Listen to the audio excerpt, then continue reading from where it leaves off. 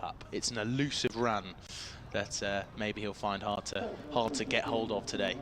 But I'm still talking, and I'm not sure if I need to keep talking just yet, but I'm going to keep talking. So at number 4 then, we've got Joe Weatherly. Now, Joe Weatherly and number 6, Ben Mays, both went to the same school, despite being about 12 years apart.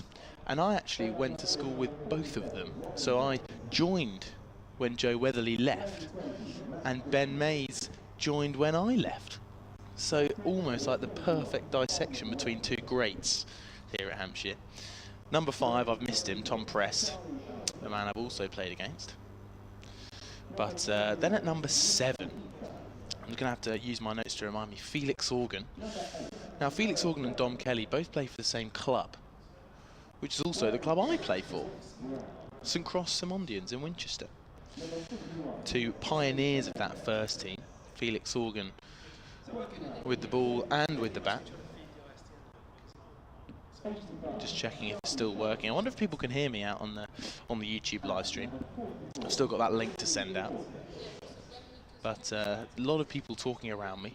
I'm not sure if I should still be talking, but I'm going to keep doing so. Hampshire have won the toss. They've elected to bowl. The pitch today slightly just put to the left of the ground from where we are, to the right from the pavilion end. And we're here ready, waiting. Thanks.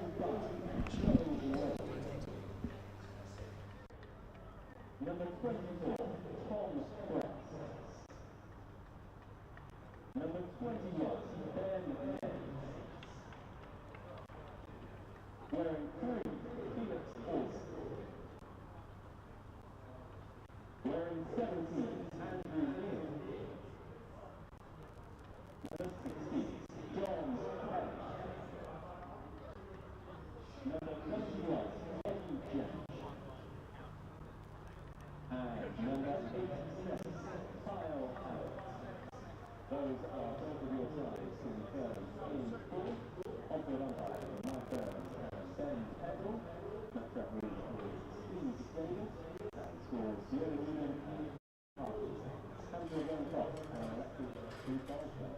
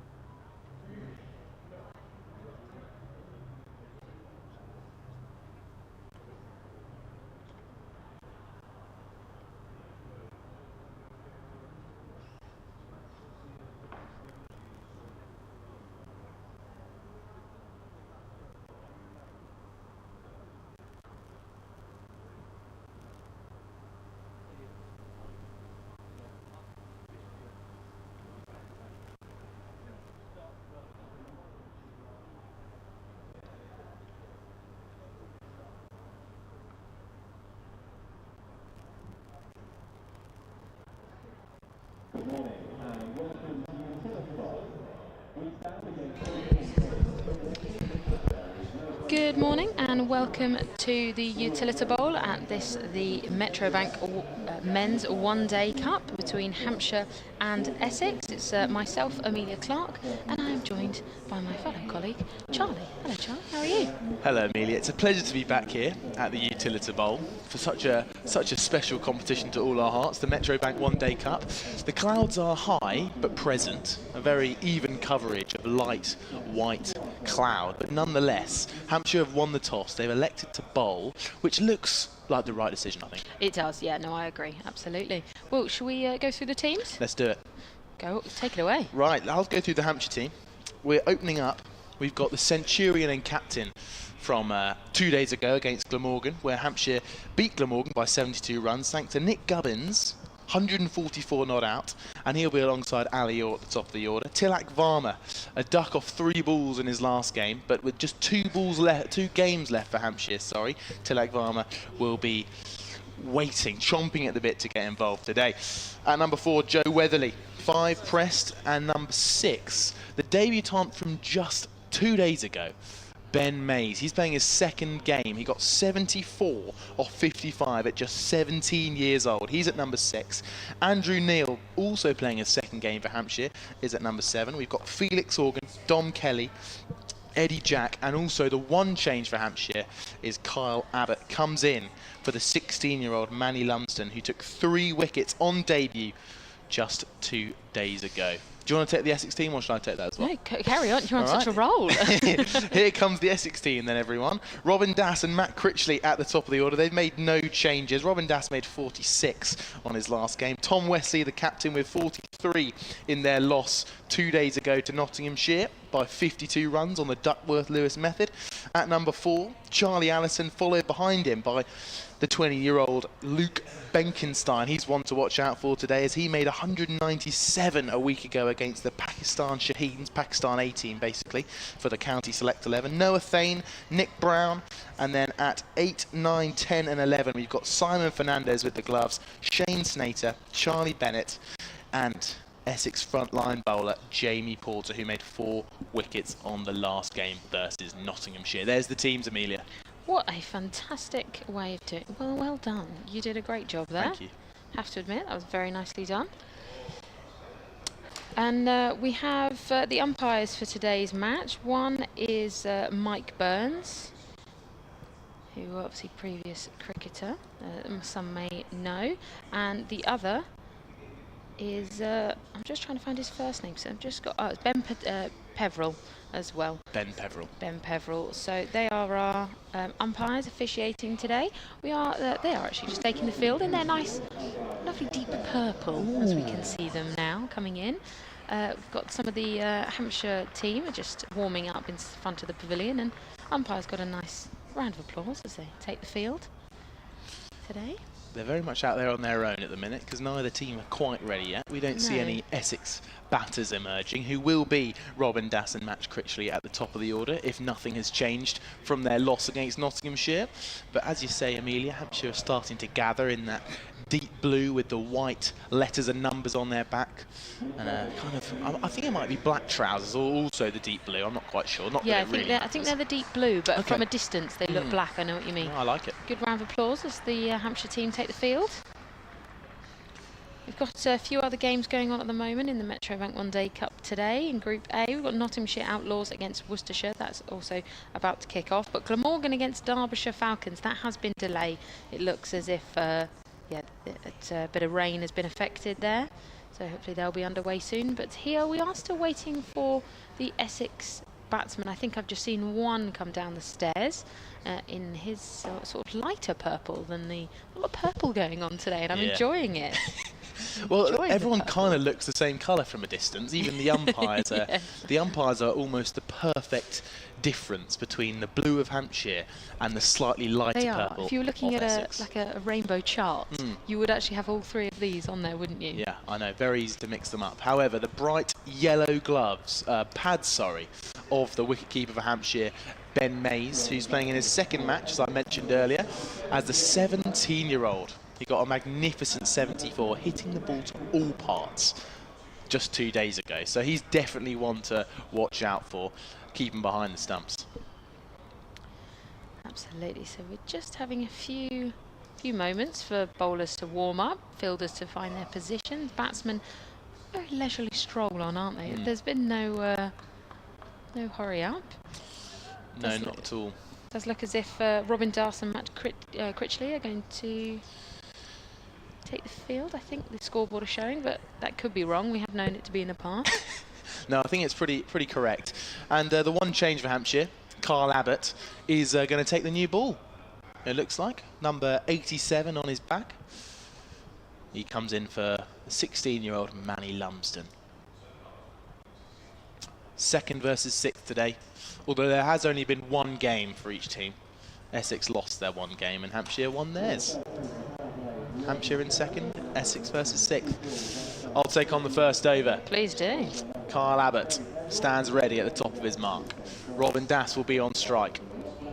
Umpire's got his arm out raised and waiting to go. We've got 2 slips, a forward square leg, a mid-on, mid-off, cover, just backward point, and then the 2 men on the boundary are Eddie Jack at third man and a fine leg too. Here comes Carl Abbott, just hit on the pad and minor appeal for an LBW, but must have struck the bat on the way through there. A lot of interest for the man who makes his return in the One Day Cup, Carl Abbott. Yeah, positive start there from Hampshire. Just looking at it again on the live stream replay, that was slightly out of line, but a good start from Hampshire, definitely. Nonetheless, it looked quite tight. Maybe there might have been a little bit of bat, because it was one of those appeals that start with euphoria and then slide off, as maybe a bit of bat was present. Here comes Abbott again, just off the inside edge of the bat to Ali Orr. That forward square leg. No runs off the first 2 balls. The rest of the commentary team is Nikki Chowdhury. Chris Temple also joins us. I'm Charlie Harden and Amelia Clark alongside. But it's lovely to see Carl Abbott back in this Hampshire team. Yeah, he's played well in all the county championship games. I mean, he's put in some real slog efforts at times. Here comes Abbott again. Defended confidently by Robin Das. Brilliant bowler is Abbott. He's so concise, very efficient, you know, really repeatable action. He just seems to never stop, really. No, he's a real workhorse, isn't he, Carl Abbott? From South Africa, played plenty of ODIs. I think he's played about 28 ODIs he's played, picking up 34 wickets for South Africa. But in list A cricket, he's got 161 wickets in 120 games. Here comes Abbott again. Defended again, really confidently and firmly up towards mid-off. It's a good diving stop by Felix Organ. Now, the average age of this Hampshire side is 22 before Carl Abbott came in. So I'll have to redo my calculations, because Manny Lumsden at 16 years old was really pulling that average age down. Yeah, my maths isn't that quick to be able to work that out just quite yet. Yeah, but swapping out the 16-year-old Manny Lumsden for Carl Abbott has slightly skewed our calculations there. Carl Abbott in again, defended just down towards third man, picked up by Eddie Jack on the boundary. It'll be the first run of the day for Robin Das and Essex, moves them to 1 for none. Now, Robin Das was Essex leading run scorer last year, so maybe a man to watch out for today if you're a Hampshire fan. 309 runs in last year's competition. If you are watching around the world, around the country, please do get in touch. You can either get in touch on the YouTube live stream comments or at solentcricket@gmail.com. Please do get in touch, say hello, see where you're listening from. Here comes Abbott again, defended. First ball faced by Matt Critchley is one without risk. As the first over ends, a brilliant over from Carl Abbott. Everything on the spot, as we've come to expect from this legend of Hampshire cricket. As the team swaps ends, and I assume it'll be Eddie Jack, yep, who takes his hat off, gets ready to bowl from the hotel end. Yeah, he's just collecting the ball up, as you say, at the hotel end here. Big change in the field, obviously, and just taking a little bit of time for all fielders to find their positions. Eddie Jack just checking his length mark. good crowd in today.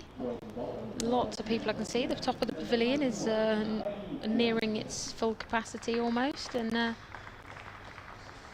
nice lot of people in. We've got 2 slips in place, and Eddie Jack's just being announced around the grounds as the next bowler. Just making sure he's happy with the field. He seems Kyle Abbott might just be moving a little bit wider mid-wicket as he's in. He bowls and defended nicely, but stopped in the covers. No run. Yeah, nice transfer away into the ball there, Robin Das. Looks a man in form. Got 46 or 45 balls in the last game. Only got 100 for Essex. He is only the second man at this Essex side to actually have a list day 100. The other one is Tom Westley, who'll be in next. So Jack in again. Second ball of the over. Good length. Oh no. That did look as if there might be a little bit of bat involved. Could hear it from the crowd, from the players, and from Charlie himself. Yeah, no, that was a good ball to watch actually, Amelia. Eddie Jack really making Robin Das work hard to get connection with that ball. Eddie Jack coming out on top. Nice to see he's making Das play the ball every time as well. Make it think as well. Promising on only the second ball of his opening over. In comes Jack. In and bowls, and good length defended nicely by Das. Straight down the track. Got a question, Amelia. Go. We've got the purple of the umpire, and we've got the purple of the batters. Yes. I always get confused with indigo and violet, and also lilac as well. Right. Okay. I'm not sure what to call these 2 colours, so maybe comment in what are the names of each of these colours. I'd say umpires in violet. Well, see, I would say that the Essex guys are in violet. Look, that's. I've just got a picture of violet, you know, and then indigo is sort of that darker. I would actually say that maybe the umpires are in indigo. Yeah, you see, I've got it wrong. You have.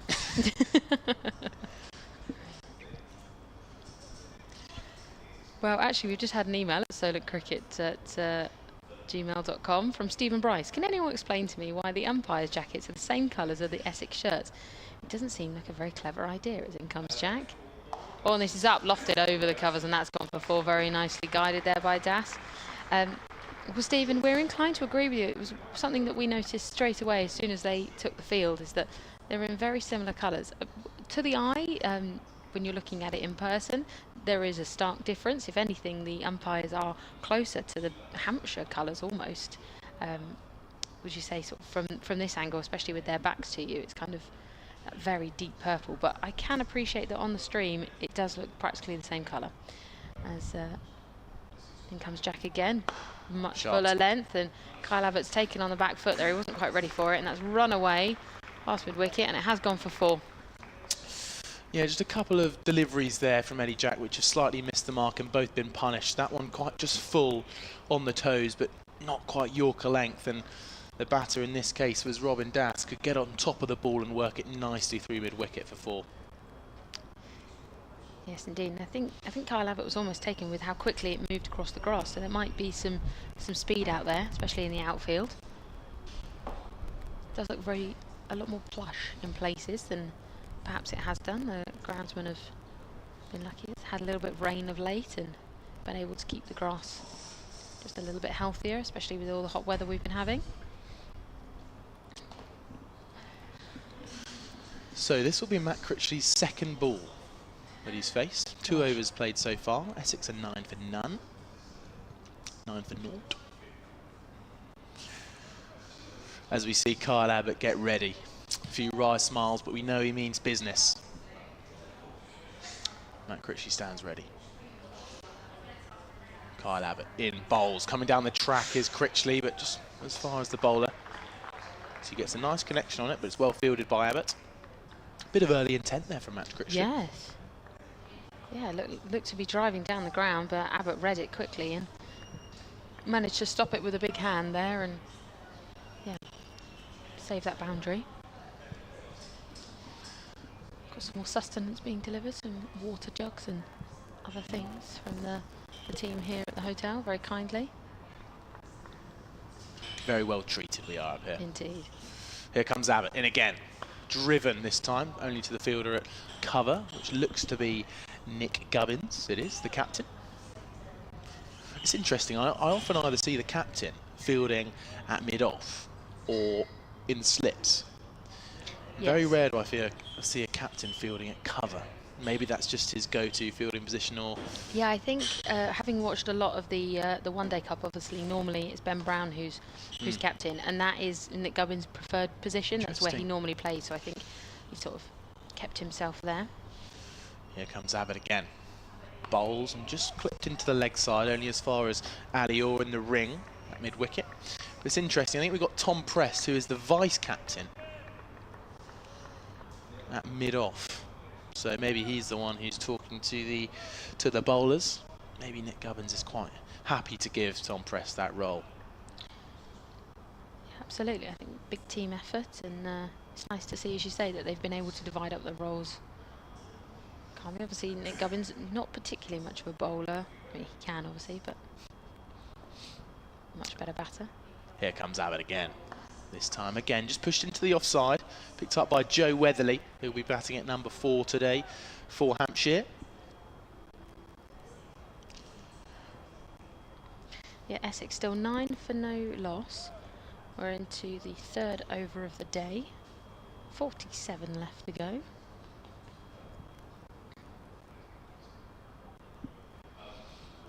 Matt Critchley getting ready to receive another ball from Kyle Abbott as he begins his run-up.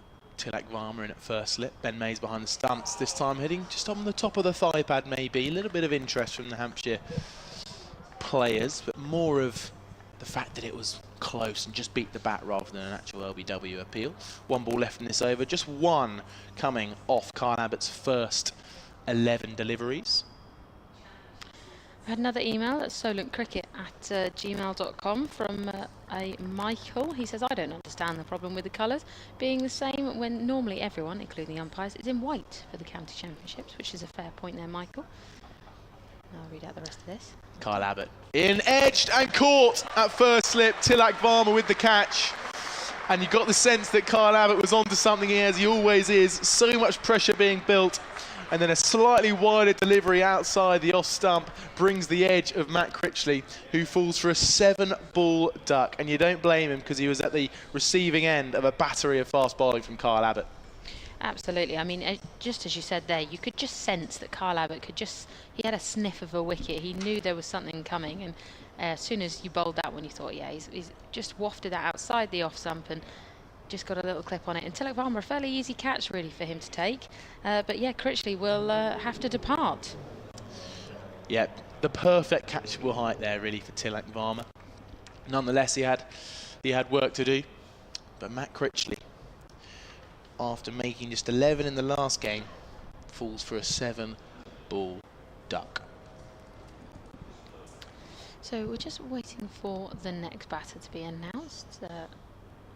Das is just in the middle, just taking drinks and waiting for his companion. It should be the captain, Tom Wesley. It is indeed.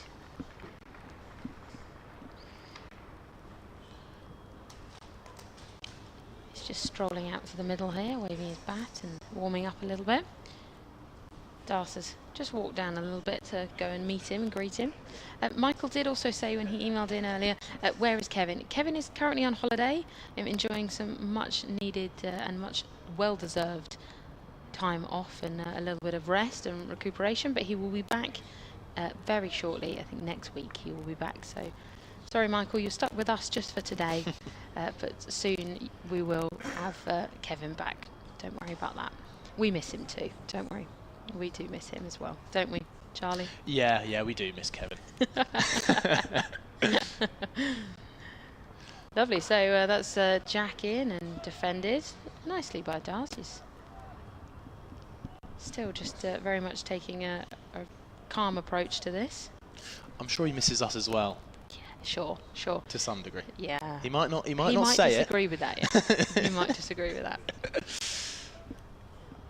Yeah. I'd love to hear if you said when he comes back, say, "Oh, did you miss us, Kev?" Love to hear his answer. I think I can almost picture his answer, but it's unrepeatable on it. It'd be a very instant answer, wouldn't it? Jack once more in. Oh, this is clipped off the hips and goes away into the offside, but they'll only get one for it. Moves Essex onto 10 for 1. Yeah, Eddie Jack, an exciting young bowler at 19 years old. He's got best bowling figures in this tournament of 4 for 29 against Northants, but he also took the wickets. Sorry. The wicket? The wickets, not the rickets. He doesn't have rickets, I don't think. He took the wickets of KL Rahul and Jashavi Jaiswal, playing for the England Lions. Two big scouts there. Yeah, that's huge. Right, so Tom Westerly on strike now and face his first ball, and defended nicely. And, yet to open his account, but he's faced his first ball, so he'll be happy. Get that one under his belt. It's a little bit nippy here today. The wind is sort of whipping up around the ground, but hopefully it'll be all warm. As you can see, nearly all the players actually have their long sleeves on today. A couple, I'll see, maybe the bowlers have opted to have their arms free as Jack comes in once more. Good length, defended again by Westerly.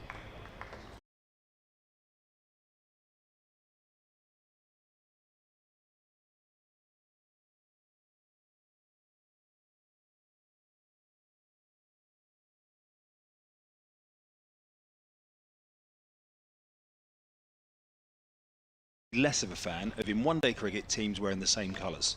Right. So I mean navy blue, you see a lot of navy blue, we see a lot of yellow these days, a bit of Gloucestershire wear yellow, Essex often wear yellow. A reversible shirt, an extra mark. I know people say there's too much stuff to buy anyway in the club shop, in whatever county it is. But I just think, you know, yes, everyone in white clothing cricket wears the same, but one-day cricket's unique. You see the 100, everyone's in different contrasting colours. It looks great. In comes Abbott. This time Wesley's down the pitch and helps that over the leg side. That might go all the way. It bounces in the end a yard or two short of the deep square leg boundary.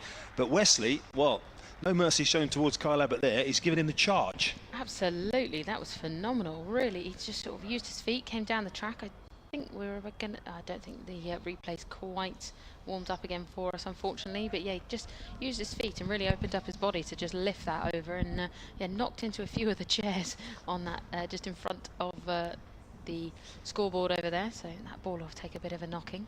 Well, the replay of going down is no bad thing for Kyle Abbott. He won't want to see that one again, but I'm sure he'll have a response. He's into bowl again, and Wesley's on the move again, advancing down towards him. This time a swipe outside the off stump and doesn't make any contact, and it goes through to Ben Mays. Yeah, that was a promising ball there from Kyle Abbott. Real intent, just showing exactly what he's trying to get Wesley to do there. Says, okay, if you're going to hit me for 4, then try and play this ball on the next one. Brilliant ball. Kyle Abbott, in these conditions, Tom Wesley is a very experienced character, of course, the Essex captain in this format as well, but certainly showing no respect to Kyle Abbott here. 23 for 1 Essex. Welcome more and more of you joining us all the time, whether it's on the live picture feed or plenty of you inside the ground, listening via the earpieces as well. I've also got something else I noticed from the very first ball when I was off air, which sometimes you can see things when you're off air that you don't see when you're on air, and I'll come back to that in a second as well, as Abbott is running towards us again to bowl to Wesley. That's an uppish drive for a second, just checked his shot, and it runs up towards Prest at mid-off for no run. Hampshire had a sub-fielder on for the first over. Manny Lumsden was on the field, and it totally got me looking down. Hang on a minute, have we got the team wrong at the toss? When somebody is on as a sub from the start, I think he was on from the start for Varma, who I don't think started out in the field. He certainly wasn't in the slips in the first over, where he stood now. So that really had me scrambling around, looking back at the team sheet from the toss. Have we got the right 11 players listed here? But we have. Lumsden rotated out for this game. Not surprisingly, really, as in comes Abbott again to bowl to Wesley, who's a little bit more stable in the crease this time, and whips that with a bit of wrist through a straight mid-wicket area. It's well fielded on the edge of the circle by Dom Kelly, I think that is. And they come through for a single to end the over. 25 for 1 Essex off 5. In fact, the scoreboard's quick here, isn't it? 24 for 1 off 5. Yes, most of the time it's very quick, it's almost too quick. And then sometimes it will have like a slight delay or something, and then you'll be going, oh my god, I don't know what's happening. What is the score?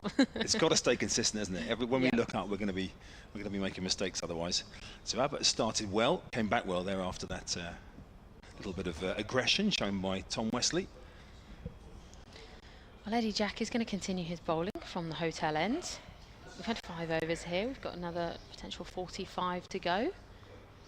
Hampshire won't want to see all of those. They'll want to be bowling out to Essex before then, but Eddie Jack in from the hotel end and bowls, and it's just driven straight back down him. He does get a hand on it, so it's stopped nicely, and doesn't seem to be injured himself, but he has potentially stopped a boundary there. It's a great bit of work that from Eddie Jack. I know it's a cliche for bowlers, but he is a big lad. He is a big man, and he got down well there, got something on it. I think that was going for 4, wasn't it? I think it was, yeah. Felix Organ would have managed to chase that down, running up towards the Hilton end. Organ in his trademark sun hat that he often fields in. Yes, actually, to be fair, if he had run to the boundary, we might have seen it trademark fly off again. There's Eddie Jack in, and shorter boundary, and this is played leg side, and that's gone. He's clipped that off the hips, and it's just pushed that all the way through the boundary, and that's another 4 for Wesley. Well, Wesley, yeah, he's been in good form, and he's showing that. He hasn't had probably as much cricket as he'd like. He didn't play for a month, really. Most of July he didn't play, but a couple of big hundreds there, 148 against Warwickshire in the Championship. A big score of 600. I know a lot of batters got some numbers when they were playing with the Kookaburra ball, but Wesley cashed in there. 43 the other day in their game against Notts in the opening one of this competition, and showing as the leader of this team as well, a relatively young Essex team, how it's done. Oh yes, you mentioned the Kookaburra there. I just had flashbacks of talking about that, and yeah, that was definitely the main topic of conversation to the county One Day Cup games during that period of time. I was praying for some of the commentary teams around the country, trying to keep some of those commentaries going when teams are scoring 600 and the game's meandering towards a draw. Like, you just, I know some of you like your 11s where you start picking various 11s. I think that would have been some of those games would have been perfect for that. It's when you test how good a commentator you really are. As Jack comes in again, shorter and bowls, and this is again, he does his own fielding very nicely, just plays straight back to him. It's a good point, that though. That happens a lot in other sports as well, where it's just not a good game. And actually, as a commentator, that is often where you earn your money. Trying to make it interesting. You can't make a bad game sound good, but you can make a bad game sound interesting. Yes. So some of those, that is definitely, I'm sure, our colleagues around the country who were tasked with some of those massive chases. Obviously, Robbie and the team down at Worcester had an exciting finish into the last day. Yes, it did. Robbie James is making noises around the ground today in his usual role as public address. He'll definitely be listening to this up in the score box as well, so an early name check for him. So Jack just wandering back to the top of his mark, just out of shot of the picture feed here. Just the one slip in place for Wesley at that end. As he comes in again, field creeps with him. And, and that's a swing and a waft outside the off stump and carried through to the keeper. Didn't manage to get anything on that, did Wesley, and promising there from Jack. Teetering on the edge of the wide guidelines there, wasn't it? Umpire Mike Burns, very experienced international umpire, standing at the bowler's end as we're looking at the pictures at the Hilton end. Ben Peveril, fellow West Country umpire, one of the younger, newer members of the umpiring fraternity, is at square leg at the other end. Jack once more in, bowls, fuller delivery, and again he gets a finger on it, but this time not enough, and that's gone scurrying down for a boundary just below us, and Felix Organ did go chasing, but to no avail. It was almost an action replay, wasn't it, of the Really previous shot. This time Jack couldn't get anything on it. It fizzed past him, a little bit wider, further away from him this time, and the outstretched left hand. And as you say, Wesley moving along very nicely here, 21 of 14. Absolutely, so 1 ball left of the over. Jack is no wicket for 25 so far. He's into his 3rd over as he comes in and bowls. Much fuller delivery, and again that carried through to the keeper. A little bit of a waft again by Wesley, but didn't manage to get anything on that. End of the over, Essex are 32 for 1. Plenty happening, isn't there, in this first power play, up to over 10, of course, when you can have 2 fielders outside. Then it's the longer power play up to over 40 when you can have 4 outside, and then an extra one outside for the last 10 overs in this competition. So you often find, don't you, this power play is a bit all action, and then things just settle down a little bit as we are able to spread the field a little bit further. But Abbott will continue here. Just going back to the colours on the umpires, by the way, on the pictures that we're watching on the live stream, for those of us joining us on that, there's enough contrast for me between the umpires and Essex. Yes. It's not quite as obvious when you look out actually in real time out to the arena as Abbott bowls and Das comes forward there in defence. No, I said actually on the stream they look similar to the Hampshire colours, really. Yeah, they do. A little bit, but then again in person they're a little bit different. Imagine being the colour designer though of the ECB kit, saying, right, what colour is no team going to wear this year? Well, it's a bit like the FA and why they put the referees in luminous pink and green. I know, it's yeah. the only colours not taken. Maybe they should be in luminous pink out there. Well, that's the other branding, isn't it? I don't even know if we're allowed to mention the other No. sponsor when it's a Metro Bank competition, but the pink branding of the V-lot, as in comes Abbott towards us again here. Essex 32 for 1 as Das, that's a full shot, that's an inside edge that goes nowhere near the stumps in the end, but Mays trots round a few steps to his left inside the circle to do that bit of fielding. Maybe for the Metro Bank then, they need to be red, like the M of the Metro Well, Bank. some blue or red, you would have thought. Blue and red. I mean, wackily, blue and red. Half and half umpire? No, Yep. now we're getting silly, come on. Anything that's not white, basically, for the ball. Yes. Yeah, I would not want that job. That is a tricky job of colour designing all these kits. 2 slips in then for Abbott. Jack's been operating with just 1, but Abbott, having taken that wicket, has got the second slip in as he bowls to Wesley this time. There's no run again as the Hampshire skipper Gubbins out in the covers, sliding on his knees. Just away from the protected wicket, which is going to be in action for the 100 here on Sunday, which is one of the very central wickets. We're about, what are we looking, Amelia? We're about 4 to the left, aren't we, of that? Here we are, 4 to the left of the 100 wicket, which is actually away to the left as you look at the picture feeds from the end that Abbott is bowling. Double header here on Sunday. Great start for the Southern Brave last night up at Old Trafford as well. As in comes Abbott again, this time Wesley up towards mid-on. There's a couple of oohs and ahs and raised hands you can see in the slip region there. Andrew Neil at second slip. I'm almost certain that is by a process of deduction, Amelia, because I haven't seen him play before. But he's the only one I can't account for elsewhere on the pitch. He hasn't got a number on, which is helpful. You're right, yes. Number on the jumper. He's number 17, but he hasn't got a number on his jumper. So I'm thinking that's Andrew Neil, the spinner. That second slip there alongside Varma. And I can't wait to watch Ben Mays bat. I've never seen him bat apart from on video. Can't wait to see him later. Here's Abbott again. Bowling to Wesley, who once again is going for the advance down the wicket strategy. That one hasn't quite timed as well, but it will have enough to run away over the boundary as 2 Hampshire players have to give up the chase. So Tom Wesley once again bringing the attack to Kyle Abbott here, moving down the wicket. Didn't get all that one, but he got enough to get 4. Absolutely, yeah. As you say, it's just as soon as he starts advancing down the track, you think, right, well, this one's going then. Flying away from the Hampshire team. Yeah, really promising start from Wesley for Essex here. 25 off 18. 37 for 1. Well, Essex will be well aware there's good runs to be had here. About 280, 290 is about par here in 50 over cricket, isn't it? As Wesley drives this one beautifully straight. That's an elegant shot from Tom Wesley there. That's running up towards the pavilion, and that will be 4 more. He might not have timed the previous one, but he's timed that one. Got it arrow straight. And Wesley takes Essex to 41 for 1 at the end of the 7th. He has indeed. And we're going to have a bit of a commentary change. I'm going to make way for Nikki Chowdhury. Thanks, Amelia. Amelia Clark with us here. I'm going to be rotating throughout the day. Charlie Harden with it, myself, Chris Temple. Nikki Chowdhury about to join us as well. And we know we've had lots of you joining since the start of play at 11 o'clock. Hampshire winning the toss and choosing to bowl first, fresh off the back of the superb victory over the holders Glamorgan down at Neath a couple of days ago with some big runs. Nick Gubbins, the captain, big 100. Ben Mays, wow, what a debut from him, 74. So we are going to see a bowling change here, as well as a commentary change. Eddie Jack hasn't quite had things all his own way, and he's been replaced at this hotel end by Dom Kelly.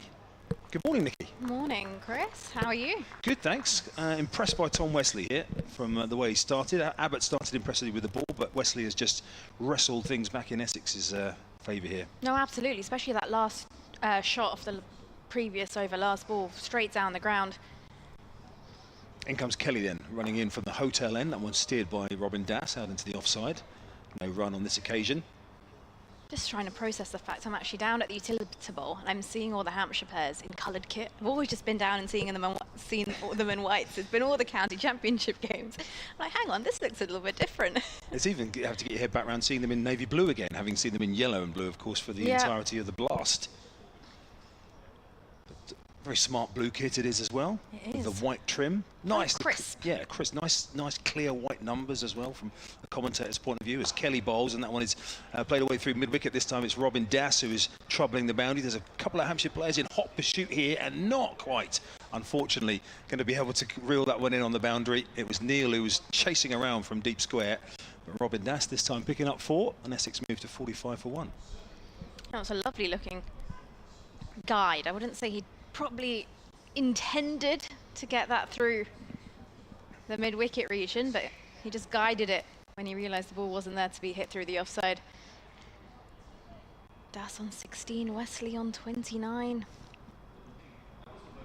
Here goes Kelly again, away from us, one of the teenage members of the Hampshire bowling attack. That's full from Kelly. This time it's steered straight up to Felix Organ at mid-off, and there's no run. So that youthful bowling attack for Hampshire, just given a little bit of extra experience by Kyle Abbott replacing Manny Lumsden today. There were remarkable figures from Lumsden, weren't they, at Glamorgan? 5 overs, 3 for 64. Just ridiculous figures in terms of well played to him for getting 3 wickets on debut. Leaking runs, obviously, but I'm not surprised really a couple of days later to see him rotated out as that's carved away, square on the offside. That's a good bit of fielding by Joe Weatherly. That's a backward point there, that pitch right in the wicket ends just in front of him there, and saved the boundary. That was hit absolutely smokingly by Das. He's done a good job to get behind that. Yeah, you just happen to see when it does hit those side practice wickets or the other pitches, it just kicks off a little bit more. Yeah, horrible that one. It coming at that pace and lands right in those wicket ends. That's again right up there from Dom Kelly. Very full. There's a slight misfield actually at mid-wicket in the end there by Tom Prest, who looks around forlornly, thinking he probably shouldn't have allowed a run there to Robin Das. But it's going for a very, very full length here, Dom Kelly, in the early stages of his spell, with limited protection, of course, for the next couple of overs, with only 2 men allowed out. Decent crowd in today as well, actually, making my way into the ground. It was jam-packed. Got myself caught in some traffic as well. Yeah, you don't expect that. I mean, to be fair, one day, well, I mean, all cricket here is generally well supported, but it is a good crowd. You're right. Summer holidays, of course. Cheaper to get in than 100. For a Thursday as well. Yeah, absolutely. A few people knocking off on Wednesday today and having a day at the cricket as Kelly bowls, and this one is played up towards mid-off, and there's no run this time to end that first over for Dom Kelly, which has gone for 5. Yeah, as we look across towards the pavilion, the top deck is probably, what's that, 2/3 full, I reckon? Lots of them congregating in line with the wicket, so to the left end of the pavilion as we look, as our camera pans around there towards the pavilion, you can see the top deck is pretty full with the members, and the members sections are pretty busy, but actually underneath us as well at the hotel end, certainly on the side of the ground where the wicket is. There were lots of picnics being brought in today as well. I saw loads of spectators coming in with their big picnic bags. That's what we love to see. You take this in, Nikki. Absolutely.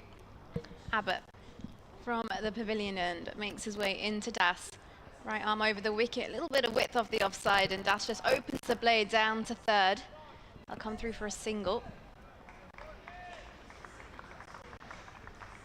But yeah, decent crowd in, and well, if you're out and about the area, get yourselves down. Yep, it's great that obviously Hampshire, unlike a lot of other grounds who, for various reasons, and it's great, like grounds like Neath and Scarborough and Mansfield, where Essex played their first game, out grounds getting a lot of cricket with the main venues, of course, in action for the 100, but Hampshire don't use an out ground these days, so these games all being played here. Abbott into Wesley, 2 slips in place as he's forward and pushes this one off the front foot to mid-on. There's no run. Just looking down the list the other day from the opening round of games where some of them were played, actually I had to look up where Notts against Essex was. It was, I'll get the official name of it, but yeah, Mansfield is not a regular. North Nottingham, isn't it, Mansfield? Oh, you're testing my East Midlands knowledge now. Yeah, it's not great, but I think I've been to Mansfield. That's the only reason I remember. I know that Neath is a very long way further than Cardiff. If you were playing Glamorgan away, Neath is a bit of a further trek, certainly west. Abbott in now, bit of width, and This is pushed through the offside, straight to cover by Wesley. Tries to get it away and finds the fielder. It was the John Fretwell Sporting Complex in Nettleworth, Mansfield. That's where, I mean, you can see why I had to look it up, didn't you? The John Fretwell Sporting Complex in Nettleworth. That is where Essex played Notts away the other day. Of course, the days of Hampshire using New Close on the Isle of Wight and other grounds, Basingstoke and Portsmouth, amongst others, of previous outground times. Abbott makes his way from the pavilion end. Again, this one is off the front foot. Wesley and pushes this through the offside between point and cover, and he'll run away for 4 runs. It's a lovely looking drive there from Wesley. He's been trying to get that shot away, and this time has found the gap. Adds 4 runs to the total, and that takes Essex to 50 runs on the board. And they're 51 for 1. Yeah, Tom Wesley is dominating this second wicket partnership for Essex after that early loss of Matt Critchley for a duck. Wesley 33 off 23 so far. Robin Das, the anchor role, still going along at 81s. Abbott in now, and this one pushed off the front foot to mid-on. They'll scamper through for a quick run, just wide of mid-on, so they've got enough time. Still have to be quick. 6 runs off this over so far. Yeah, continuing to up the pace. Essex have had a torrid season in white ball cricket, and they were horrendous in the blast, apart from when they beat Hampshire quite convincingly at Chelmsford. Jordan Cox went mad, remember, scored about 500. Oh, I remember that. Yeah, he went had a crazy season, didn't he? 130 odd off, what was it, 60 balls to... if you lost to Essex in the blast this year, it was a bad day at the office. Abbott makes his way now. And this one is hit up in the air. This might just be taken. Oh, just short of the fielder. He had no idea where this one was going, Wesley. Kind of goes through the shot early. Leading edge towards point. Who's on the chase behind him. It's a hard one. It's never easy running behind you. I just feel like maybe you've just stretched your hands out. It would have been an opportunity. Yeah, as it's gone up, I don't know if there's a little bit of indecision there. Dom Kelly coming in off the boundary. I didn't see where he started. Maybe he wouldn't have got there, but he certainly sort of stopped the chase in when he saw that Weatherly called for it there. But in the end, those ones coming over your shoulder, running the other way, are the most difficult. And in the end, Weatherly's a superb fielder.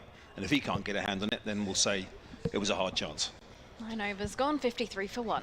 Start of a new over, so here is Kelly running away from us. That one is steered into the offside, where Weatherly this time does get hands on it, fielding in his backward point position. So 53 for 1. Nice conditions, as Amelia mentioned at the top. There's a little bit of mugginess around earlier on, but it feels quite fresh now. Are we going to get any sunshine? I think it is due to be sunny. Yeah, I think it's due to be good conditions. Not too much of a breeze. The trees just away to our left are fluttering ever so slightly on the bordering of the nursery ground as in comes Kelly once again to bowl to Das. Offers a bit of width this time, and Das piles into that, places it beautifully between Weatherly at backward point and Varma in the covers, and that one goes motoring away towards the square boundary on the offside. So Das picking up some of Wesley's aggression here. Yeah, lovely looking shot. Just short and wide, wasn't it, from Kelly? He's conceded a boundary in his first couple of overs here. 57 for 1 Essex in the final few balls of the first power play before Hampshire can put a couple of extra men out if they require. And that one's a good ball from Kelly. That one has got Das not in line, just outside the off stump. Slight bit of movement maybe back into him. And through to the keeper, Mays. You were just looking at the weather forecast, Nikki. What was it saying? It looks like it's going to be a bit gloomy throughout the course of the day, actually, which... Look at a different one. You find one until it suits what you want. You're right, it just looks a bit cloudy, that. But the rest of the week looks stunning. But it doesn't help us today, does it? No, it doesn't. In comes Kelly once more to bowl. That's drifting onto the pads. Steered away out towards deep backward square, where around comes Neil. And the fact that he fires the ball in left-handed confirms our earlier suspicions. Well, not suspicions, more than suspicions. We knew it was Andrew Neil, really, but the left-arm throw from the left-arm spinner. Although Kevin James is the exception to that rule, of course, who bats, bowled left-handed, batted right-handed. Batted left-handed and threw right-handed. Bowled through and bowled with different arms. How do you do that? with a lot of skill, Ridiculous. clearly. Yeah, ridiculous.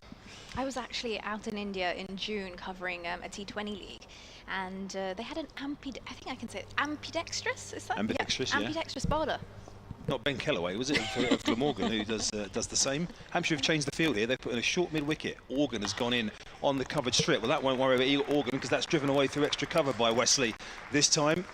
So that will frustrate the Hampshire captain, Nick Gubbins there. They reinforced the leg side field and put a man in catching 3 wickets away from Wesley at short mid-wicket. And unfortunately, Kelly offered too much width outside the off stump. Yeah, absolutely muscled that one through. You can just tell he went to hit that with vengeance. Partnership now worth 53 between Das and Wesley. All of the power play coming up here. Kelly in to bowl to Wesley, 38 from 25. Decent length. This time Organ is in the game, diving away to his right. Not enough power though to get past the reinforced field with Tom Press behind him, mopping things up in the circle. And that is 10 overs gone, 62 for 1. Essex, who was set 283 the other day against Notts after a big 100 from Tom Moores, the Nottinghamshire wicketkeeper. In the end, Essex 234 all out, but Das and Wesley shared a good partnership there. They put on 65 for the second wicket, so this partnership comes here in good form as well. Some running repairs just going on there, out of camera shot at the moment for Tom Wesley. Some sort of drink or equipment change, that pair of gloves. Can't see, as umpire Peverell gives us the power play signal. There we go, Tom Wesley just off doing some substitution of gloves. Change the gloves round. Taking his time. Just have a look at the field in the meantime. What we have, Tilak Verma at slip. We've got gully, deep third, backward point, cover, mid-off, mid-on, slightly wider. We've got a wide mid-wicket and a fine leg. And as it typically happens when I read the field out, there's a change. So Tilak Verma has been taken out of slip and pushed into mid-wicket. Mid-wicket's been sent out onto boundary duties towards deep square leg, just in front of square. As Kyle Abbott sets off for his 6th over into Das, who's forward and just opens the blade, and this runs fine, away for 4 runs. Third can't get round. Plays that ever so late. Watches it right onto the bat. He moves on to 28. Essex 66 for 1. Yeah, Essex getting to grips with the conditions here nicely, aren't they? That's a lovely shot from Das in the end, just steering it past the field in the ring there. Hampshire reinforcing their field with a 3rd man out on the fence, but they'd reinforced the leg side with that deep square you spoke about, Ali Orr heading out towards the groundsman's tunnel. Abbott turns at the top of his mark and looks ahead at Das, sets off once again. Das advances down the pitch and this time drives through the offside, and that's gone all along the carpet. 4 runs, you may as well save your legs. That's a beautiful looking shot there from Das. Back-to-back boundaries here for Essex. They move on to 70 for 1. Well, this is a good pitch, isn't it? We're seeing most of these attacking shots timed very nicely. There aren't too many that are causing problems. Kyle Abbott caused problems in his first couple of overs, but since then, this looks a very good pitch, and Essex rattling along here at just under 7 and over in the early stages. So Hampshire got to put the brakes on here slightly. Kyle Abbott, you would imagine, with having already bowled 5, this is his 6th. Maybe one more after this potentially, but looking at a change at that end. Sets off again. Das tall in his stance this time. Just guides this down towards 3rd, where it's fielded by Don Kelly. Will come through for a single. So another tweak to the field here. The man that was in at short, or just backward of square really, in a sort of gully region, has now gone in as a, what are they doing here? Putting in 2 sort of, well, we've got 1 mid-wicket and 1 sort of halfway house mid-wicket who's inside the circle as well. They're about 5 yards apart, just off to the right of the camera shot here. In fact, Neil is now going back further on the circle at mid-wicket. Abbott into Wesley now. He's on 38 and forward. Solid in defence, pushes it to mid-off. There's no run. I can actually see why though, because there's been a few occasions where Wesley's gone a bit early through the shot and he's come through that mid-wicket region and the ball's been hit slightly uppishly. So trying to get him driving through the offside. They've left that gap open for him completely between mid-off and cover, who's quite square. So there's a big gap, trying to tempt him to drive off the front foot.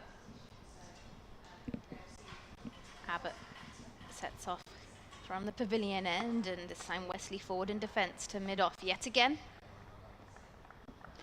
Yeah, it's a position they employed this end as well, didn't they, when Kelly was bowling, putting Tom Preston on that short mid-wicket area. Not often you see two, though, is it? You might put one in on the catch. It's not often you have like a regulation mid-wicket, just a few yards to his right as well. But you're right, Wesley. There's a couple that have come off the inside half of the bat, haven't they? When he's been looking to play a bit straighter. You get some quirky fields. Good. We like a bit of quirk. Yeah, do things different. Otherwise, not everything goes by the book, does it? Abbott in now, slower delivery, and it's over pitched as well, which is blocked out by Wesley to conclude the over. 9 runs from it, 11 overs gone. Hampshire 71 for 1, Das on 33, Wesley on 38, and I've turned around and there's a change in the commentary box as Charlie comes in for Chris. Hello, Nikki. Hello. It's a pleasure to be on with you.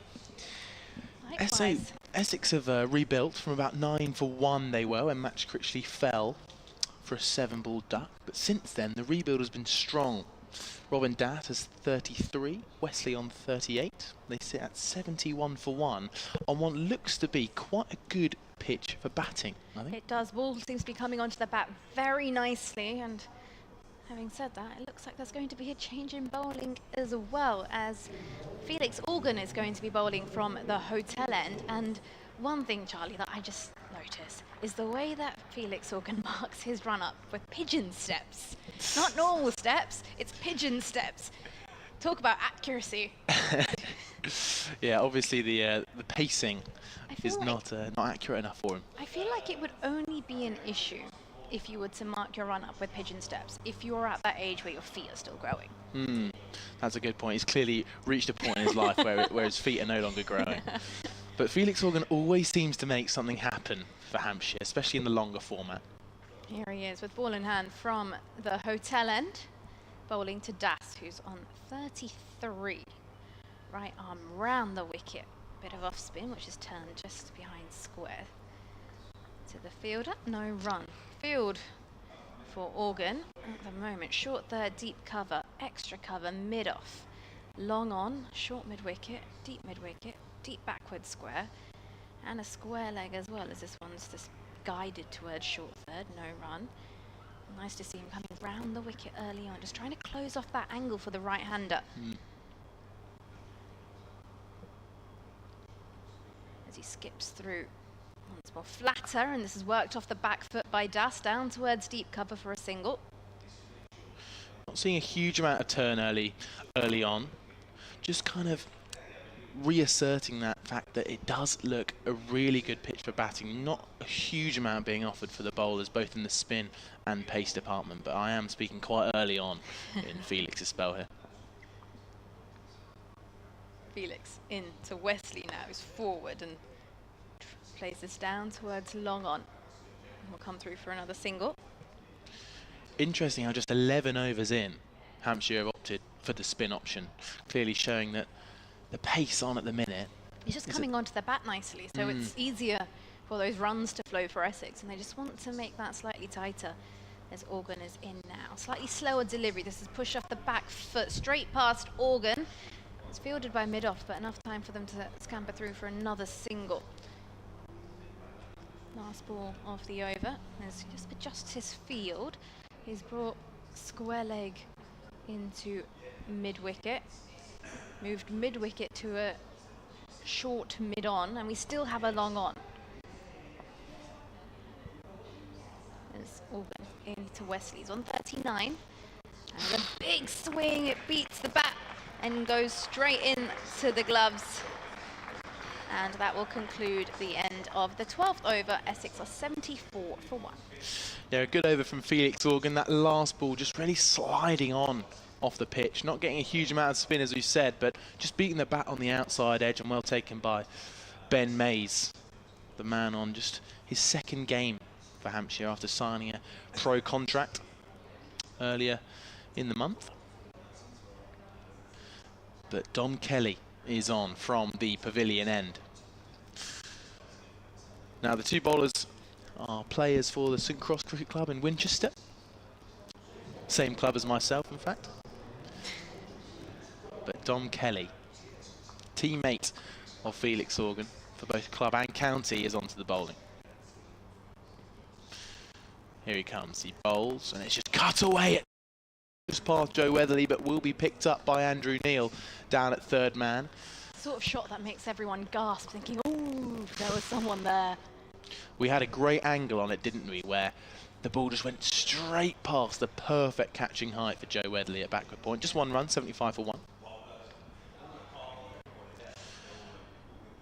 As Dom Kelly has the ball again.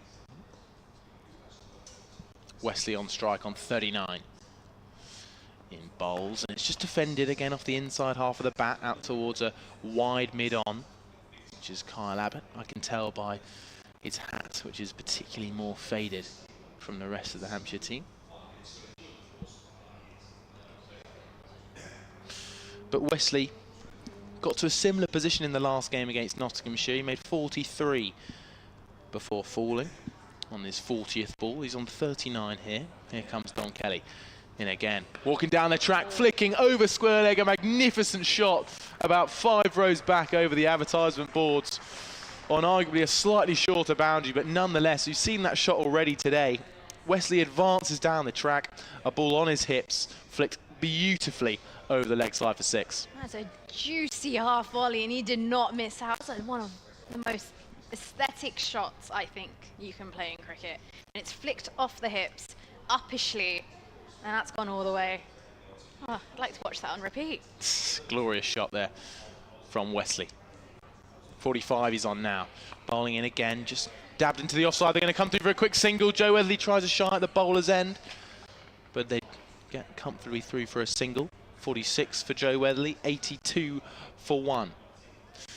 He's done that a couple of times now, Tom Wesley, just advancing down the track, not letting any bowler settle into a length. We saw it actually where Kyle Abbott had a brilliant first 2 overs, going for just 1 run.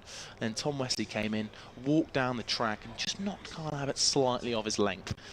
Here comes Kelly again, driven straight by Robin Das. Another beautiful looking straight drive from him past the fielder at mid-off, which is Eddie Jack. A boundary for him gets him into the 40s. Lovely looking shot there from Das.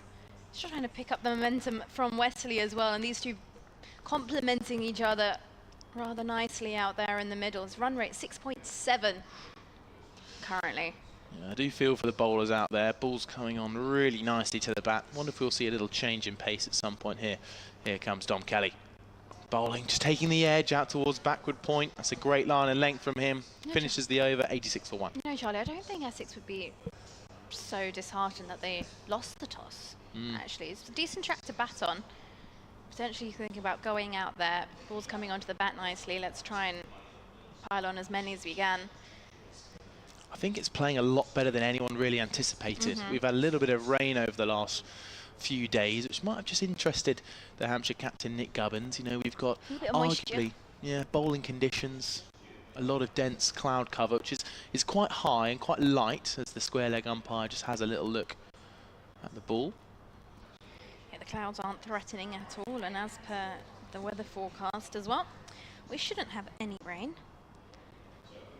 Felix Organ is at the top of his mark, which is what, probably 6-7 strides? Well, I don't know how many pigeon stats, because that's how he marks it. I was going to say, we measure it in feet, don't we? Yeah. Depends on the size of your feet. Yeah. Organ, ready to go into Wesley. He's on 46. Is forward and flicks this away behind square. Tilak Verma's running as fast as he can to cut that off and not let them come back for a second, and he does a good job of that. Yeah, terrific fielding out there from Tilak Varma, scampering along the ground at a rapid pace. And the non-striker wanted to come back until he realised that Tilak Varma had the ball in hand. Just a single there. Morgan, with number 3 printed on his shirt, skips through, and this time Wesley forward and locks this to square leg.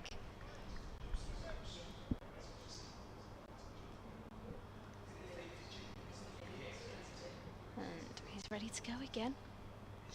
Wesley waves his bat in the air in a bit of flight, goes to drive, a little early on it, slices the ball to short third. Both these two batters in a very similar position against Notts 2 days ago. They both fell a few balls later. So who knows what we could see. Sorry, Das on strike on 40. And pulls this away, short ball from Morgan. It's a freebie and it goes all the way for 4 runs. As they come together in middle, Das and Wesley, and punch the gloves. Morgan can't be bowling there. That boundary takes them to 91 for 1 Essex. Yeah, he'll be a bit frustrated with that one. He's built a lot of pressure, just dragged it down just slightly, and Das picked up on it well.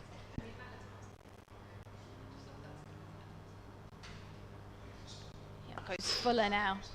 This one's pushed to mid-off, and they'll come through for a single mid-off right on the ring.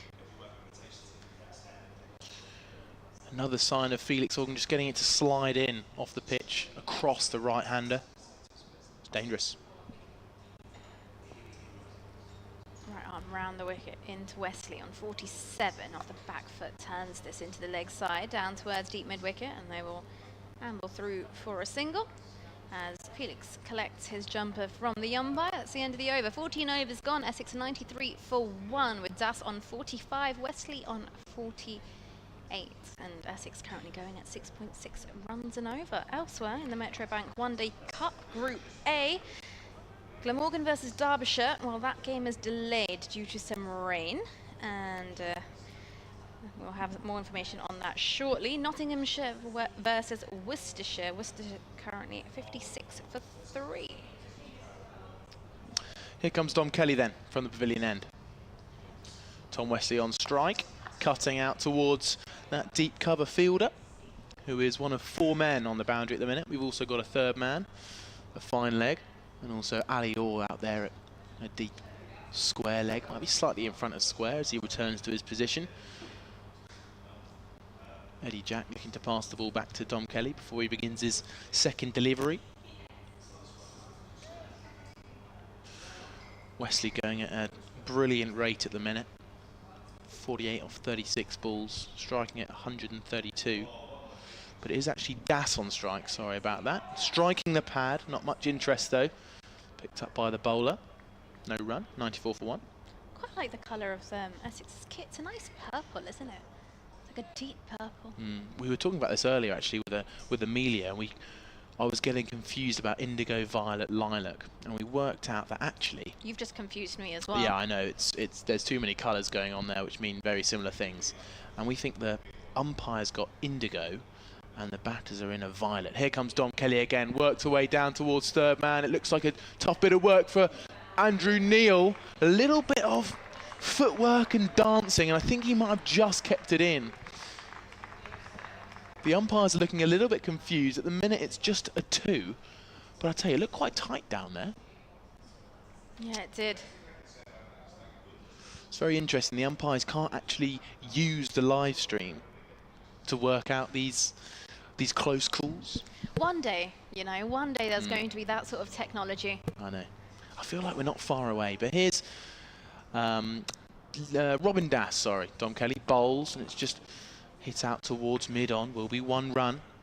Now Tom Wesley sits on 49, facing to Dom Kelly. Just 4 runs off this over. It's been a good one so far from Dom Kelly. Just looked up my colours, you're right. I think the Essex kit is more of a violet-y colour, and then the umpires are donning indigo. Yeah, so I actually went for the other 2 when we didn't actually know. And I swapped them round. I got them wrong again, so... Clearly not just me who's confused about the purple colours. Here comes Dom Kelly, driven away straight to the captain at cover. Nick Gubbins will be no run. Tom Wesley still on 49, 97 for 1. 4 runs off this over so far. Dom Kelly will be looking to keep this pressure on. He's He's bowled a good over. Can he maintain it for one last ball? Wouldn't be surprised if Tom Wesley maybe advances down the track. It's been working well for him so far. Here comes Dom Kelly. This time just cut out to deep cover. Tom Prest is out there. He'll be looking to try and cut off the two, but they do come back. Tom Prest throws to the bowler's end. And that brings up Tom Wesley's 50. He's really shifted ties in this game when it could have gone down south for Essex. But nonetheless, he raises his bat. And it's been a good response after coming in a little bit earlier than he would have anticipated. But nonetheless, a good show of stroke play and advancing down the track, putting bowlers under pressure. He's on 51. Essex are 99 for 1. We're going to have a change in the commentary box here. Nikki Chowdhury leaves us. And I'm Charlie Harden. I'm going to be joined by Amelia Clark in a few moments' time as the batters come together. Felix Organ looking to maintain the pressure on these two Essex batters who have rebuilt extremely well. Welcome, Amelia Clark. Thank you very much. Hello to everyone as well. 99 off 1, and you know, it's not bad for Essex. They've started well, lost an early wicket, and this pairing have just, well, they've just run away with it a bit, haven't they? Yeah, partnership now 90. So here comes Felix Organ, bowls, and it's just dabbed down towards a short third man. They get one through to Kyle Abbott, who gingerly runs to the ball and picks up and throws 100 up for Essex. The partnership's now 91, but these two nonetheless have done a really good job in bringing Essex well back into this game and now on top of it. Well, elsewhere in the Metro Bank One Day Cup, Nottinghamshire Outlaws or Worcestershire are 57 for 3. Here comes Felix, just worked up towards mid-on, well picked up by Nick Gubbins, the captain. They're doing well, Hampshire, just to keep pressure on these two Essex batters.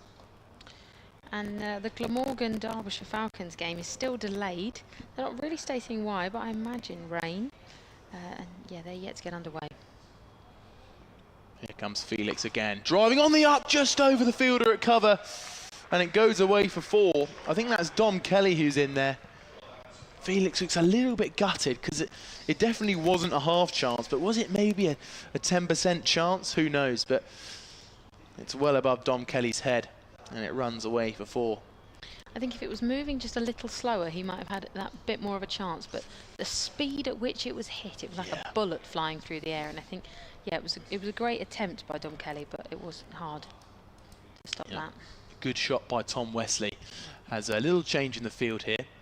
Deep backward square leg, who's there for the sweep, comes up, and Eddie Jack at mid-off drops back to long off. Here's Felix Organ in again, bowls, and it's just clipped away to deep square leg. Will be 1 run. Tom Prest is out there, the vice captain for Hampshire, giving a slightly awkward throw into Ben Mays. He takes it well.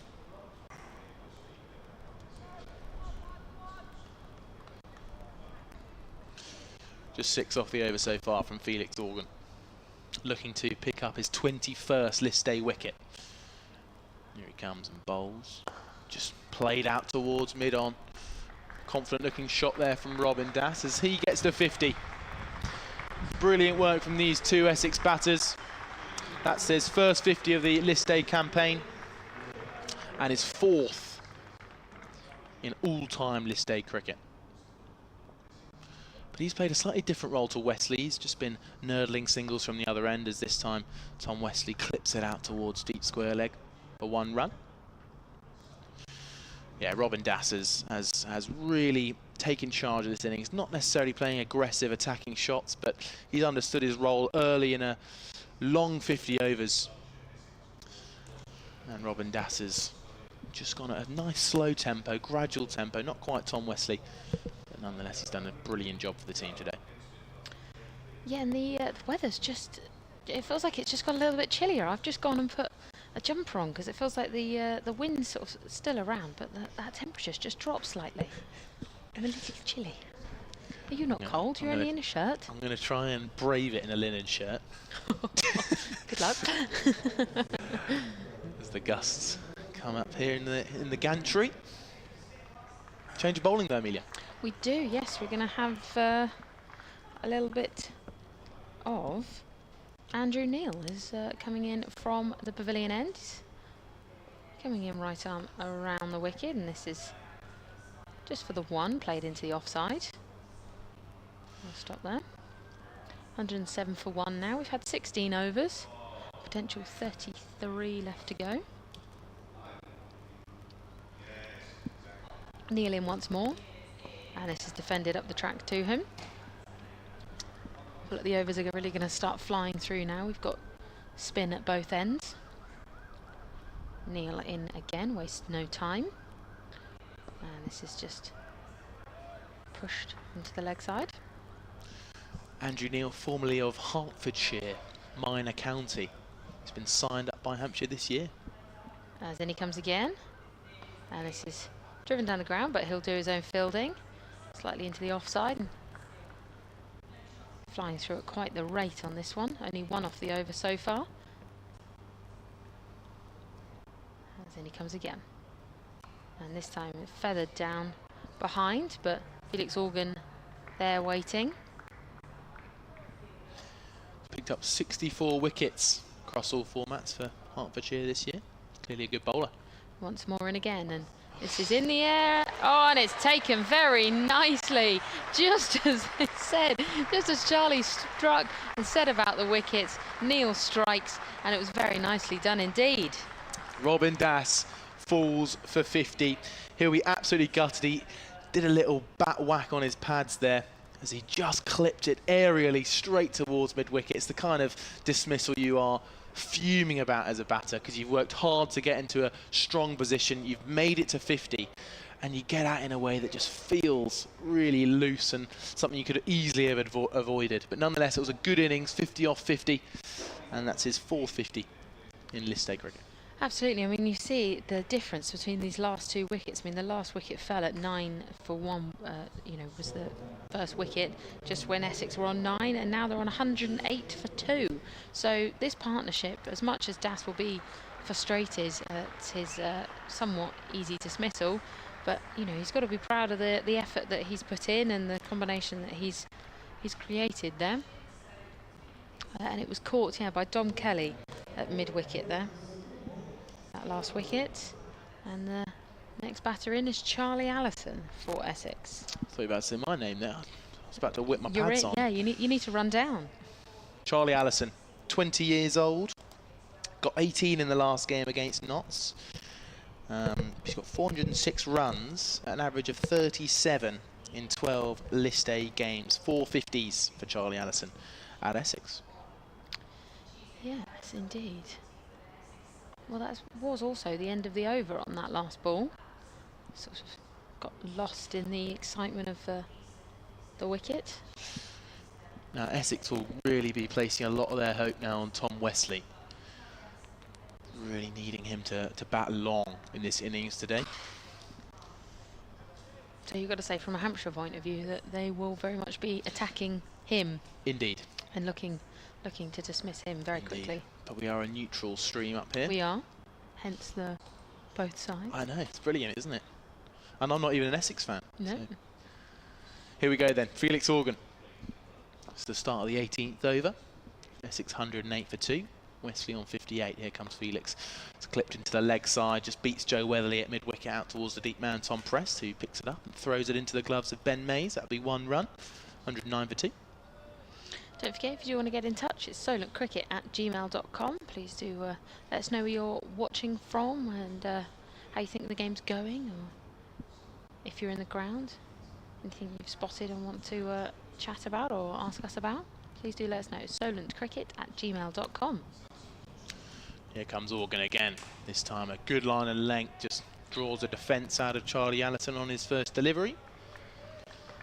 That looks like the line, really. Just landing on about middle and off stump, just sliding across the batter, as we aren't seeing a huge amount of spin from this end. Here comes Felix again off the back foot, just taking the edge down to short third man. No run. A little bit fuller than maybe a back foot shot there, but Charlie Allison gets away with it. Here comes Organ in again. Stepping back is Charlie Allison, who works it out towards long on. A smart shot there, just trying to give himself a little bit of room. Plays it nicely in straights. Another single for him. Well, his first single. Yeah, opens his account. He's faced 3 balls already. It's no time wasting here by Felix Organ. Just 2 runs from it so far. Felix Organ, this is 5th ball. Again, just working out towards deep mid-wicket. Picked up by Prest. Joe Wedley working hard to try and cut off the singles in there. So's Nick Gubbins. It's interesting.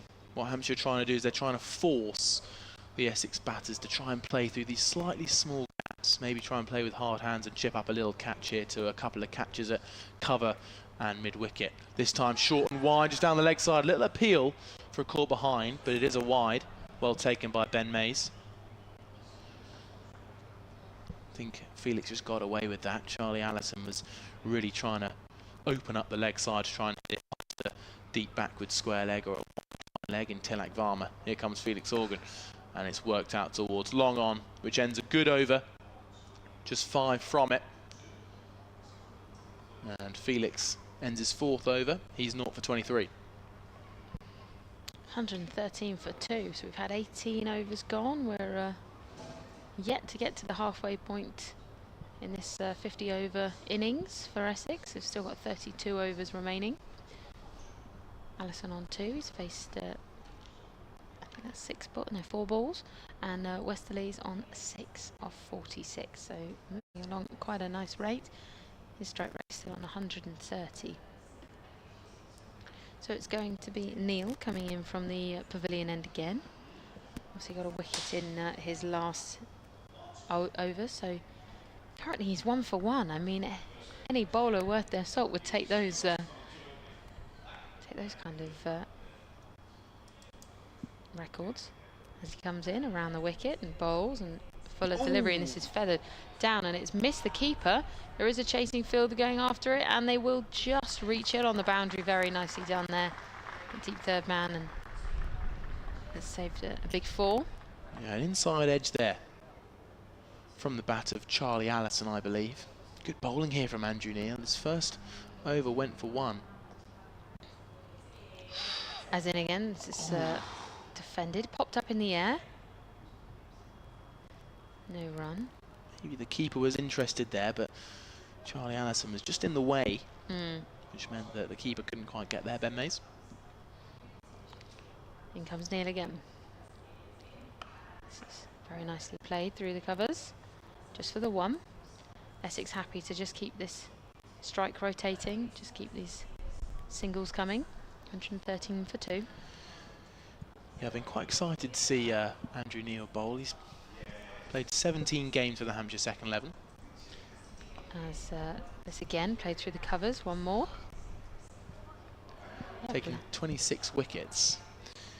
And it's always a nice story when you see someone who is signed from a minor county in their mid-20s or late 20s. Andrew Neil's 25.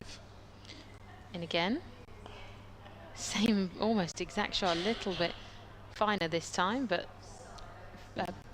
fielder, is that Tom Prest? Yes, he's been doing a lot of work these last 3 balls out on that boundary out to the right of us, and managed to stop 3 boundaries, some would say.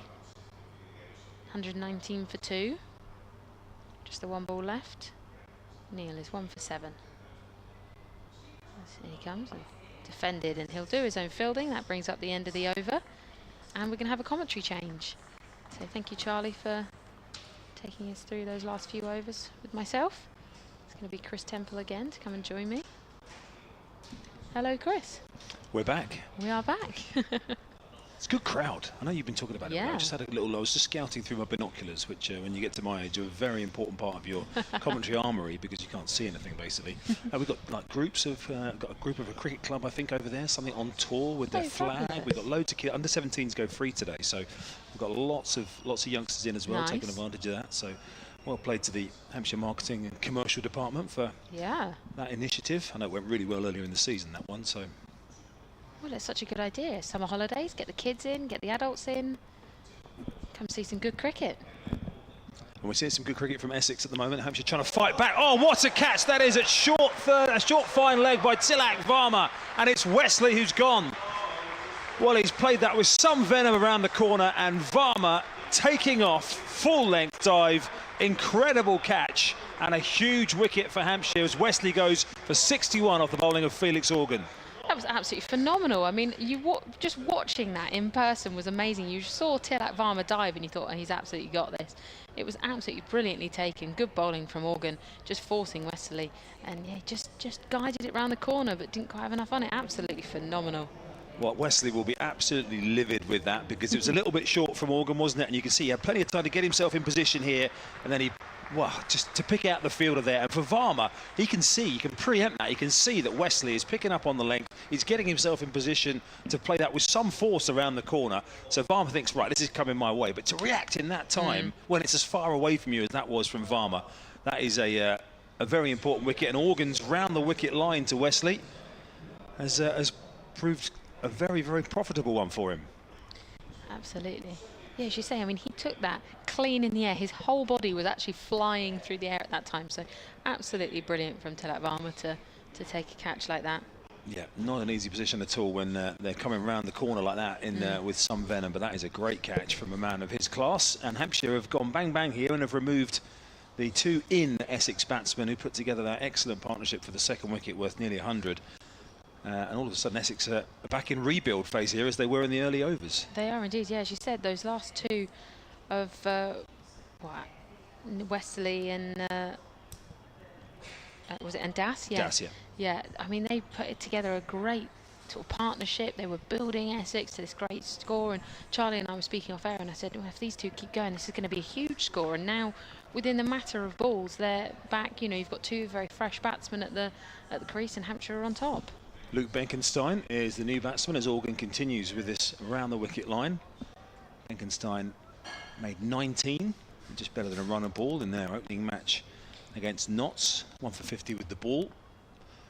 Has been a crucial rounder for Essex actually in what hasn't been a great season, as that one is just worked into the leg side this time by Benkenstein. Hampshire still operating with those two fielders saving the single on the leg side. So Felix Organ, who had cost a few in his opening couple of overs, but if you're picking up the wickets, he's doing the job that Hampshire have employed double spin here to do. Neil from one end and Organ from the other. Sun just thinking about poking through. There's one or two little bits of blue sky above us now, but that's again a little bit too short from Organ and gives Benkenstein the opportunity to work that round the corner. This time Varma is down on the fence at long leg, and they pick up a single. Benkenstein off the mark. We've got an email from Stephen Clark, who's up in the Shane Warne stand. He says, good morning all. Good to hear the A-team on the airwaves, because he's in the ground listening to our commentary via the headset. Most of the Shane Warne Wrinklies are in place. I don't know if you've heard about this. There's a little group of them, which I'll show you just after this point. They'll have to be self-titled. We couldn't call them that, as that's played up towards long on by Allison to keep the score ticking along to 121 for 3 to end the 20th. Well, anyone who listens regularly will know they're very much self-titled.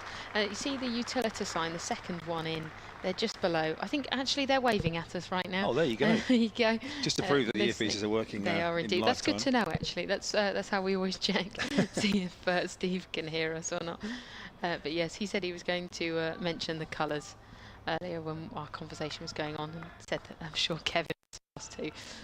I'm going to say yeah, sure. Yes, he does. Yes, he does. But thanks, Steve. Cheers for your email. Yes, solentcricket@gmail.com if you do want to get in touch. We welcome comments from both sides. We're an Essex fan watching on the stream as well. solentcricket@gmail.com. And Neil comes in again, and this is driven down. Missed him and the diving. Who was that? Nick Gubbins there. But Tilak Varma being able to just clean that up. Long on. Just the one off of that. 122 for 3. There's Neil, stands at the top of his mark, a very short run. It's only about 4 steps away as he comes in again, and this is driven straight to Gubbins, who stops it well in the covers. He's a good story, isn't he, Andrew Neil? As Charlie was just talking about the minor counties pedigree. He's actually captained Hampshire's second 11 this year already. He's proved a very good performer for them, and obviously when you haven't got someone like Liam Dawson in your squad who's away doing other things, the left arm spin void, you can find a quality one to replace him. Absolutely. Again driven to Gubbins, who's had a lot of diving work to do there. He can bat as well, Andrew Neil. He's been averaging 40 odd in the minor counties 50 over competition this season. So really making a name for himself. It's really nice to see.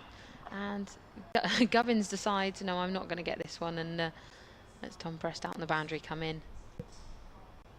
Let's his let back have a bit of a rest as he's just taken. I think he's even holding his hip just for a minute. Took about 3 dives in the last couple of balls. Pushes it through, doesn't he, Neil? Bowls with some pace here for a spinner. Yeah. This one turned onto the leg side, and they'll go for a quick one, and it's thrown to the bowler's end, and Gubbins did miss it backing up, but Tilak Varma down at long off is able to stop that one. 124 for 3. We might even have some Harpenden fans. He's a Harpenden player in the Hearts Prem. Top score with 100 last weekend for them. They're top of the table. So Harpenden Cricket Club, hello to you. Once more, and this is driven down to Neil, who will do his own fielding, and that brings up the end of the over. Just 3 from it, and a nice, concise over. And as you say, a very impressive over so far, or a couple of overs from Neil, making a nice name for himself here in the Hampshire senior team. And also got through that over really quick. Doesn't mess around, does he? He's got through that over really. I know obviously the ball's not flying around, so that helps. But if you can suddenly you're hurrying the batsman through, and all of a sudden an over's gone. Where did that over go? Yeah. So Neil, yeah, impressive start from him so far. We'll just get a name and number printed on his jumper for the next game. If we can, we'll get him in the club shop to get that done. As Eddie Jack is returning to the attack here. 3 overs for 25 so far. Just struggled to find his area early on. He was, I guess, in a way helped Wesley and Das to get settled. He set up just 1 or 2 4 balls that enabled them to get up and running. He's going to bowl from the same end as he bowled earlier, the hotel end. As he is into bowl this time, that's whipped off his legs by Charlie Allison out towards deep square where there is a fielder. Tom Prest patrolling out on the boundary, as we often see him do in ball cricket. And they come through for another single. For a moment then, the ball went past the umpire, and I thought, well, why is he not oh. We're back to the clashing kids. We are, but that was genuine. That was a genuine mistake. I thought, oh, there's a fielder there. Oh, no, there's not. And that's the semi-serious argument for for batters and things. And if you've got umpires and players that look the same, someone said earlier on in white clothing cricket, at least the umpires have black trousers. As that one's shorter and pulled away, pulled very straight indeed. That has gone between straight mid-wicket and mid-on by Benkenstein, and that is beautifully timed, beautifully placed. He was onto that so early, you could tell by how straight it went. Was indeed, yes, and it seems to have got a bit caught up in the hover cover that's just sat below us. The Kyle Abbott's had to do a very long run down to the cover to go and fetch the ball back, but an absolutely brilliant shot from Benkenstein. Just watching that on the replay. You've got to keep that down as well, because that really got up on him a little bit as well there. So he's not only got onto that and timed it and got it straight, but he's also done well to keep that down, because Eddie Jack's natural pace and bounce, it just climbed on him ever so slightly. Here's Jack's response then, 129 for 3, and that's a better length just outside the off stump. And this time Benkenstein only finds the infield. Yeah, as you say, it really did kick up, and he had to take it almost head height, just above his shoulder, and as you say, it sort of managed to kind of guide his hands over the top of it to keep it down, but still pushed through with such pace that it just ran away. All of these experiences are great learning curves for Eddie Jack and Don Kelly, and obviously Manny Lumsden when he's hopefully back in the team in the next game as well. As Jack is in again to bowl to Benkenstein, who steers that square past the umpire, not a fielder, and this time Prest is in behind him. I feel like they can wear like some sort of a luminous pink armband or something, something on a high-vis jacket. A high-vis jacket, just I think put would on be a the thing. high-vis. Yes. One of the stewards' sort of high-vis yellow, orange jackets they've got wearing around the ground. Jack has come back well after that boundary. It has been expensive so far. Essex still going along at 6s. Hampshire have pulled that run rate back a little bit. That's down the leg side and whipped away very fine. Varma has got a job on here. It's a full-length dive, and even Tilak Varma can't stop that one from bouncing into the Hampshire coaching merchandise down there. And Eddie Jack this time just straying his line and giving them the opportunity to pick up another boundary. Yeah, you could, as you said, it's just slightly out of his normal line, and Allison just jumped on that one, and you can see how quickly it was going, because Tilak Varma is a fast fielder, and he just couldn't quite get there. Been a pretty quick outfield here at Utilita Bowl as well today. There are balls racing across the outfield, which obviously comes back to how well the batsmen are timing it on what looks a decent pitch as well. So end of Jack's over there. That cost him 10. So he's 35 off 4, Eddie Jack. Yeah, this partnership already on 15. Moving along at quite the rate, but yeah, as you say, Jack won't be thrilled with that. It's only 2 dots off that over. 2 singles and 2 fours. An expensive over from a Hampshire point of view, but 134 for 3. We're nearing the halfway mark in the Essex innings. So Hampshire had gone with a double spin-pronged attack with Organ and Neil, but Jack replacing Organ. Neil will continue, fresh off that key wicket of Wesley in the last over. As he's in again. And bowls and driven back to him. And a little bit of a sort of change in direction from Neil. Saw the opportunity there from Benkenstein to just drive the ball down past him, and he wasn't able to get a hand on it. It was stopped on the boundary, so only the 1. Yeah, Neil needs to be careful there. As you say, he's a very tall bowler, and he kind of went, his feet were going one way and he went the other way. Could do an ankle danger there, and that's just pushed again down to sort of a very wide long off. Like he slipped slightly, didn't actually, I think, on maybe on the playing strip next to the one we're playing on. Because his follow through was sort of taking him off to the left, and I think as he saw the ball coming, he tried to change direction. Sort of feet gave out underneath him. He's in this time, and that's worked leg side, no run. He seems fine. Seems to be up and bowling well, no injury, which is good. Waste no time, straight in is Neil. This is up and over the head of the leg side fielder, and that has gone. I think it might have just bounced on the boundary. Yes, it's 4 for that one. It's lofted just as he came in there. His height from Neil just meant that that ball was sort of flighting in just a little bit higher than he would have liked, and yeah, Benkenstein just got on top of that one. 1 knee. Yeah, the fielder's pretty square out there on the fence, no other protection, so that's driven back to him. Yeah, as you say, easy place if you can guide it over there. Again, not offering, as Charlie mentioned earlier, doesn't seem to be offering too much turn out there at the moment for the spinners. And this one just guided down to long on. Another rapid over. There's no time to speak in between. He's like, no, it's going even again. with the boundary 4, he gets through it pretty quick, Yeah. Andrew Neil. Which is good to see. Just looking at Charlie Allison's numbers from this competition last season. Only played the 3 games, one of 2 Allisons on the Essex staff. Ben and the other one. 134 runs last year for Charlie Allison, who's been involved in their white ball squads as well. Benkenstein was their 3rd top run scorer last year, actually, behind Robin Das and Wesley, the 2 batters who got themselves in and then are out. So Essex 141 for 3 here. Again, the run rate 6.1, which is at the moment above par, really. 280, 290 we were mentioning on an average day here, but this does look a good pitch as Jack starts to over. That's full, and again drifting onto leg stump and placed away, and that will be 4 more for Essex here. Benkenstein picking the gap and timing that one nicely. So Eddie Jack just at the moment struggling for a little bit of rhythm out there.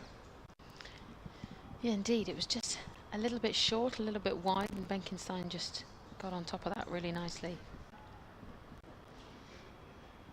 Even with that protection out there, 2 men on the leg side fence, 1 behind square at long leg, that's Varma, and then you got pressed out at deep mid wicket as well. So a little bit of a chat here between the old master, not old, the older master, Kyle Abbott, who just comes across to, he's bigger than me, I better not call him old, comes across to have a little word in Eddie Jack's ear here as he's into his response. That one's shorter, and again, Benkenstein was onto it quickly, but didn't time that one as well as the previous one, and there is Abbott himself doing the tumbling fielding on the edge of the circle. He needs to be careful there, because he, just as he tumbled there, he sort of took it on his right shoulder, and I know they would be very experienced in that tumbling, but you think from a bowler's point of view, you don't want any injury on that right shoulder. That is no fun. Of course, the intensity of one-day cricket for Kyle Abbott as well. You know, this is his first one-day game of the season. He's been playing red ball, of course. So the more frenetic pace to some extent, as that one's short and outside off stump and 2 wide for umpire Mike Burns' liking from Eddie Jack. So drifting onto leg stump, firing it outside off stump, and even at the minute the short ball hasn't been working for him either. So again, we talk about learning experiences for someone at the stage of Jack's career that he is, England under-19s and obviously Young Lions and Hampshire first team this year as well. Someone Kyle Abbott in his ear to talk him through what is a bumpy spell for him so far at the moment, as that one is worked out for a single out towards deep mid-wicket. Prestigan, the fielder. Yeah, I imagine having Kyle Abbott there in that position so close is, so beneficial, as you say, just being able to give that quick guidance. You'd have to run across from the other side of the field, and it's just such an experienced player being right, literally to your right hand. It's been incredibly valuable. And Hampshire, it's great to see them turning to some of these youngsters. I know in force because they've got so many players away, but the academy production line, that's wider outside the off stump that time, and a waft from Benkenstein going through with decent pace to Mays. You look at, Hampshire got 10 players away with the 100. Essex have only got 4 absent. Jordan Cox, Michael Pepper, Paul Walter and Sam Cook are on the 100 duty for them. Hampshire, of course, Vince Albert, Cartwright, Turner, Dawson, Wood, Howe, Fuller, Curry and Baker. All away, so almost an entire team away in the 100, but Jack, Kelly, Lumsden all getting their opportunities here alongside the likes of Kyle Abbott. As that one's driven straight, Jack again gets an important hand on that one as it comes back towards him, and Abbott tidies up behind, not just tidies up, but throws it back in as well. Thought that'd hit the stumps for a second. Yeah. Definitely hit Eddie Jack. Are those stumps leaning this end, or is that me? I think is that the camera the angle? camera angle is slightly. I thought it was the stumps leaning. It's the camera leaning. The whole ground is just on a slight tilt. Everything's on a tilt. You're right. Now I look at the wicket. Actually, it is tilted ever so slightly. That might just caught my attention there for a minute. Here goes Jack again. Then final ball of the over. 8 from it so far. That's full right up in the block hole, but again turned away around the corner for another single. Down to Varma, who's been a busy boy in the last couple of overs. Took that spectacular catch. So end of the over. 150 is up for Essex. More from Amelia in a short while. Thank you very much. Yeah, I'm going to make way for Nikki. And you can see that conference going on there on screen between the Hampshire captain in this Metro Bank One Day Cup, Nick Gubbins, and his experienced professional Kyle Abbott, about what they do mainly from Eddie Jack's end at the moment, because Neil has bowled pretty well at the other end.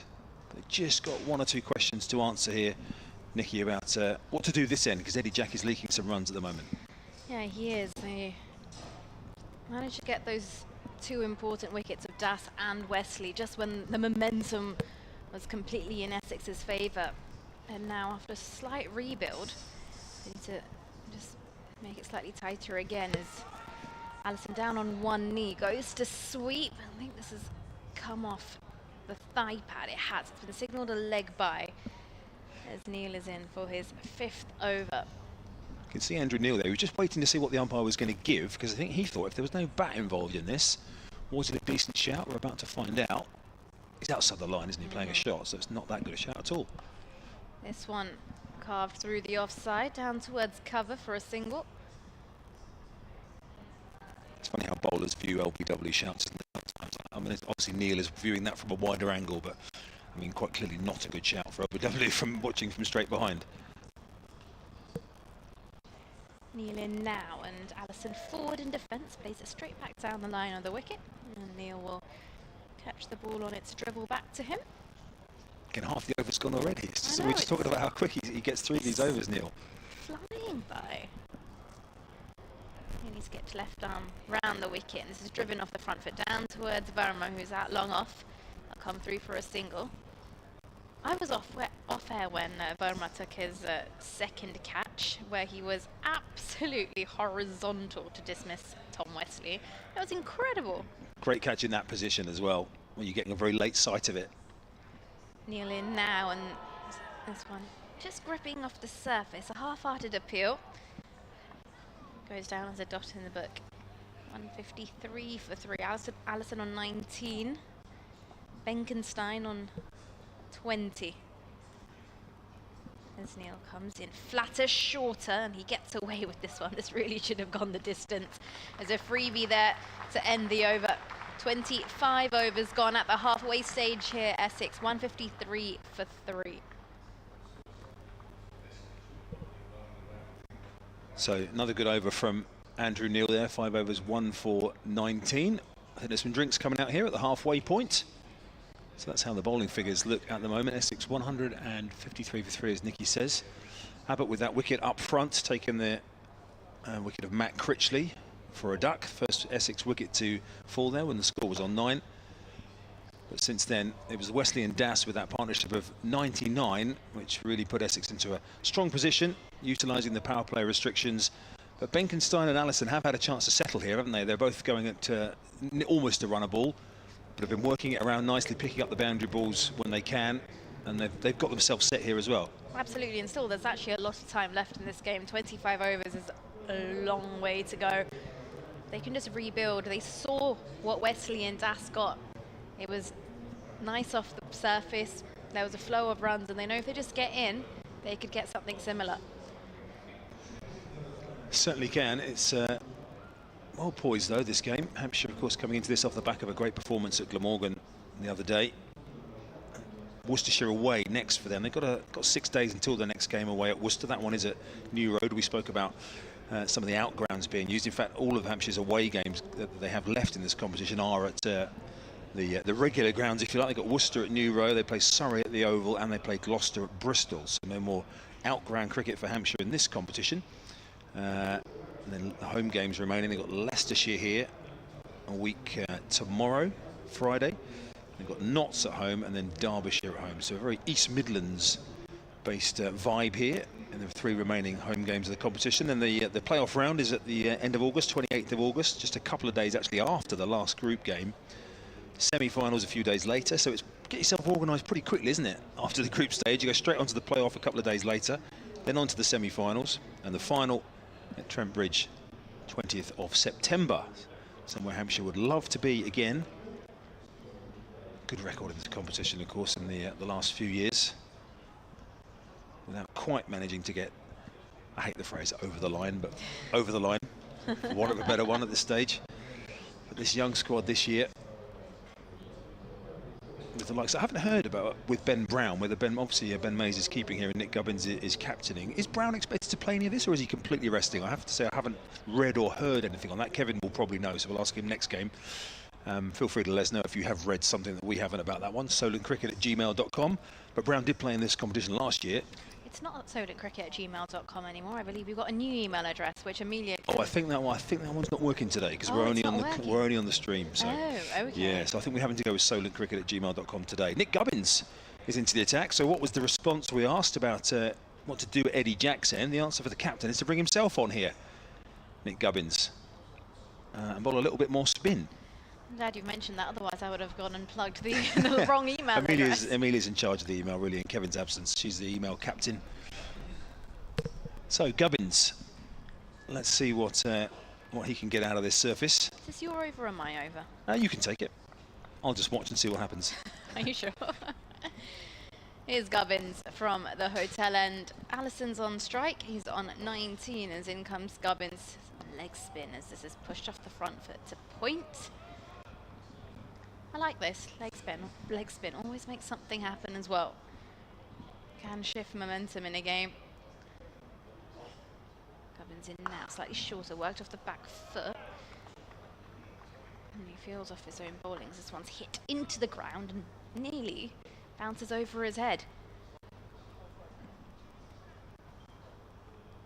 Allison awaits.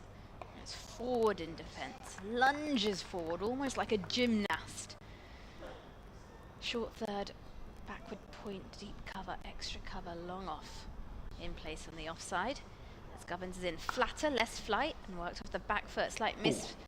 I call that a misfield at extra cover. Should have been stopped, but it's gone down to long off, so they'll come through for the single. Took a horrible bounce there off the wicket ends, I think, for Dom Kelly. Yeah, he managed to get his face out the way, which was important. Gubbins into Benkenstein. Goes forward and drives straight to extra cover. There's another wicket here for Hampshire. That's hit hard, but hit in the air. Straight to extra cover. And well, Essex lose another. That was smoked. Well, he said he nearly took his face off with the previous one, Dom Kelly, when it bounced to the wicket ends. Well, that one this time, thankfully, was much easier for him. I'll say easier. He caught it very nicely indeed, Kelly. He's relatively close in there at short extra. This will give us a good angle, I reckon, of Benkenstein, who's caught that beautifully. And Kelly, it's a good catch, isn't it? Just to his right, not straight at him by any means, and he is close there. So Gubbins, golden arm, brings himself on, just as Essex have got settled, breaks the partnership. And Benkenstein looked good as well. Yeah, a bit of flight there, and I think Benkenstein just a little bit early through the shot, hits that hard. And he has to, unfortunately, make his way back towards the pavilion, scoring at 20. Essex now 154 for 4. And that is Nick Gubbins' 4th wicket of the season across all formats. Got a couple in the championship game. In fact, one of those was for Radley Rangers against Old Alanian. So the nicest possible way we're going to discount that one. That is his 3rd Hampshire wicket of the season. No disrespect to anyone watching from the Radley Rangers or the Old Alanians. Took one down at Worcester. And a game against Notts as well here when he got rid of Ben Hutton. So Nick Gubbins, the captain. Very important partnership breaker there. Noah Thane is the new batsman, one of Essex's young players, who's been batted down the order in the Blast, one of their bowling options, but here is an all-rounder batting at 6. Well, he's got a job on his hands now. 154 for 4. Allison on 20. Thane on strike. As Gubbins is in now and gives a little bit of width. This has worked off the back foot down towards deep cover. And they'll come through for a single. And well, that's a good over there from Gubbins. 2 runs and the wicket. After 26 overs, Essex 155 for 4. Did take a couple of wickets last year, Nick Gubbins as well in this competition. 2 wickets last year, but that's when you've got 2 frontline spinners ahead of you effectively, and you bring yourself on there just to provide a different option, and you manage to break the partnership. It's a huge positive, that over from Nick Gubbins. We are going to see a change at the other end. Andrew Neil is being replaced, and Dom Kelly is going to have a go from that end. He certainly bowled his first spell from this end. I'm trying to recall if he bowled his second spell from the far end. So Kelly back into the attack here with the new batter Noah Thane on strike. Just over the halfway point of this Essex innings. If you're just joining us, Hampshire won the toss, chose to bowl. 1 change to their team at 1 at Glamorgan. Kyle Abbott in for Manny Lumsden. So Kelly running away from the pavilion end, bowling to Thane, who plays that up to the aforementioned Abbott. Does the fielding at mid-on. Just 16 years of age, Manny Lumsden. We've got 17-year-old Ben Mays behind the stumps, who I reckon he will have put a couple on the crowd today, Nicky, as well, because there's been a lot of talk in the Hampshire sort of circles, and they'll have seen the scorecard from the other day, 74 off whatever, brought up his first 50 with a 6. So people excited to watch young Ben Mays bat as well, as that one's drifting onto leg stump there from Kelly, and it's worked away out by Thane to Ali Orr, who comes in from deep mid-wicket to do the fielding. He started life in the academy as a seam bowler, Ben Mays. Now keeps wicket. It's interesting how you hear stories like that, don't you? You see some people turn out as batters and they maybe shift to a different skill. Mostly you actually see bowlers turning into batters as well. And seam bowlers turning into keepers, less so. Less so. I would suggest, but it's a completely different angle, isn't it? I don't know. Charlie's now a keeper. He'll tell us whether he had a seam bowling career before that. I think maybe not. I don't know the way he's laughing off there. But Ben Mays, England hockey player, of course, in the age groups as well. So it's obviously very good hands and putting that to use with the big gloves on behind us. Kelly is in, and again, just a middle leg stump line, which is giving Allison an opportunity to pick up 1 here. In fact, there's 2, because Ali Orr had a little bit of ground to make up there. Actually, interesting you mentioned that as well, though, Chris, because you'll see a lot of spinners actually coming through the system. They start off as seamers. See, a lot of young kids will initially opt to bowl spin, and then opt to bowl seam, and then later on, as they progress and get older, then they switch to spin. I think often if you're coming through and you're not of the required pace as well, we'll just come back to that in a second, as Kelly is into bowl. This time it's played defensively out by Allison into the offside. Probably if you're coming through and you've got you're not an Eddie Jack who bowls 80 miles an hour at a relatively early age. If you're still bowling at 70 and you're not doing loads with it, then you've probably got a decision to make there. Am I going to make it as a seam or quick bowler here? Have I got enough skills in my armoury when you reach that level, when you've got to be that little bit, have that little bit of extra pace or that little bit of extra ability to do things with the ball? And that's maybe when you're thinking, okay, can I be a spinner? As in comes Kelly again, who definitely has the required pace. And he's, of course, another one of the England young setup as well, Dom Kelly. Yeah, if you don't have the pace, then you may have to look at another discipline potentially, because you'll be competing with those who do have a bit of whiz on them. Absolutely. Although Dimi Mascarenhas will tell us otherwise. He made a career out of not having a lot of pace, but the ability to do magnificent things with the ball. In comes Kelly again from the pavilion end. A little bit of movement at the crease there by Charlie Allison. Again, Ali Orr in the game, easily distinguishable by his mop of hair. Just about kept under control underneath his cap. That's the end of me for now, Nikki. I'm going to leave you in the very capable hands of Charlie Harden. Thanks very much, Chris. We'll hear from Chris shortly as well.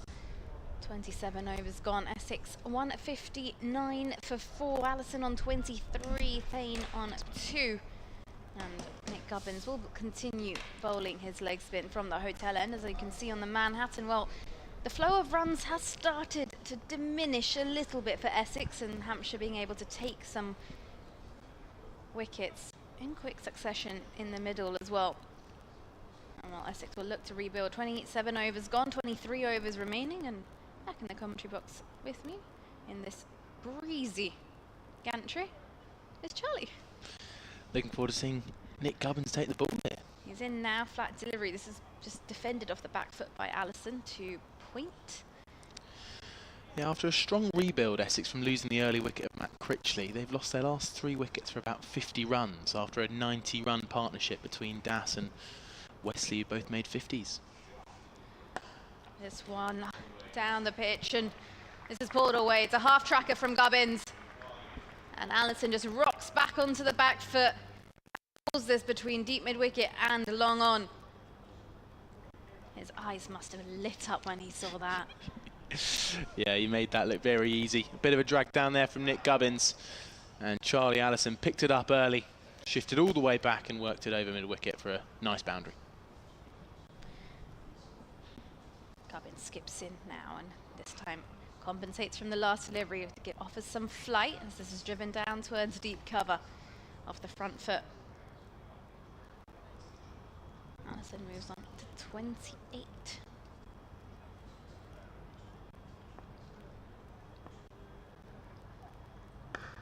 Thane forward and drives this down towards long off for a single.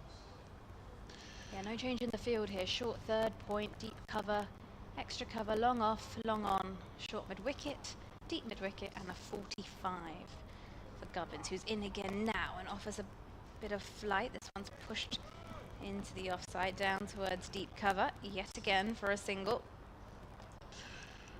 Charlie Allison was a pretty strong England under-19 player. He played 10 youth ODIs, averaged 49 with the bat.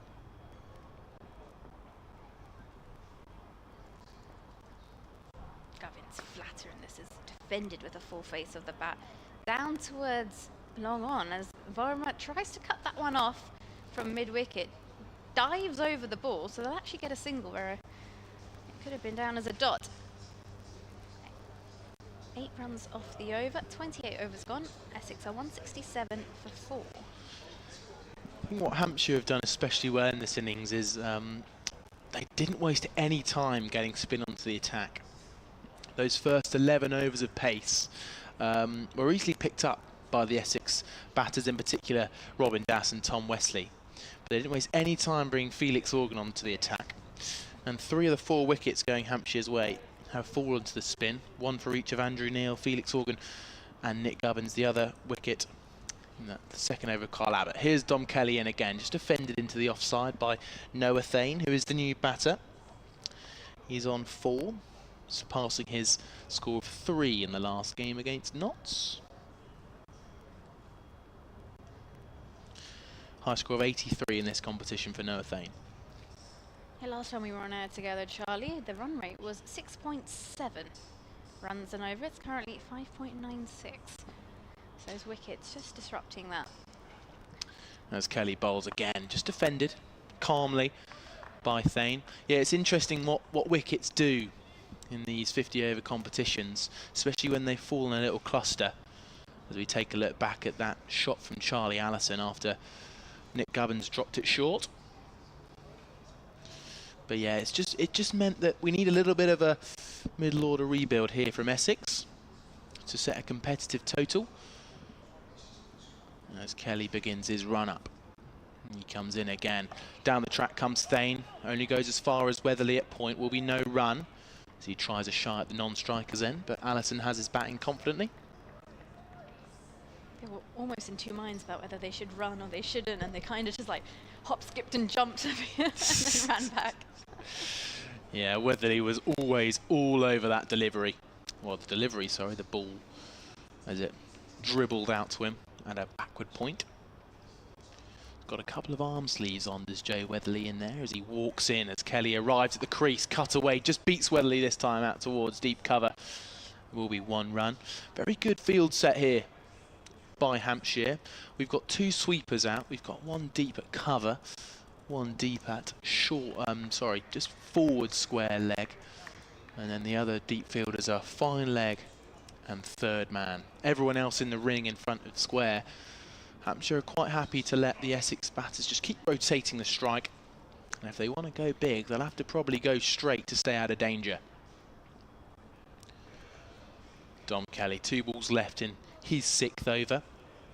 And the 29th over. This one just a slight leading edge, but it will be no run. Allison looking to work that one out towards square leg, but it was a good straight delivery there from Dom Kelly.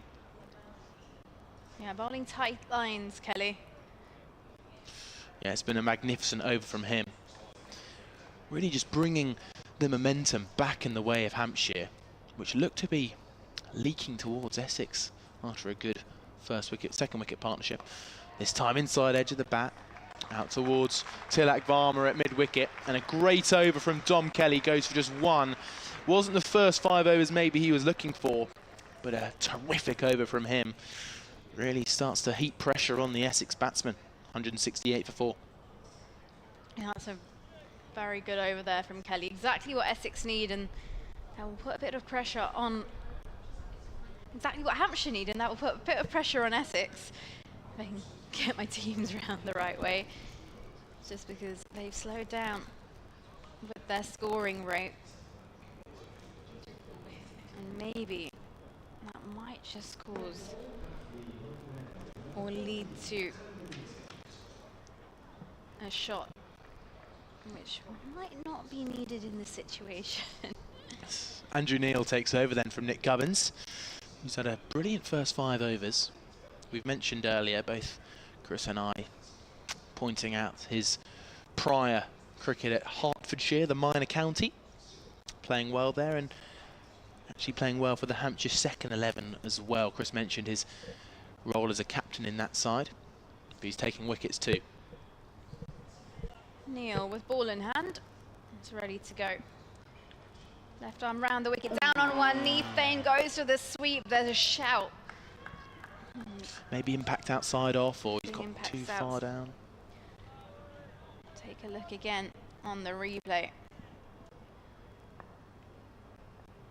And he's in again now, flatter, this one just helped along fine, and he definitely will get a couple here. Tilak Verma's got to get steps in to get round there to cut that one off. Yeah, the Hampshire players didn't look too disheartened, showing that it probably wasn't going on to hit the stumps, but a little bit of spin from Andrew Neil just kept it probably too far outside the off stump.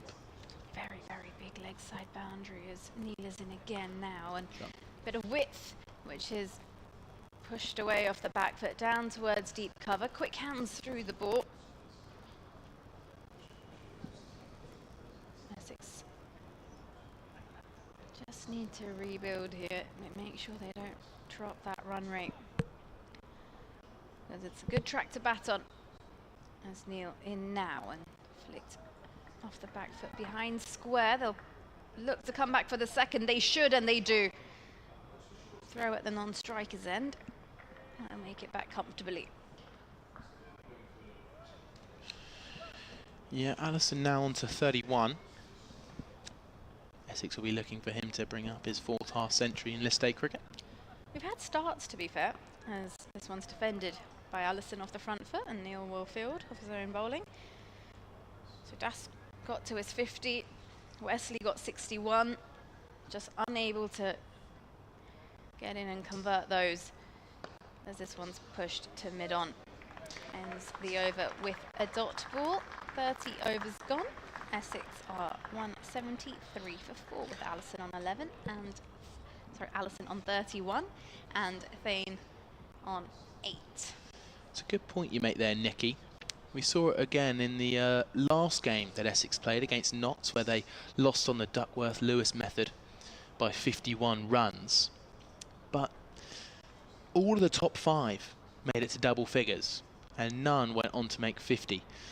Robin Das made 46, got out for 50 here today, and Wesley made 43 in the last game, got out for 61 here today. So all Essex really need is someone to push on deep into the game and maybe even bring up 3 figures. In the meantime, here comes Dom Kelly.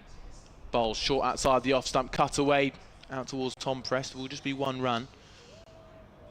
Weatherly thinking about trying to cut it off, but it was just out of reach. We see Kyle Abbott stretching out his long limbs, and maybe that's a sign we could be seeing the experienced Hampshire veteran coming back onto the bowling attack. But Dom Kelly's bowling well, and Andrew Neil's just come on at the other end, so maybe he'll be coming on at the pavilion end. But here comes Dom Kelly. Down the track comes Thane for no run out towards backward point. Joe Weatherly picks it up. Just looking elsewhere, that Glamorgan versus Derbyshire fixture still yet to get started. Oh no. And then Nottinghamshire versus Worcestershire. Worcester at 132 for 3 currently. Essex here, 173 for 4. Dom Kelly, 2 dots in his first 2 balls. This time, just driving out towards mid-wicket. Will be no run. It is Allison on strike at the minute, as he does a little bit of gardening, sorts out the wicket, maybe just where the ball bounced there, breaking the turf slightly. But I think it was you and Chris on air earlier mentioning how a lot of these good balls from the pace have been striking that inside half of the bat, as Dom Kelly comes in again, driving off the back foot out towards Tom Prest at deep cover, who comes in off that long boundary to stop the 2. Just a single there for Charlie Allison, 175 for 4. But I don't know if we're getting any particular movement in off the surface today, which is causing that issue for the Essex batters. But Dom Kelly and the keeper Mays are ready, and so's Noah Thane, who's on 9. In comes Dom, and it's just driven only as far as the captain had extra cover. Will be no run, picked up by Nick Gubbins after his majestic 144 not out, carrying his bat in the last game for Hampshire. Hampshire won that game against Glamorgan, won by 72 runs. They posted 324 for 6. Also thanks to Ben Mays, the 17-year-old, getting 74 on debut. Down the track comes Thane.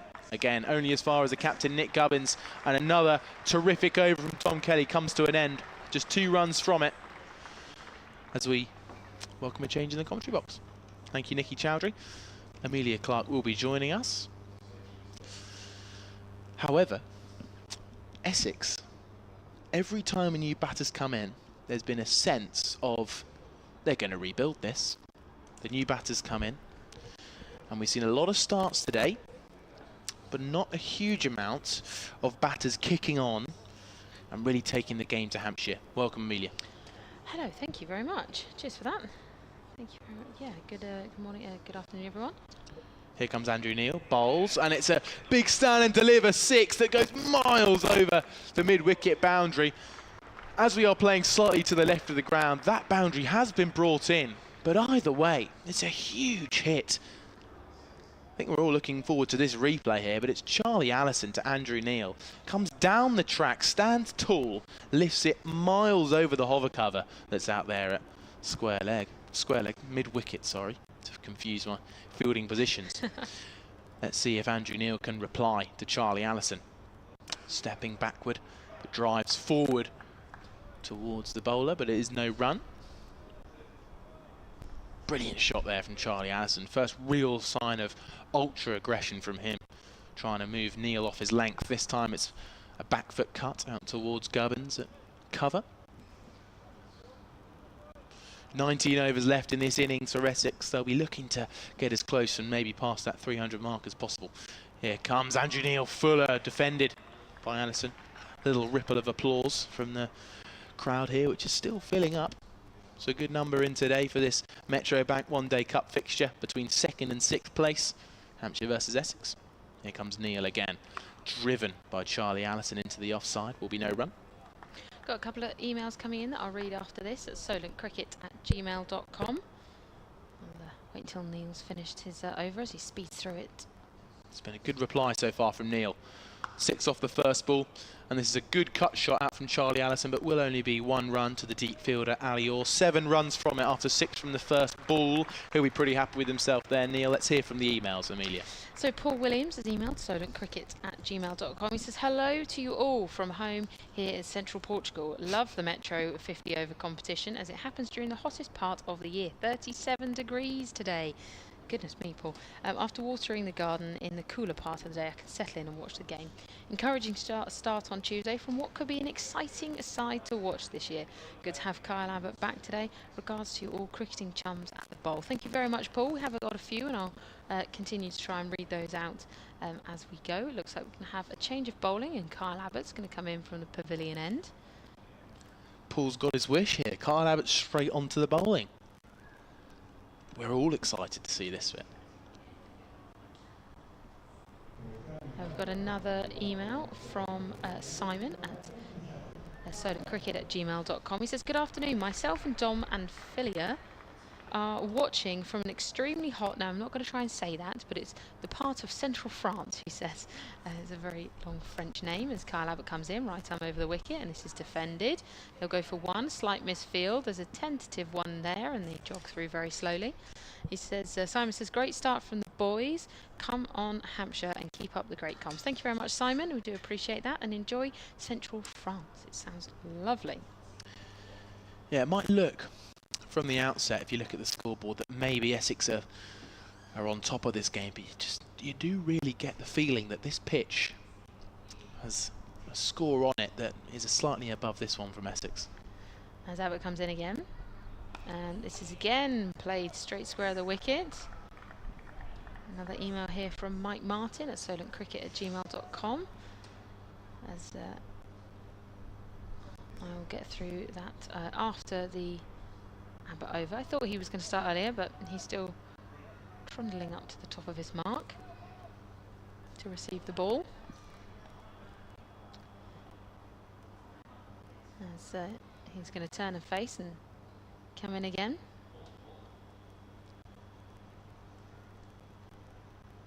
Comes in and bowls and feathered down behind, but there is a third man there, and they'll just get the 1 from it. Mike says, I've followed Hampshire for many years, as Kev will tell you. I'm struggling to remember a more dramatic debut for the club than Ben Mays. It came in after the middle order had struggled. Farmer, Weatherly and Prest all disappointing. Well, that's your fair assessment there, Mike.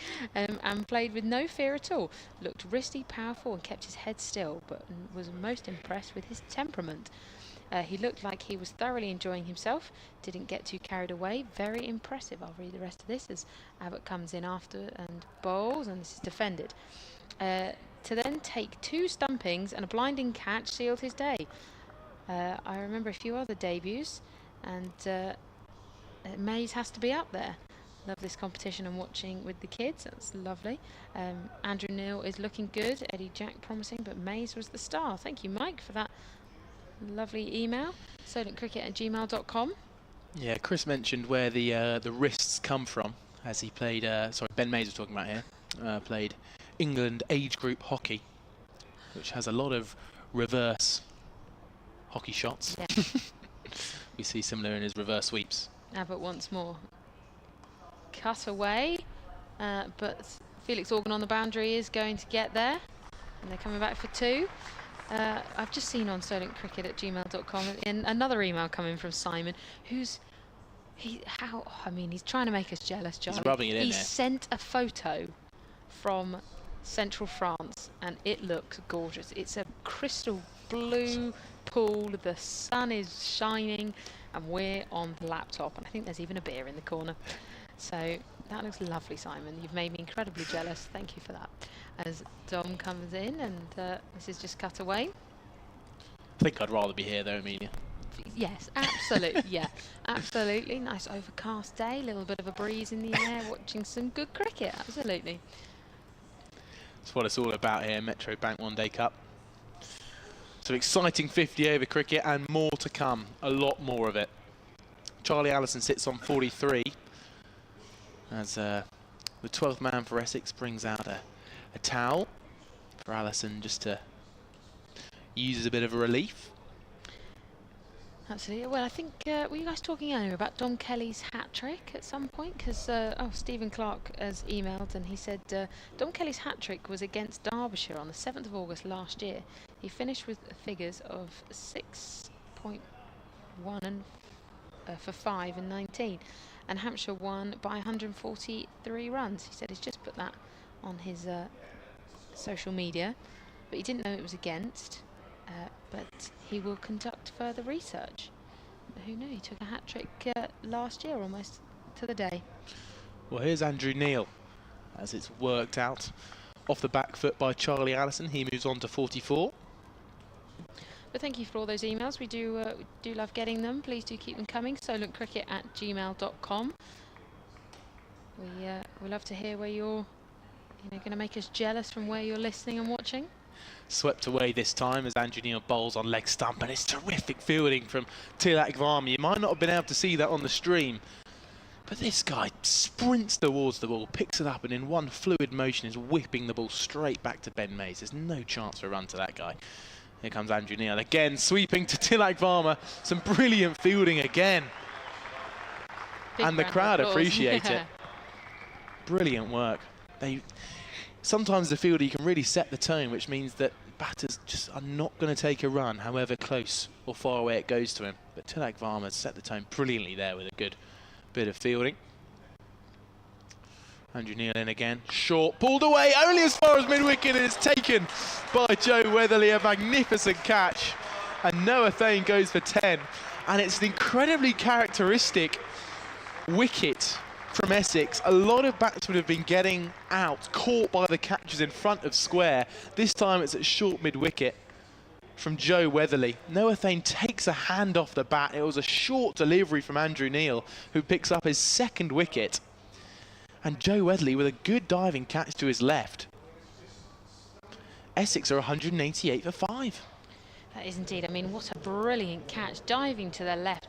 The ball was sort of just above his head, and the speed that it was being hit at, Weatherly saw that coming from a mile. And it was interesting because we had an email earlier from a Bill Joel, and he said at solentcricket@gmail.com, he said, as much as I support Essex as a life member and regular traveller to the county championship away games as well, he said, I'm struggling to understand why the Essex management continue to pick Noah Thane.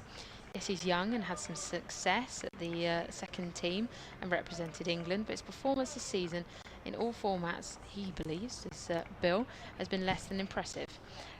His bowling in particular has caused frustration, and he goes on to explain sort of some further reasons. And then he emailed again and just said maybe hold off reading my email until after Noah Thane's inning, which I did. And now that he's gone for 10, I think Bill will be very much still feeling the same. But you can't discredit the brilliant bowling from Neil there from Hampshire. He was forcing Thane to kind of play that shot, and realistically, I mean, if he'd been maybe a metre wider from that fielder, it would be scurrying away for 4, but Weatherly was just able to track that well and get a stop on that. Well, we'll have a little look back at Noah Thane's last few games. Going backwards at Notts, he got 3. Against Warwickshire in the county championship, he made 2. And 1 not out, so we don't know where that could have gone. But then it was a 4 against Hampshire in the T20 at Chelmsford, 38 against Somerset in the T20, and then 13 in the T20 against Gloucestershire. Did make a not out 50 though before that in a first-class game against Yorkshire as Andrew Neil continues his spell, this time working off the legs by Nick Brown. Yes, with a large cheer actually from the crowd somewhere. Looks like we've got a Nick Brown fan out there. I think there's a big group of them in to the right of the the tunnel. I think they've even got a flag, so they'll be enjoying that. Looks like we could see quite a few cheers if Nick Brown gets a few runs today. Here comes Andrew Neil, working off the legs from Charlie Allison. Will be no run. And a big round of applause there after that over from Andrew Neil. He takes the wicket and it goes for just 2 runs. 2 wickets for Andrew Neil today. Yeah, Essex are 189 for 5. Elsewhere in the Metro Bank One Day Men's Cup in Group A, Nottinghamshire Outlaws are yet to bat, but Worcestershire are 155 for 3. Glamorgan and Derbyshire, there's a big delay on that. That game is yet to get underway, and it's looking ever likely that it might not, as we're at 2:15. In Group B, Sussex Sharks and Kent Spitfires. Sussex are yet to bat, but Kent are 178 for 4. So their sort of second highest total of the games currently playing at the moment. Does look as though we're going to have Kyle Abbott come in again from the hotel end. Sorry, the pavilion end. He's just making sure he's happy with the field. He's got 1 slip in place.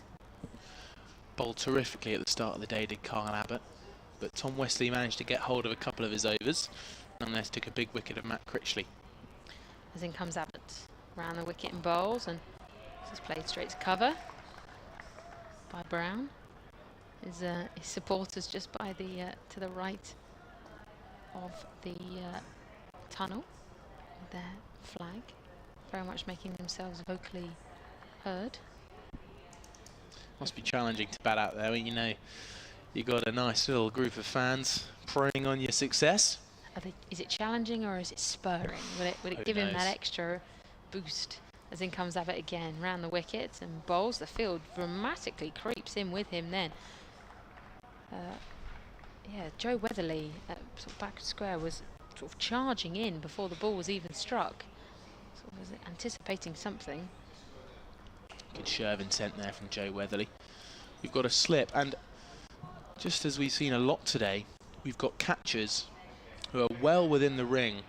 We've got Tom Prester slightly square catching mid-wicket. I think we've got Gubbins in there at catching cover. As in comes Abbott again and bowls, and this is driven forwards, but I think he got the toe of the bat on that and it just sort of dribbled forwards.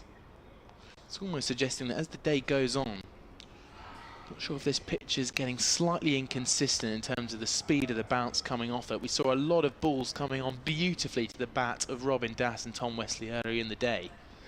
But especially from the spinners, we've had a couple of deliveries that have just stopped in the pitch and then been caught by catchers out there in front of square. So it's a good fielding positions here from Hampshire. Absolutely. Abbott once more in again. Bowls, and this is going to be clipped and edged, and it's caught. An absolutely brilliant take there by Tilak Varma. Absolutely fantastic. You've got a great smile on your face. Well, I'm more smiling actually about sorry, the group of fans. I shouldn't be smiling about this. The group of fans who've come to watch Nick Brown have been slightly disappointed actually, but they did get to cheer 1 run, so that's a success from Nick Brown. But he's rather sadly trudging off here. But a wicket that's almost identical to that earlier in the day of Matt Critchley, caught by Tilak Varma at first slip. This time a better catch from Varma. Those at home watching on the replay can see that this catch is really down low, dipping down. It's a smart catch from Varma, who shows his talent in the field with his 3rd catch of the day, and he's done a lot of brilliant groundwork out there as well. But Essex now 189 for 6 and look like they're going towards a slightly below par total, but you never know until both sides have batted, do you? Absolutely. Well, we saw earlier the graphic that came up of the partnerships that have been had in the Essex team.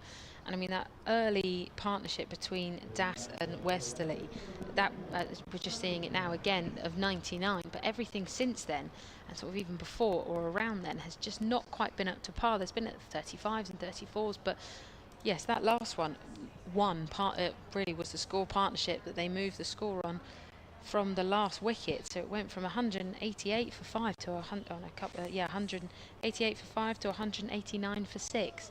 So from a Hampshire point of view, fantastic. From an Essex point of view, I mean, an early good start, but there's still work to be done. There's still opportunity there. They've still got a few people left to come in. But it's looking like a bigger challenge than it did earlier. Charlie Allison's got a huge role to play today. Here comes Simon Fernandez, formerly of the Durham UCCE, the wicketkeeper for Essex, and he made 46. a couple of days ago against Nottinghamshire, so Essex will be hoping for the same again, with Charlie Allison set at the other end, needing a big score from him. As Abbott comes in and he's wrapped on the pads, and there's a big appeal, but no movement from the umpire. We will just have a look at that on the replay. That looked good, Amelia. Oh, well, I thought it did. He is standing quite outside of leg. Oh, I think that might have just been slipping down leg. Yeah, from his starting position, Fernandez, he was almost outside leg stump, and as he stepped in, I think even still the angle that the ball was coming in, that would have just dived down leg side. But very positive from Abbott. Good intent, good start so far. If he can close this with a dot ball, it could be a wicket maiden over. And it will be for Abbott. Fantastic over, one of his best. And we're going to have a change in commentary. Thank you very much, Charlie. And Chris Temple's going to come and join me in the commentary box. A huge round of applause around the ground for Abbott, who's just, yeah, as you can see there, 2 maidens, 1 wicket maiden, and 2 wickets taken in this 8 overs that he's bowled. Make your own mind up whether that applause was for Charlie Harden's commentary stint or Kyle Abbott's wicket taking over. Could have been either, to be honest. Coincided. I just spent the last 5 minutes looking up the cricket club over there to talk about when Nick Brown was batting, and he's already gone. Oh no. Our camera operator, who I know is listening in and can sometimes react to random requests, I don't know if he can get a shot from the back of the stand across the ground. So the group just sat to the right of the groundsman's tunnel, but I think I've worked out there from Bentley Cricket Club, from Essex, the Essex League Division 2. There they are. Currently mid-table. There we go. That's them. Bentley on tour. From where we are, it just says Entley. We can't see the B. So there you go. Bentley on tour. That's them. That's the Nick Brown fan club, who, as you can see, are a little bit subdued. Indeed, yes. Here we go. Then Felix Organ is into the attack from the hotel end. And that one on the spot for Allison, just to knock back to him. Organ 5 overs, 1 for 25 so far. And as Charlie was just mentioning, his namesake, Charlie Allison, really has got the job to see Essex through the overs here to some sort of competitive total, because the brakes have been put on by the regular falling of wickets. So that next one is turned into the leg side. Morgan, who took the wicket of Tom Wesley earlier on, and that incredible catch by Tilak Varma around the corner. As Organ bowls, this time advancing down the track is Allison, but again can't penetrate that leg side field where the captain Gubbins is patrolling. Gubbins just ushering a couple of his circle fielders right back to the ring here. As Organ round the wicket again, once again. Good strategic field placing there from Gubbins, cutting off those easy singles. Don't want Essex to have the easy opportunity to rotate the scoreboard without having to work too hard. Bowler's line and field placements at the moment. As again, there's a movement of the crease. That's nice from Organ.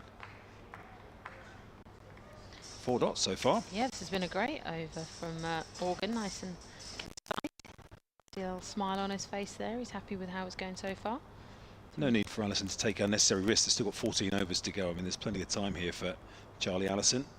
As Organ is in again to bowl. And Felix Organ has just thrown in a maiden in the 36th over of a one-day game. He'll be thrilled with that, absolutely. It's his first maiden of the day. Nice quick over as well. Keep everything moving along. 36 overs gone. A matter of 14 left to go. It's felt like it's sped by today, hasn't it? It does feel like it's gone quick. I think that's probably the case when regular wickets are falling, isn't it, as well? That, yeah. And there's been a good mixture of attacking shots as well. So you can see a little bit of a conference going on at the far end as Eddie Jack is getting himself ready to return here. Kyle Abbott is involved in that conference. Nick Gubbins, the captain. I think that's Manny Lumsden running the drinks, isn't it? It's a long way away, but yeah, looked like him. Yeah. So having to watch on today. I'm sure we'll see him back for the next game for Hampshire, Manny Lumsden, which is on Wednesday of next week away at Worcester. I think 2 first-team games back-to-back in 3 days. And of course, we did go for a few runs the other day on debut, so there's a lot to take in mentally and physically as well, isn't there? Absolutely, yeah. For a young man of his age, but what an exciting prospect Manny Lumsden is. As Eddie Jack is going to come from the pavilion end. He's going to come right arm over the wicket, and oh, that's beat the wicketkeeper as it was coming through at such a pace, and that's gone for 4. I think it's been signalled as. Yeah, something on that. A little bat on that, and that's not the start that Eddie Jack would have looked for there. Just almost looking to put his previous couple of spells behind him where he just really couldn't find his rhythm, straying onto leg stump and seeing that one disappear away for 4. Even Ben Mays, Super Ben Mays, couldn't quite get himself out a glove on that one. So, second ball of the over. What will he do here as Jack comes in? One up and is past the umpire and bowls. Much better, good line, and that's defended by Fernandez. Yeah, that's the one for Eddie Jack here. He's still at the moment, he's got his deep fielders down at long leg, third man, and he's got a deep square as well. Hampshire are allowed 4 out, but trying to keep a little bit of pressure on for Eddie Jack here with 4 in the ring on the offside, one of whom is a catcher on the drive for Simon Fernandez, Essex's reserve wicketkeeper. Once again comes Jack as he's... Oh, this is Yorker length, and that is a big shout, but still unmoved is the umpire. We'll watch that on the replay. Yeah, none of Hampshire's LBW shouts have been wholly convincing. They don't look like they're fully invested in the shout. It's more in hope than anything else. Umpire Ben Peveril stood at the stump 7 again. That one is comfortably missing a couple of extra stumps down the leg side. But better in terms of better length from Eddie Jack, even though still leaning in towards that leg side a little bit, angling it in. 3 balls left of the over as he comes in again. Bowls. Good length, and this is played to cover, no run. Looks like he's getting a little bit of shape, isn't he, Eddie Jack? Essex are just 6 off of their 200 mark. 194 for 6. To the 37th over. Can Eddie Jack just get that ball to do a little bit more?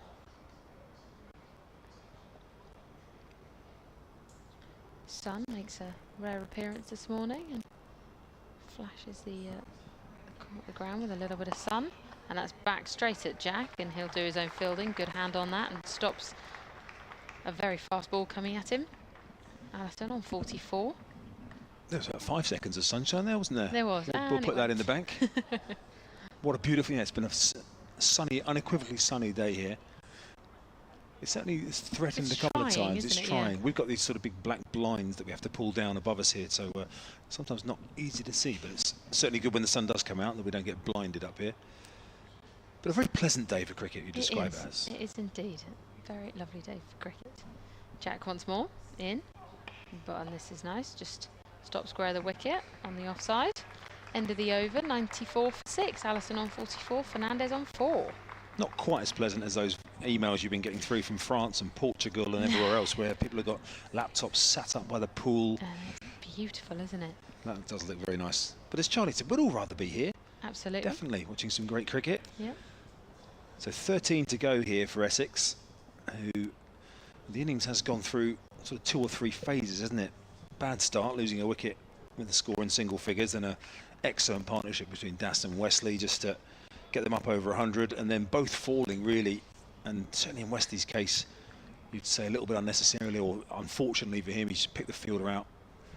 That's how things stand at the moment, but Allison is the key to Essex getting themselves up. What are they looking at now? 13 overs to go. I mean, they want to be looking up still towards 270, don't they, really? As Organ starts the next over, having picked up a wicket at his last, continuing with his round the wicket line. That's swept by Fernandez down towards Varma, down at long leg. It's interesting, isn't it? I mean, very rarely do you see sort of excellent fielders stuck out at fine leg or short fine leg. It's often the tall, fast bowlers who get out there to graze, but Varma is an outstanding fielder, and Hampshire obviously feel like he's a valuable position for him. Yep. Given the bowlers they've got operating here, as Organ bowls, giving himself some room this time is Allison. He's pierced the field beautifully there. Yeah. He's just run that away behind square on the offside. Didn't try and hit it too hard, just placed it and timed it. Abbott was up in the circle at short third and couldn't get there. Neither could the man sweeping round on the boundary. So Allison moves within a strike of a half century. Yeah, you could just see Kyle Abbott was very much kind of just, maybe just a little bit on the back foot there as he moved to get that ball, but a really nice shot from Allison. Essex on the brink of 200 here. Utilita Bowl as Organ bowls down the track again comes Allison. That will just be a single as Andrew Neil is coming from underneath the camera to do the fielding at long on. And the applause around the ground from a healthy crowd here this Thursday lunchtime in the Metro Bank One Day Cup as Essex reach 200. And Allison goes to 49. See a replay of that boundary from a moment ago. Here's Organ in again to bowl to Fernandez this time, again steering it through the offside, giving himself a little bit of room. Alior sweeping up out on the boundary in front of the groundsman's tunnel. The Brown fan club have gone a bit quiet now. Yeah, he doesn't really bowl Nick Brown, does he? So it's going to be could be a quiet rest of the day for them, unless he's fielding right out in front of them. Maybe Essex will put him there just so he can get some love. In comes Organ again to bowl. Again, it's a bit of movement at the crease from Allison, but this time just playing it back towards the bowler. So Felix Organ off for a maiden last time. Saved that boundary ball that was well put away by Allison. Another tidy over from Felix Organ, which he's looking to finish off here, and down the track comes Allison, but he's found the fielder Eddie Jack at mid-off. Nothing to be had there. End of the over. 201 for 6. There are 12 remaining for Essex who were put in by Hampshire. Yeah, there are indeed. And I mean, early on when they fell at 9 for 1, you thought 200 looked like a very long way off. But as you said, good partnerships, and Essex have just kept pushing along.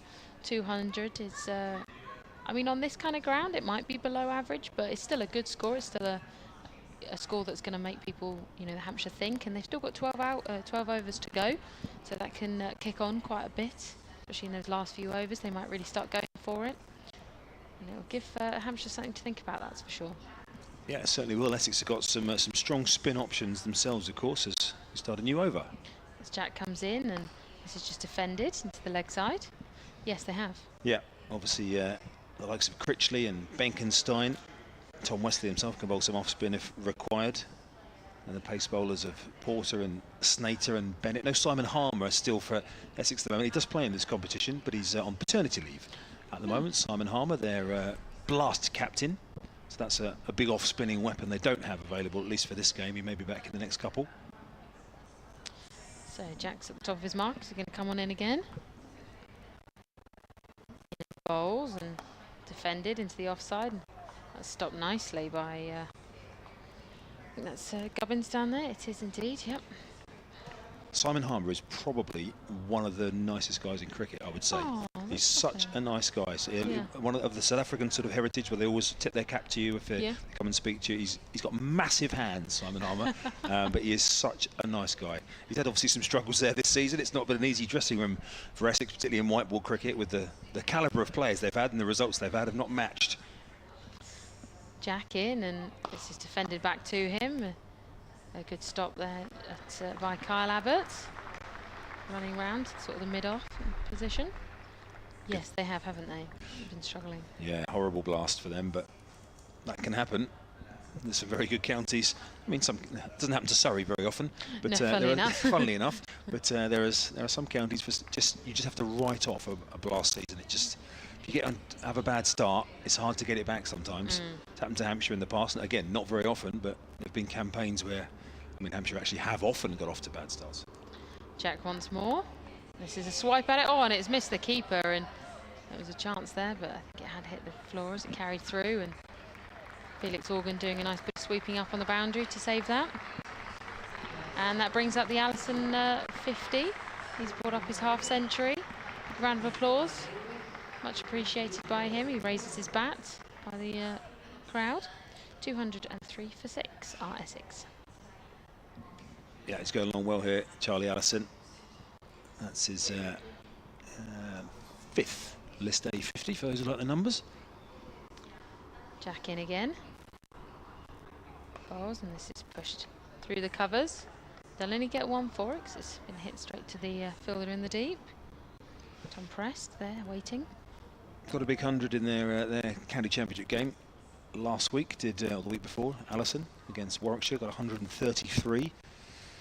A few contributions in the blast. Got a 48 against Kent in the T20, but struggled a little bit in the sort of teens and 20s. But certainly that big 100. And he scored 18 in their game against Notts the other day, but showing good form again here today. Last ball of the over comes Jack, and this is defended, and they thought about one, but against it. End of the over, there was just 3 off it, and there's going to be a little change in commentary. I'm going to make way for Nikki Chowdhury. Thanks, Amelia. Amelia Clark with us, Nikki Chowdhury, Charlie Harden, myself, Chris Temple. That was a better over for Eddie Jack there. No boundary in it. I'm asking 1 or 2 questions as well, so that'll be a bit of a settler there for Eddie Jack, who's got 3 overs remaining of his allocated 10, as has Felix Organ, who's about to bowl. Oh, sorry, there's a change actually. Felix Organ is going to keep those 3 overs up his sleeve, and Andrew Neil, the left-arm spinner, is returning to the attack here as Nikki Chowdhury is returning to the commentary position. Thank you very much. Good afternoon. What are we saying there, Nikki? 11 to go, 2:04. I have a question. Why do all the wickets fall when I'm not on air? Good question. Maybe Hampshire would like you to get off air then, if they Yeah, only take maybe. wickets when you're not on. So it's going to be Neil. If Hampshire management would like that, let us know. We'll get a memo in a minute from the Hampshire. You know what to email us on. So Andrew Neil, 233 as you can see off his 8 so far. Those couple of wickets, he got Das for 50 and Noah Thane for 10. A couple of smart catches from Varma and Weatherly respectively. He's bowling from the hotel end, left arm round. And that one is just dropped out into the offside. Again, looking to give himself room, Fernandez. Nick Gubbins, quite a big area to patrol there himself, in front of square on the offside. As Neil, the Hertfordshire all-rounder, is in again to bowl, and that again is only pushed out into the offside by Fernandez for a dot. So Andrew Neil looking to seize his opportunity here with Hampshire on the short-term contract for this competition. Reverse attempt this time, and that's got himself in a right tangle there, Fernandez. He's got the fielders up inside the circle there on the offside. He's looking to utilise that. Just got his legs and bat all in a bit of a tangle there.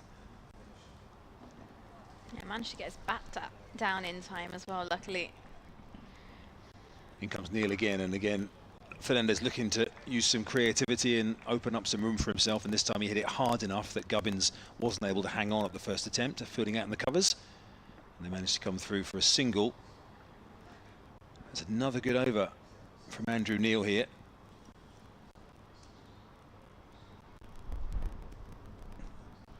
As we say, for players like this, where you get your opportunity, got some chances in the second 11. He's played a lot of cricket for the second 11 here. He's played 17 games for Hampshire's second 11 this year across all formats, as well as his Hertfordshire minor counties commitments.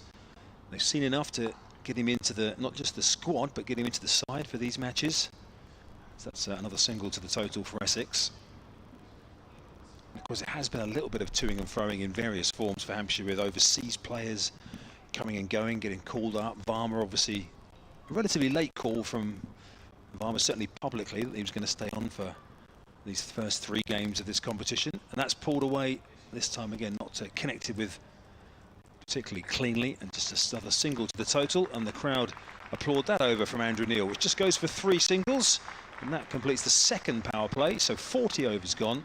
For the remaining 10, Hampshire do have an extra fielder available outside the circle if they wish. Yeah, Essex would have really liked to have seen some of those contributions from Das and Wesley go on and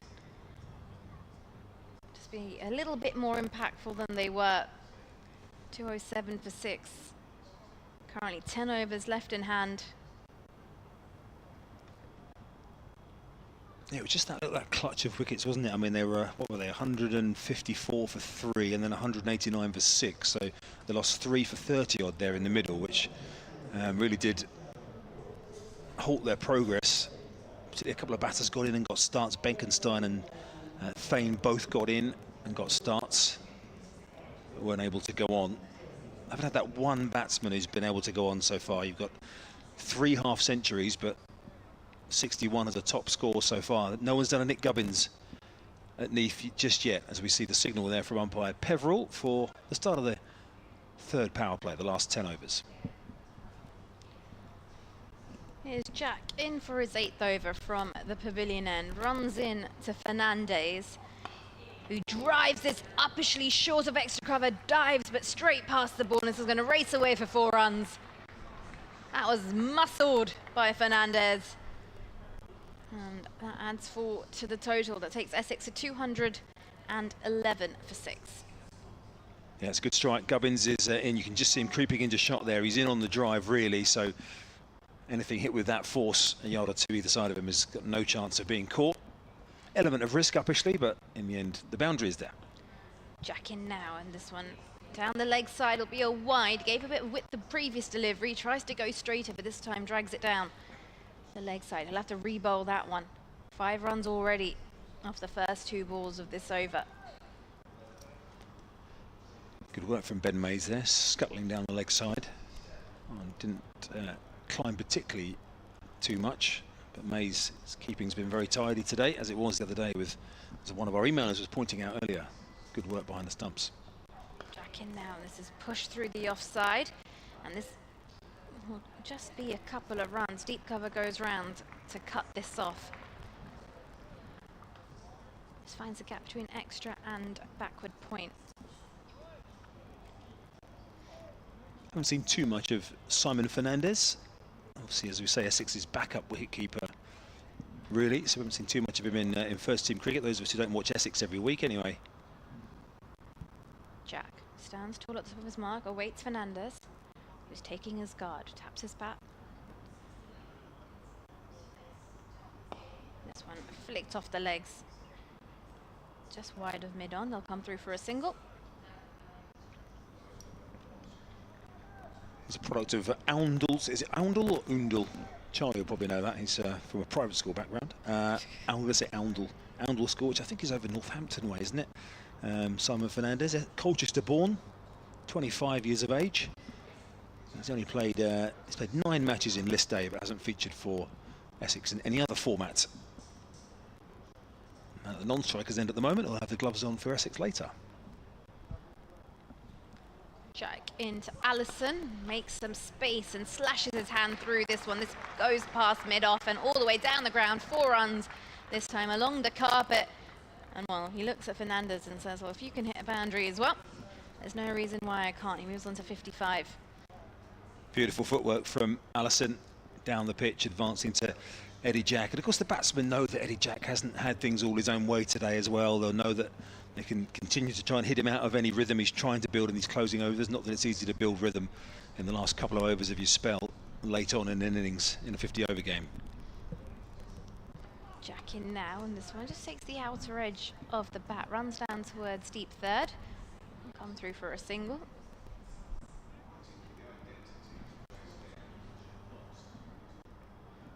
So Jack, 2 more overs to go after this in terms of options that Hampshire have to close out the overs. Everybody's got a few up their sleeve. Andrew Neil's only got 1 left. Organ's got 3. Kelly's got 3.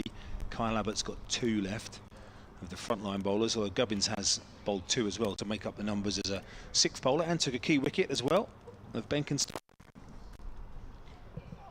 Jack in now, and Fernandez forward. This one hits the inner edge of the bat and goes straight to extra cover. End of the over. 41 overs gone. Essex 220 for 6. Eddie Jack, 8 overs for 64 so far. As we see, Neil is going to bowl his final over here. He's 2 for 36 so far, the Hertfordshire man. So you can see Allison, 56 not outs. Still to come for Essex. They've got Shane Snater, Charlie Bennett and Jamie Porter making up their lineup. If you hadn't missed the team news for Hampshire, just the 1 change from the game at Neath. Victorious over the defending champions Glamorgan. That was Kyle Abbott returning for Manny Lumsden. So a little field change here. They're actually going to send fine leg back. It's Dom Kelly who was up in the circle. That's where the pointing and the looking is. You can just see on the camera where Ben Mays is looking across there to his left to make sure that Dom Kelly is in the right position. They want him a little bit squarer. They've also got a deep mid wicket here, and they've got a sweeper out on the offside and a long on and a long off, and that's up in the air. And is that carried? Not quite to Gubbins in the end. Great bit of fielding for the captain, right on one of those used wickets. Didn't quite get to him. That looked painful. That looked like it caught the end of a finger as well. It's going to sting. He's braving it at the minute, Gubbins, if it did. No sign of any injury. That's a lovely ball from Neil there. Allison beaten outside the off stump. Haven't seen a whole lot of grip for the spinners, but that one from Neil has done enough to beat Charlie Allison outside the off stump. Still sorting out the field on the offside. They just put Dom Kelly back, but now they're bringing him up into the circle, and they're putting a man out. And, a straight deep mid wicket here. Joe Weatherly has gone out onto the fence as Neil bowls, and that will be a single out to Weatherly. They've just positioned him out towards the rope. So already Neil halfway through his final over here. It's going to be an excellent set of figures for the Hertfordshire man.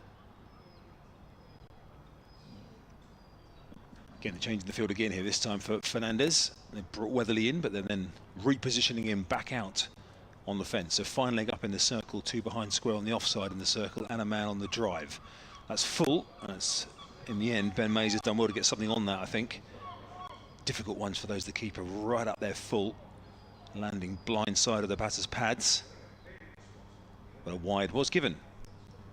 2-2-2 for 6, as this time giving himself room. Fernandez, he's beaten the infield Gubbins. It's going to be a single out to Eddie Jack, who is motoring round on the boundary. Good work from Jack there, keeping them down to a single.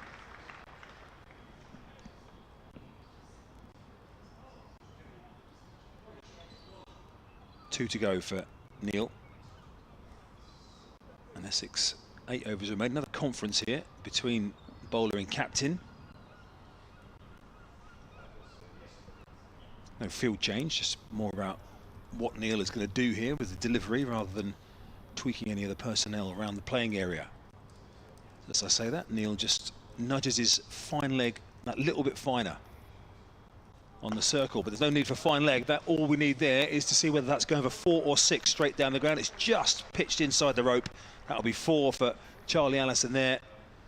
There is a long on and a long off out there, but never in the game in terms of a catch there. Another beautiful strike from Allison. I'm glad you could see that, because even on my tippy toes I couldn't make out where that one went. Again, firmly struck straight off the middle of the bat of Allison. He's moved on to 61. And well, Essex really required for him to see it through till the end. The final ball of Andrew Neil's spell. 2 for 43 so far. Again, batsman giving himself room, but that will only be a single. Out to Ali Orr on the offside. And there'll be good applause here for the end of Andrew Neil's spell. 10 overs, 2 for 44.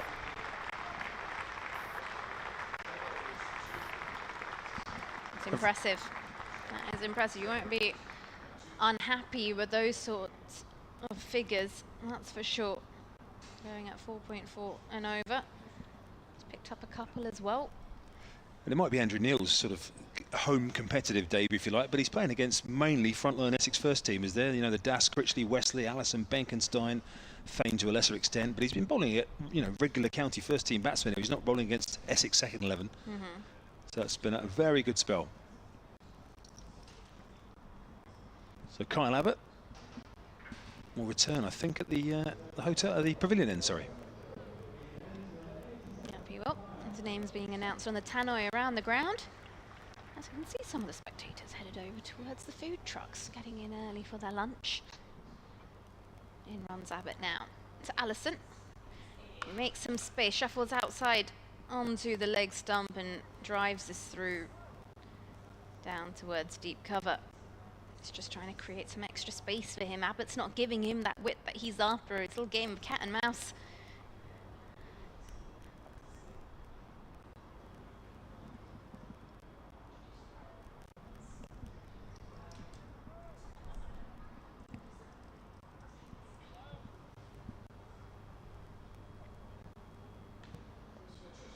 Abbott ready to go again from the pavilion end. And this one's in the air. Fernandez gets this over mid-on's head. It's racing down towards the boundary. And the ball will win that race. 4 runs to Fernandez. I don't know how intentional that shot was, Chris. It just didn't seem to come out where he wanted it to. He just gets the right elevation to go above mid-on's head. In advancing down the track, it looked like it made it more difficult for himself, didn't he, in the end? It was obviously premeditated to come down there, and he just about got enough to clear the infield, and ultimately enough to get it to the rope as well. But in now, this one off the pads, flicked away down towards deep square leg for a single.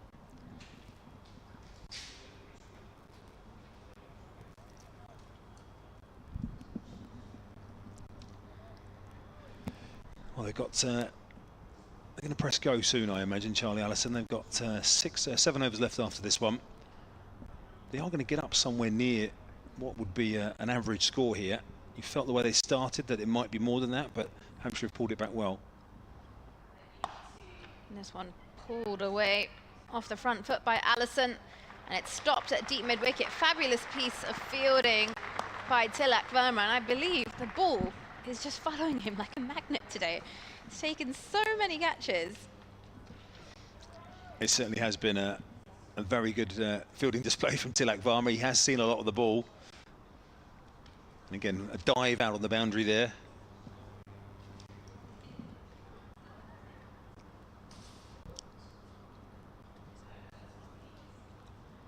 Abbott in. And this one just gets off the toe end of the bat into the leg side. It allows them to come through for a single. So one more over for Kyle Abbott left here. Just looking at who Hampshire are going to turn to for the death overs, really. Jack's got a couple. Dom Kelly's going to end up with a bit of responsibility here as well. And Felix Organ might have to bowl a couple of these last few as well. With Neil bowled out. What do you say to Eddie Jack, right? You've gone at 8 and over, but we still believe in your ability to bowl at the death, so give us a couple.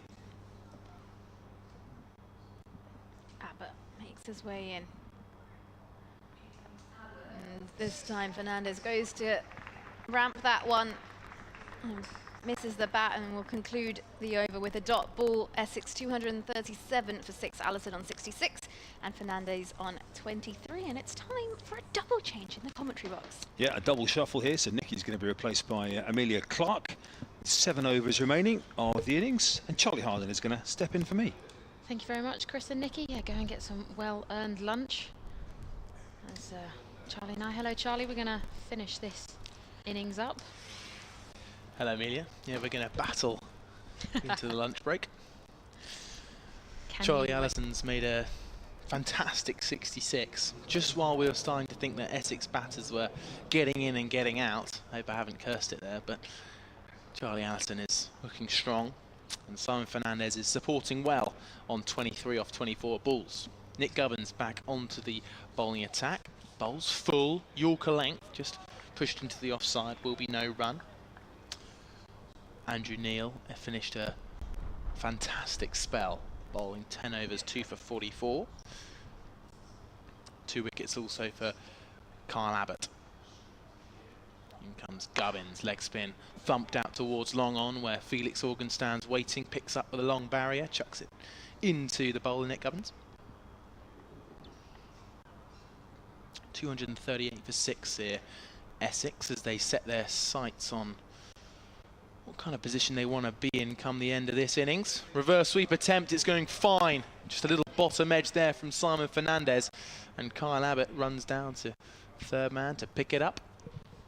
Throws it back in. Picked up by Ben Mays. Where do you think we Essex are going to be wanting to finish here as 50 runs gets brought up between the partnership of Charlie Allison and Simon Fernandez?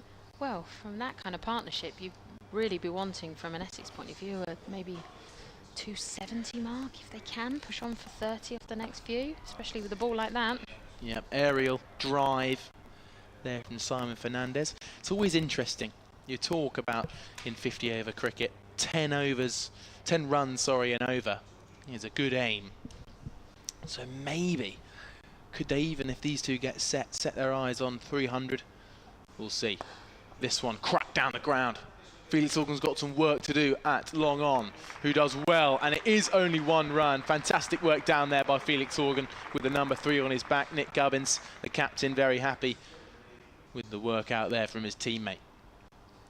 I've had an email from Colin Stringer at silentcricket@gmail.com, which I'll say after this ball. Gubbins in. Cracked over cover. This time it's going to take a few bounces and skip away to the boundary for 4. Great shot from Simon Fernandez, who is making Hampshire a little bit frustrated here as he moves on to 30. Yes, so we've had Colin has emailed silentcricket@gmail.com. He says, hello, an Essex supporter here, and a little bit of background on Nick Brown, who we were speaking about earlier. For a long time, he has been a stalwart opener for Essex in the county championships, but more in the Chris Tavere mould than the David Warner. I can understand why Essex don't have him opening during the power play, but to be honest, if he's not opening, he's only making up the numbers. In fact, there is probably some truth in that, as we only have 13 contracted players to select from this competition. I suspect some of the cheers for his run were ironic. Anyway, Nick is a great bloke and has a brilliant is a brilliant player for Essex. He has a testimonial this year, so please give him a shout out. As Kyle Abbott is going to come in for his last over of the day, and that's clipped away very nicely, cut through the covers, and that's gone for 4. So yes, thank you very much, Colin, for that email at solentcricket@gmail.com. Please do keep them coming, but yeah, nice bit of background. And that brings up the Essex 250 runs, and out of 44 overs in 170 minutes. Yeah, there were points during this innings that pointed towards Essex struggling to get up to this 250 mark, but as you mentioned previously today, they've actually combined quite a few decent partnerships together. Shot. And this that's one driven down on leg side, and that's just gone for 1. played it through his legs there. Yeah. Did Charlie Allison, just opening it up and then just guiding it down towards fine leg. Final over this one for Kyle Abbott. He's bowled really well today, taking 2 key wickets of Nick Brown, as we've been talking about, and Matt Critchley, both falling inside 5 and 7 balls respectively. Kyle Abbott pouncing on the new batters. Yeah, the graphic just saying the last wicket on 189 for 6, so these guys have really pushed on quite a bit since then, as Abbott comes in and bowls, and this an attempt at sort of a ramp shot that just didn't work. Kind of hit him on the I think it was sort of the knuckle of the bat right at the top, and just sort of popped away. I think a bit unexpectedly there for Fernandez. The knuckle of the bat. Yeah. I'd love to know what. Isn't where that like is. The bit of the bat, the back, you know, where it like joins, and that's like your knuckle. Is it? Where the grip joins the bat? Yeah, you know, if you look at a bat from behind, the bit that sort of joins is almost like a diagonal bit, and that's like the knuckle. It's like that. That's how I've always called it. I'm probably wrong. As Abbott comes in, right arm over and bowls again, and this is driven down the ground nicely. No, I like it. I like the knuckle. I just think we need a bat here for you to describe describe what part of the bat it is. 2 balls left then in Kyle Abbott's spell. He's been at his everlasting, brilliant best today, as he's brought back into the side for the 50 over competition in the place of Manny Lumsden, the 16-year-old, who on debut took 3 wickets in Hampshire's 72-run win against Glamorgan. Did get hit for a few though. He took 3 for 64 in 5 overs, I believe. So striking well, but also getting struck well. As Abbott comes in again. Second to last ball of the over, and this is played very nicely through on leg side, driven down, but picked out the fielder. They'll only get the 1 from it. 1 ball left so far for the Kyle Abbott overage, until he meets his max amount. Yeah, this is good batting from these two. It's quite easy to get to this point in 50 overs and think we've got to start kicking through the gears. You know, you've got just over 5 overs left now. But they know Kyle Abbott's only got 1 left. Nick Gubbins is bowling from the other end at the minute, so maybe they'll be looking to attack elsewhere, just get through this over with a few singles. As the Yorker length comes in, and Fernandez again tried to sort of ramp that over, but wasn't able to quite get that on. And big round of applause comes around the ground. Kyle Abbott has bowled his 10 overs. Crowd here at Hampshire always appreciative of him. 253 for 6. We have 5 overs left. Yeah, a good spell there from Kyle Abbott. 2 wickets, 53 runs, going at a run rate of 5.39. No wides, no balls, 2 maidens. This guy doesn't stop impressing us. Meanwhile, we've got the same bowler at the hotel end. The captain is bringing himself on. He's enjoying a little bit of bowling today. He's 1 for 19 off 3. He stands ready. A few spinning balls from right to left hand. This time full, driven straight back over his head, and it runs away for 4. It's a loose delivery from Nick Gubbins, and Charlie Allison takes advantage and moves on to 78, just 22 runs away from a first 100 in list day cricket. He can get there, can't he? 5 overs to go. What do you reckon? Wow. 22 runs to get? Yeah, well, I don't see why not at the rate he's going at the moment. Yeah, really well balanced innings at the minute. Started slowly, just taking singles when they come. And when we saw a 6 over mid-wicket off Andrew Neil, we start to get the sense. Here he comes down the track again, just driving though, out towards long off, where the fielder picks up and throws in. That's Eddie Jack out there. Brings back Fernandez onto the strike, who has played his role perfectly today, going at just over 1 a ball. This time he's driving over cover. It's quite aerial. Is the catcher interested? He's not. Eddie Jack picks it up on the second bounce and throws it in, and 2 more runs go to the total of Simon Fernandez. Yeah, Eddie Jack was a little bit too fine there, and it took quite a little bit of effort to get round, so, and then it dropped short of him. I think if he'd been more in that position, it would have absolutely been a catching interest, but I think he just wasn't quite in the right position for it. Trying to save the boundary rather than look for the catch. Yeah, same shot again, this time better execution as it's skipping away to the boundary, and it gets over Joe Wedley's head at cover and runs away for 4. Once again, this is a sign now of Essex really starting to up their aggression and moves them to 264 for 6.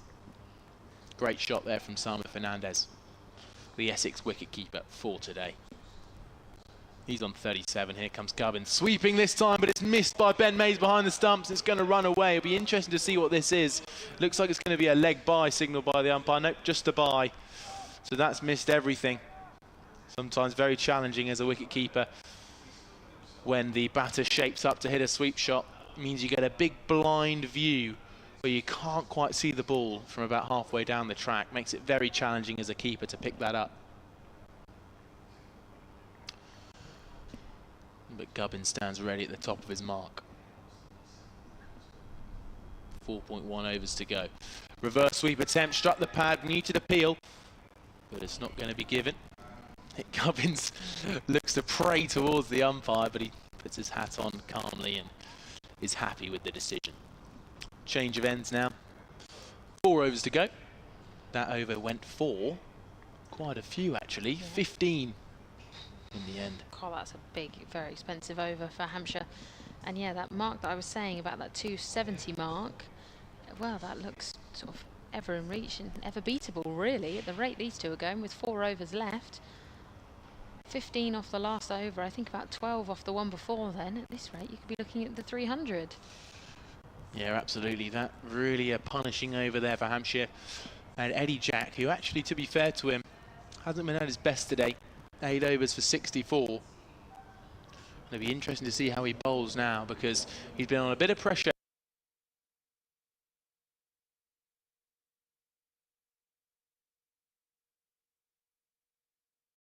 A lot of the time the Essex batters have been capitalising. But there's a bit of a meeting here, Amelia. There is, yeah, there was one of these earlier as well. Looks like we've got Kyle Abbott involved, Nick Gubbins the captain. Yep. A lot of experience around the young 19-year-old Eddie Jack. He took 2 for 41 against Glamorgan earlier this week. To be bowling well off his 10 overs. He did take 4 for 29 last year against Northants as well. They're his best bowling figures. He's got an average of 23 in this competition. 21 wickets so far. As he bowls into Charlie Allison, who's just thumping it out towards Tilak Varma. Takes 1. So a crucial point in the game now. It's going to really define how Hampshire go about their innings these last 4 overs. We've got Simon Fernandez, who's set on 37, and Charlie Allison, who's nearing that first list day 100. And Eddie Jack onto the attack. He's got 2 overs to go, so he'll bowl out to the end of this innings. We've got 2 overs to come from elsewhere. It's Gubbins filling out the overs at the minute. Here comes Eddie Jack. And an attempted drive through cover can only go as far as the bowler himself. Eddie Jack picks it up. It's been a good start to the over from him. Absolutely. Yes, we've got an email at solentcricket@gmail.com from Sean Anderson, who was talking about the Southern Brave Manchester Originals game last night. And I will... Great game. I will read that out in a moment after this ball. Well, I might make a prediction. He might talk about Sonny Baker and Scott Curry bowling for Manchester Originals against the Southern Brave. Nonetheless, this one's just beaten the bat. An excellent slow delivery from Eddie Jack. Simon Fernandez has faced 2 dots in a row, and it's the kind of thing that he'll just be thinking about. A little bit of pressure building on him. Well, Sean says, hi team, strolled into a beachside bar on holiday in West Wales, sunburnt and optimistic, only to be slapped in the face by the 100 on the telly. In a moment of weakness, blame the heat and the lager, I glanced at the scorecard, only to see Sonny Baker and Scott Curry, 2 Hampshire lads, sharing 6 wickets for the Manchester Originals against the Southern Brave, a team based at the Rose Bowl. Eddie Jack in again, this time cracking away through the covers. Brilliant shot from Simon Fernandez. Just as we thought a bit of pressure was building on Essex, Simon Fernandez comes skipping down the wicket and cracking it through the cover. I'm so pleased with myself I got that right. You did, you absolutely. You couldn't have spotted it any better. I thought you'd already read the email. So I haven't. Goodness me. I haven't. Don't point any fingers. But no, those 2 bowled really, really well. It was unfortunate actually for Sonny Baker. It's so interesting talking about this. We're all essentially Southern Brave fans down here, but we've got 2 young Hampshire bowlers who we are also really supporting in a slightly more emotional way. And Sonny Baker, despite getting plenty of wickets last night, actually was bowling the key over at the end, which a few runs got leaked off him, but we know how good of a bowler he is. And he won't stop getting better. Here comes Eddie Jack then, at boundary. Last ball, attempted reverse rampy scoopy thing. Goes through to the keeper. Yeah, I think that was a very good explanation of what that shot was. It was a rampy, scoopy shot type thing. And I'm not even sure Fernandez himself knows exactly what that was. But it was an attempt, and it just shows how free Essex suddenly feel. Yeah. That they can really start going for this. You know, you've got 3 overs left. You're in a comfortable 273 for 6. You've got a couple of good batsmen waiting to come on if they need. Eddie Jack in again, down the track, over extra cover. Will it be caught? It will! Simon Fernandez has made a really good 41, but you got the feeling if he was there at the end, Essex could have really capitalised on it. I think it's Nick Gubbins here with the catch. We will get confirmation on it for you. But 273 for 7 now, Essex, and that will just stop them in their tracks on their pursuit of 300, maybe even 310. Yeah, absolutely. As soon as Jack bowled that ball, you could see it just come out the back of his hand, and he thought, right, it's going to be a slower ball here. He's going to try something.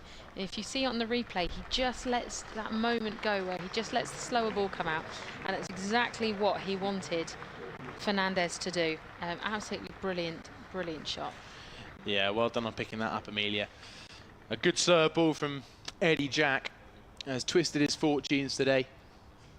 His figures were tending towards being a little bit too expensive for his liking, but that's a really big wicket at a crucial point in this game that are stopping Essex in their pursuit of 300.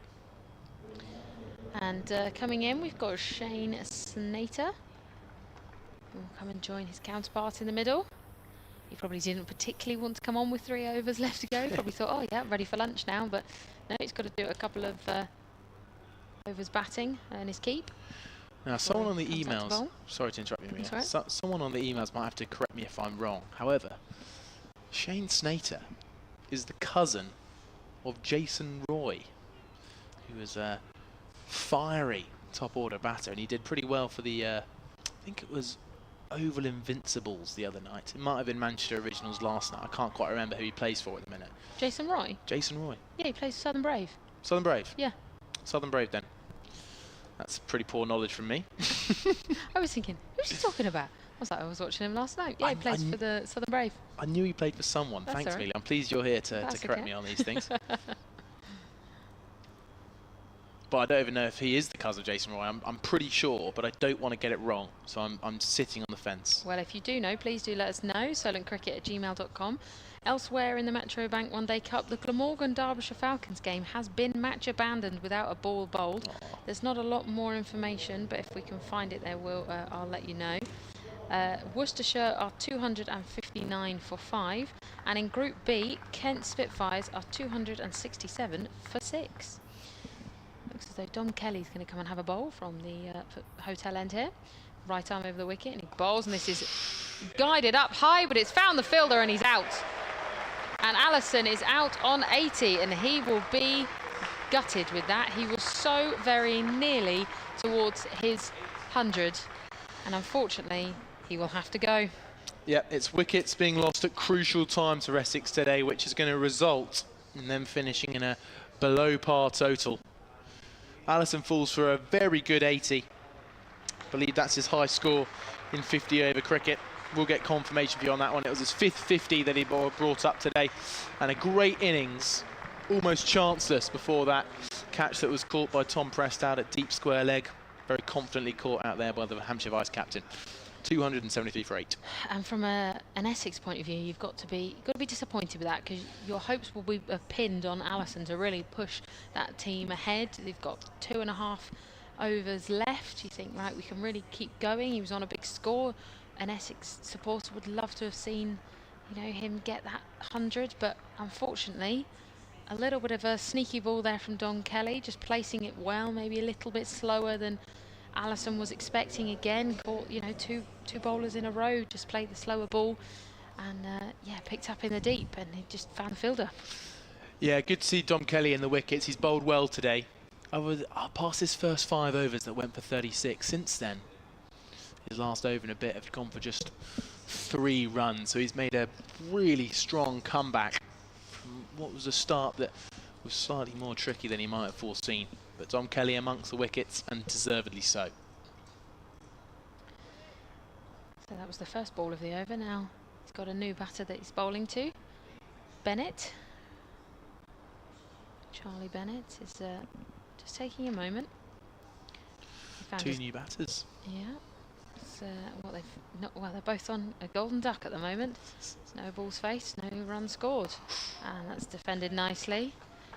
Making Bennett play is Kelly, really firing at those wickets now. 273 for 8. No runs scored, but 1 wicket dropped by Essex. Now Charlie Bennett playing his 2nd game for Essex in this competition. And Don Kelly again comes in. Ball shorter but delivery, and this is swiped at, and he's driven that all the way down the ground, but got Tilak Varma in comfortable position to field that. And now you might be deceived by him batting at 10, but a couple of weeks ago he made a 50 for the Essex 2nd 11, and actually took 6 wickets in the match for Essex 2s just last week, so deserving his call up. But batting at number 10, 2nd 11, 50.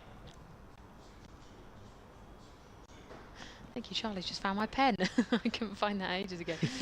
As Dom Kelly comes in, and shorter ball again, turned away on the hip, and that's been able to be unstopped just behind him, and that's picked up on the boundary nicely, so that will save the boundary for, I think they've got about 3 off of that though.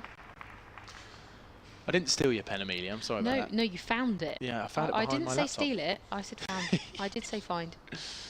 No, I think Chris actually stole it earlier when I had a bit of paper it was attached to, and he walked off with it, and I thought, oh gosh, now I can't write anything down.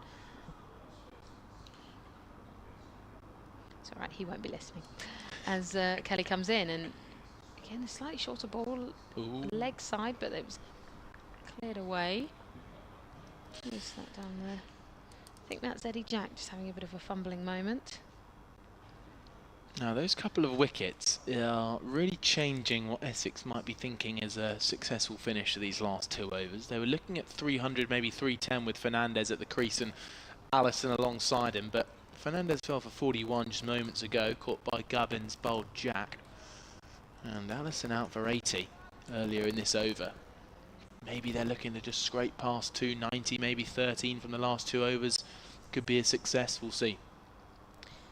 Kelly once more in, and a much fuller ball, driven down the ground, but found Tilak Varma, who sprints in with a lot of gusto. How has he still got so much energy? And that was a direct hit as well. Now it's confusing, but because of the direct hit, it's now actually rebounded off the stumps, and they're going to carry on running. And so they've just got 2 off of that. So shouts from around the ground. Tilak Varma is too good at fielding for that moment there. He stormed in from the boundary. His energy's been superb all innings. Picks up and throws at the far end, so he's at long on. He's thrown it to the opposite end of the ground. Direct hit. run away to the boundary, almost went for 4 overthrows. He's fielding so well today. 3 catches to his name, and along the ground he has been terrific. 280 for 8 are Essex. We've only got 2 overs left. 2 overs left. 2 wickets for Hampshire to cut it short. And if Essex can get over that psychological 300, could just cause a few extra issues for this Hampshire side in the chase. We'll see after the break. Eddie Jack, his final over of his spell. 9 overs, 1 for 69 so far. Here comes Eddie Jack. Only goes as far as straight back to him. An attempted pull shot there from Charlie Bennett. Shane Snater alongside him with a high score of 64 in this competition, so he can bat as well.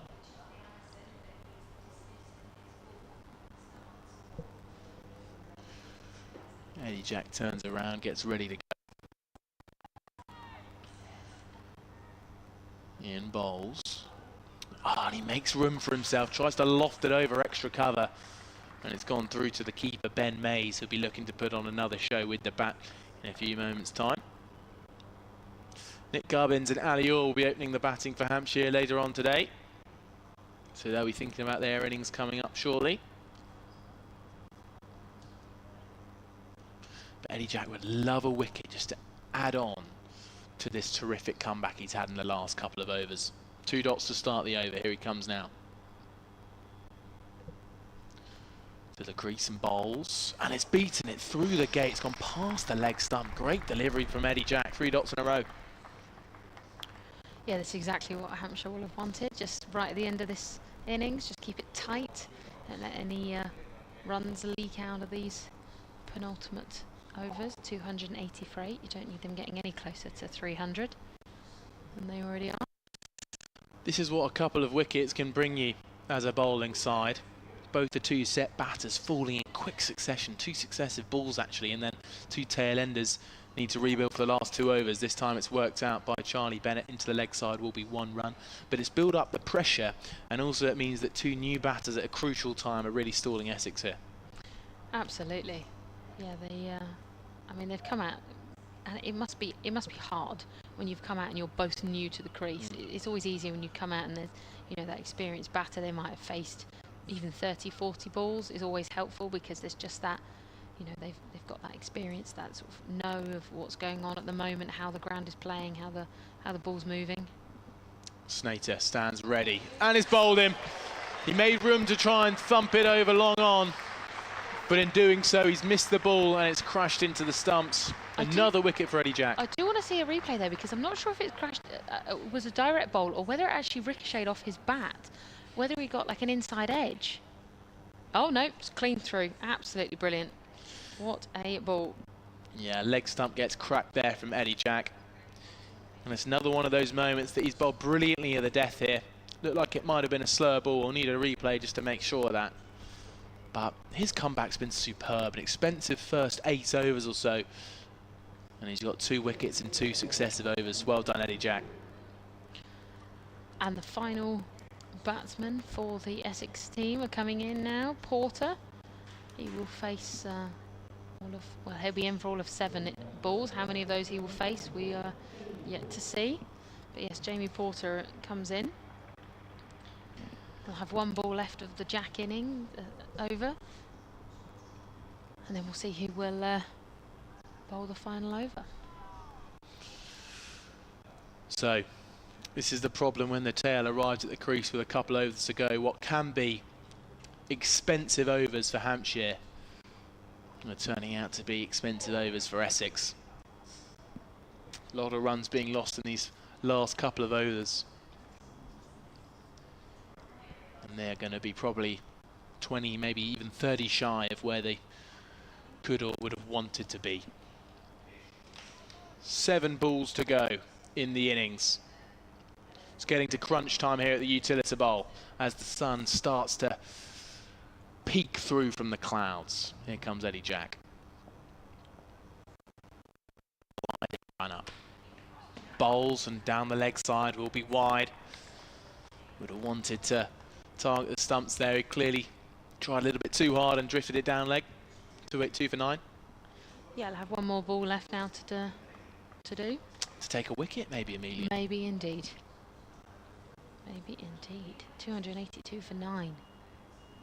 It really has ebbed and flowed as this game. Every time you thought Essex were getting on top, a wicket would fall, bringing Hampshire back in command. Here comes Eddie Jack now, driving from Jamie Porter out towards cover. Porter keeps the strike for the next over, and a really solid end to Eddie Jack's spell, taking him from 8 overs for 68, I believe it was, and the last 2 overs going for a combined, I want to say 5 runs. He finishes on 2 for 72. And a well-bowled spell in those finishing overs from Eddie Jack. 2 key wickets of Snater and the key one of Simon Fernandez for 41. So we've got the last over of the day. It does look as though Dom Kelly's going to come and continue and finish up his bowling from the hotel end. Just waiting for that to be announced in the ground. He has got overs left in him. He's only bowled 8 so far, so he's in 1 for 46 in 8 overs. So he's, I would say both a very good and a bit of an unfortunate couple of overs. Taken a key wicket, but also had a few runs leaked from him. Perhaps he's still got another over now to prove just how good he is. Yeah, Kelly's bowled well today, especially in his latter. As it comes in, and oh, I thought I was going through to the stumps then, did you? Yeah, we both made the exact same noise the exact same time. Just an interesting ball there, almost played onto the stumps. Yeah, it was indeed. And do you know what? It looked as if it was going to be an identical ball as the previous wicket that's just fallen. I think that's why we both, our ears pricked up as soon as we saw it. Like, ooh. So Kelly wasting no time. Comes in and past the umpire. Field creeps with him, and this is up in the air and lands safely at backward point, and it's been saved on the boundary, it looks as though, so the batsman will keep running. Round of applause for the fielder out there in the deep. Yeah, Kyle Abbott does well down there. You might think he's getting on in age, but it certainly doesn't look like it. Bit of acrobatic work down there to prevent the boundary off Dom Kelly's bowling. So 4 balls left, 285 for 9. As Kelly comes in a bowl, shorter delivery, swing and a miss, and it's carried through. It's out. Oh, he's out! Fantastic. I didn't even see that. There was a very muted celebration there. I did think it might have clipped the outside edge, but that will bring up the very end of the Essex innings. It was Porter who went, yeah, just seeing it on the replay there. Yeah, you could only see just Dom Kelly, a little fist pump there just to say, I'm glad that's taken and done. So we finish 3 balls left of the 50 overs. And Essex finish on 285. Yeah, well done Dom Kelly and Eddie Jack, finishing off the Essex innings really rather well. With Eddie Jack taking the 2 wickets of Fernandez and Snater, and Kelly taking the wickets of Jamie Porter, and also the almighty one of Charlie Allison, which was caught by Prest out a deep backward square leg. So only a few overs it's taken for them to clear up the tail, break that key partnership, and Hampshire, after the break, are going to be chasing 286 to win. Players due to resume at 2:50 p.m. And we will see you then. Please join us back. It's been a pleasure to take you through the first half, and we will see you when Hampshire come out to bat.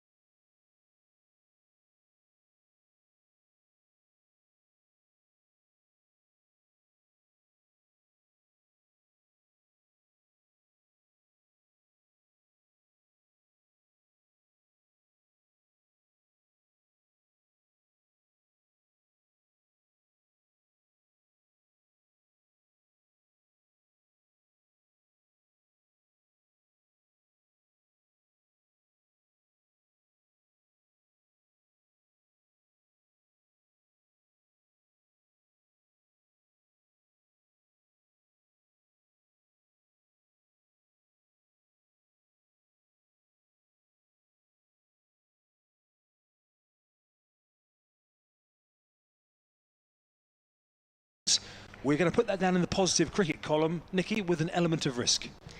Yeah, I heard a term recently called green light running, and I think that's exactly what I would put that down to. Yeah, interesting choice to just create that slightly risky opportunity off the first delivery, but he makes it home safe, so I guess it's... Yeah, it works in his favour there. Any run you complete is a good run. Yeah. But the full length dive required on the first ball of the innings probably does indicate a little bit more risky than maybe Alior thought. In comes Porter again then. Hampshire off and running with 2 without loss. That's on the pads of Orr, who flicks it away through mid-wicket. It won't go all the way to the rope. It's a fielder in pursuit. Looks like Critchley running down towards the Shane Warne stand. In fact, it's not Critchley, he's in its second slip. Is it Nick Brown? Just from the fact that the Bentley Cricket Club supporters group away to our left, who we mentioned earlier on, seemed to be in full cheer there. Maybe that is Nick Brown. Haven't quite got the Essex field placements sorted just yet. So good start. 4 without loss from a couple. In comes Porter again. And that one has beaten the outside edge of Alior, who's playing forward. And that one's through to the wicketkeeper Fernandez. So still a little bit of Jamie Porter, of course, who was on the England A, so the Lions set up, isn't he? And not quite made the in the end the full strides like his teammate Sam Cook has towards the full England squad. But Porter, a very highly rated quick bowler, who Essex are very pleased to have for this competition. Nipping past the outside edge of Alior in the first over. Comes Porter again over the wicket, and this time Orr is playing that back to the bowler. No run. Nick Gubbins at the non-striker's end, fresh of his 144 not out, career best the other day down at Neath. I never saw a wide shot of that ground to see whether the boundaries were, what the boundaries are like there. It's obviously a club ground. I don't know what the boundaries are like, but I mean, Ben Mays and Nick Gubbins, particularly Ben Mays, were making light work of the boundaries down there. It was certainly a score that indicated conditions were very favourable, as this time Orr is propping forward, a step thinking about a run, then immediately put his gears into reverse. Yeah, I'm afraid I can't help you there, Chris, because I've never been down there myself. No, not been to Neath. I've been to St Helens at Swansea, I've done a Hampshire game down there, which is a lovely spot right on the seafront. And in fact, I think Ospreys, the rugby club, have just got permission this week to redevelop that area. So the famous old St Helens ground down at Swansea may not be in its current form for too much longer. As Porter is in once more to bowl, this one is worked out square on the leg side by Orr. No run on this occasion, end of the over, 4 from it, and 1 minor run out scare. Yeah, risky running off the first ball of this innings, but Alior makes his ground in time. Just 5 minutes to 3 o'clock. And the required run rate for Hampshire is 5.8 runs and over.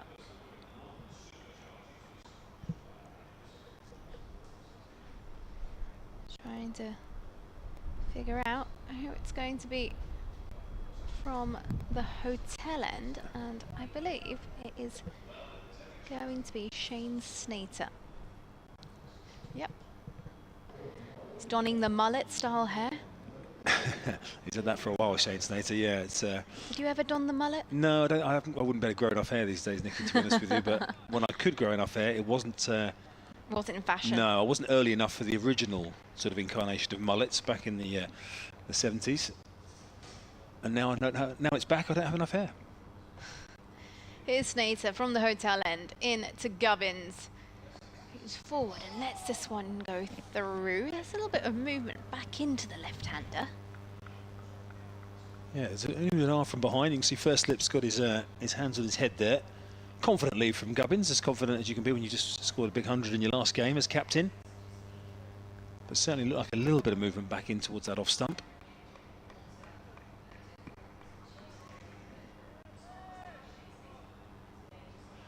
Some early running footwear repairs for Alior at the non-striker's end. That's what happens when you have to put in the dive early on, isn't it? Snater into Gubbins.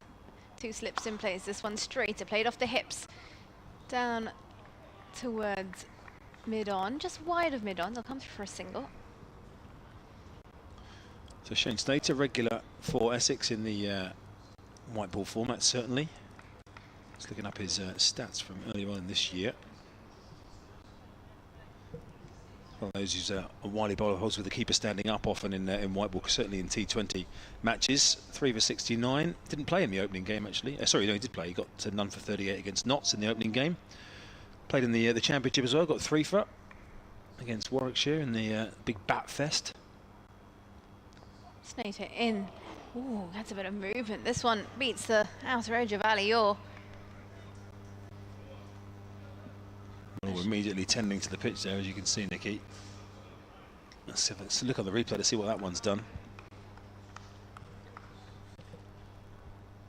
But certainly enough to just keep those fielders behind the wicket interested here. Always been beaten a couple of times outside off stump now.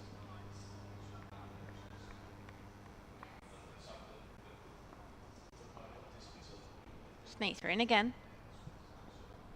Oh, and this one just defended by Orr. Getting a bit of assistance from the surface here, Shane Snater. This one's jagged back into the left hand, with the ball previous just nipped away. That noise you might be able to hear in the background, I think, is that Nick Brown has just given a wave to his supporters. He's on their side of the wicket now, just away to the left of camera shot, fielding at mid-wicket, in front of the Nick Brown fan club. For those who weren't with us earlier on, a touring group from Bentley Cricket Club here to personally support Nick Brown. Snater in, and this one flicked uppishly off the hips and away for 4 runs, down towards deep backwards square. We'll have to check that. Is that 4 or a 6? It's a 6 as the umpire raises both his arms towards the scorers. Gets enough elevation there, Ali-Orr. Take a look at this, just helps it along. And, well, you can only play that sort of shot if it's a good wicket. We saw it in the first innings as well, a few of them from Essex. Yeah, the line started too straight from Snater there with the angle. Easy pick up for Ali-Orr. Snater, and he tries to do it again this time. This has come off the thigh pad. Fernandez will chase as he shies off one glove. And that will be the end of the over as well. Hampshire 12 for no loss after 2. Got off to a good start here, have Hampshire. Ali-Orr's got most of those, you can see 10. Nick Gubbins just the one so far, so Orr taking most of the strike. From 144, not out. In terms of the competition last year, Nick Gubbins, he was Hampshire's top run scorer. In fact, Ben Brown, sorry, scored 1 more run than him. Nick Gubbins got a big 100 in the competition last year as well. But Ali-Orr is milking the strike at the moment. Charlie Harden, welcome back. Thank you very much, Chris. Here comes Jamie Porter then. Bowls, and it's just edged down towards third man. Ali-Orr batting there. Jamie Porter taking all of the top 4's wickets against Nottinghamshire 2 days ago. He took 4 for 29 in his 10 overs. Looked ominous against the top order. He'll be looking to do the same thing again today. Early wickets are going to be crucial for Essex to defend that 285 they played earlier. With a lot of players losing, sorry, a lot of counties losing a lot of talent to the 100, to have somebody like Jamie Porter available in this this format, big weapon for Essex. Here comes Porter again into Gubbins, just defended confidently out into the offside. Yeah, just 4 Essex players being taken for the 100 this year. You mentioned them earlier, Chris, as opposed to 6 last year. So a little bit better in terms of the number of players they've lost, whereas Hampshire have been gutted. We saw Sonny Baker and Scott Curry take 6 wickets between them for the Manchester Originals, which confused a few Southern Brave fans. Now that is confusing when they're playing for teams non-Southern Brave teams. Gubbins faces up to Porter, and again clipped away straight to mid-wicket. Will be no run. Good intent here from the Essex fielders.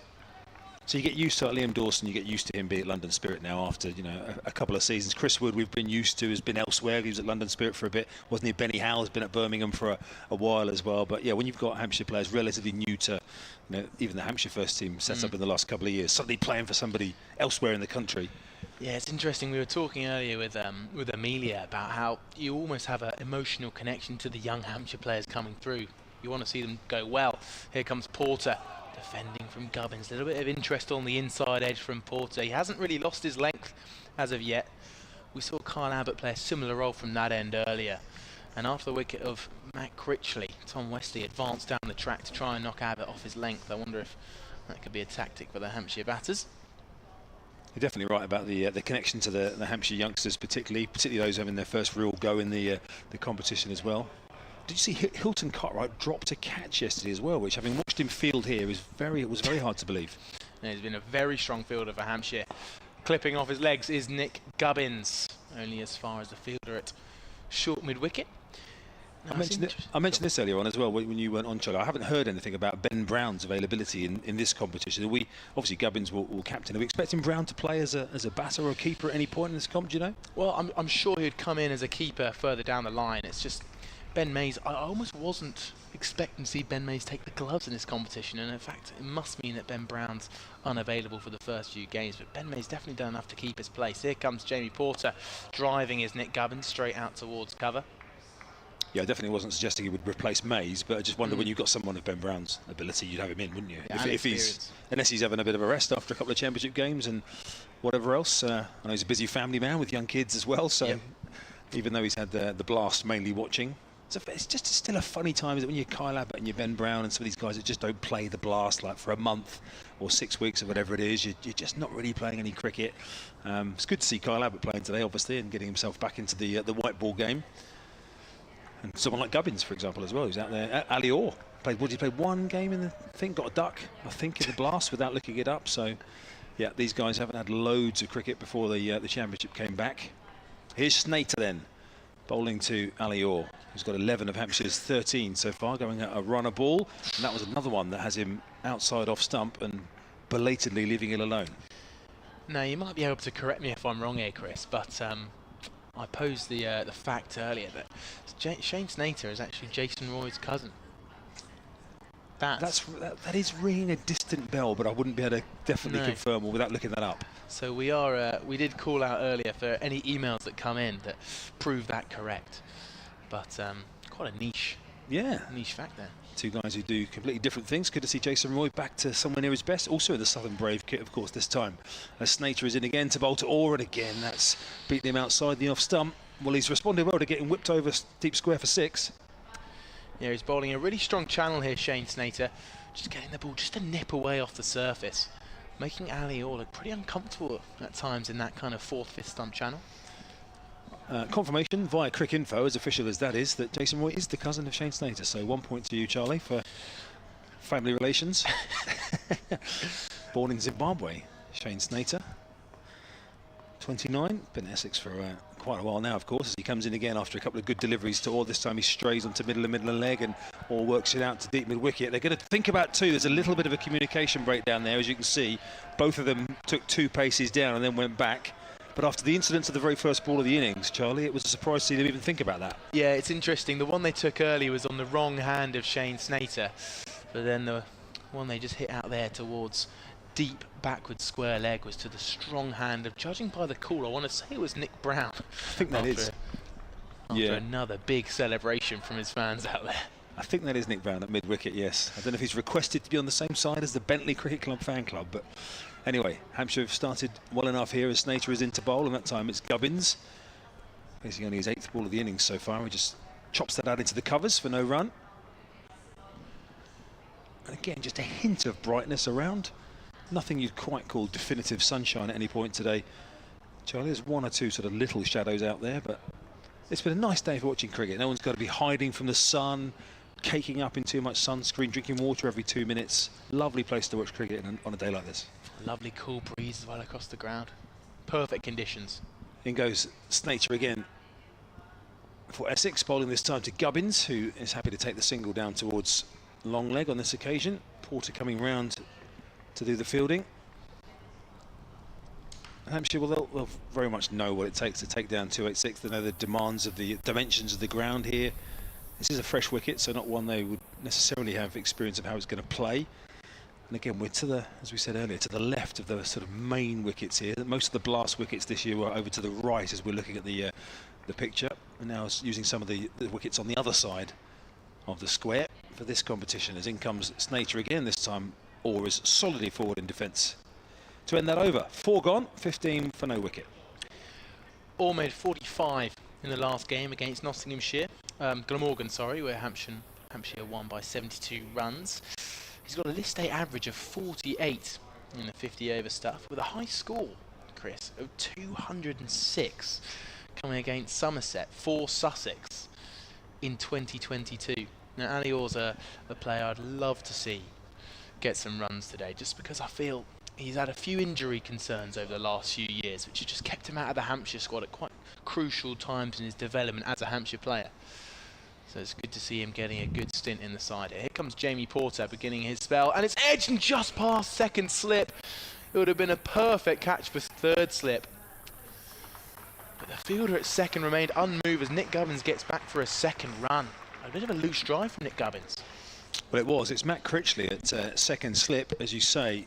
Not interested there. From our angle, it looked maybe a little bit closer to him than it potentially was. If we get a replay, we'll be able to see that. But Critchley, certainly no real movement. He's just moving himself a pace or two wider now as a result of that. The horse may have bolted. Yeah, first slip's gone wider as well, backing the keeper to dive for an edge. This time Gubbins down the track, pushing up towards mid-on. Good fielding again by Nick Brown.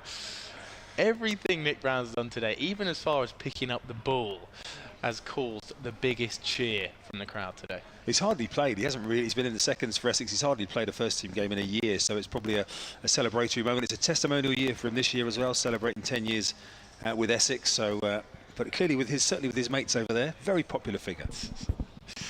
Indeed. Here comes Jamie Porter, bowls and just deflected into the offside. Ali Orr is ultra keen to run down to the striker's end. He's been incredibly intent, not quite reckless, but he's just been desperate to get every single run possible.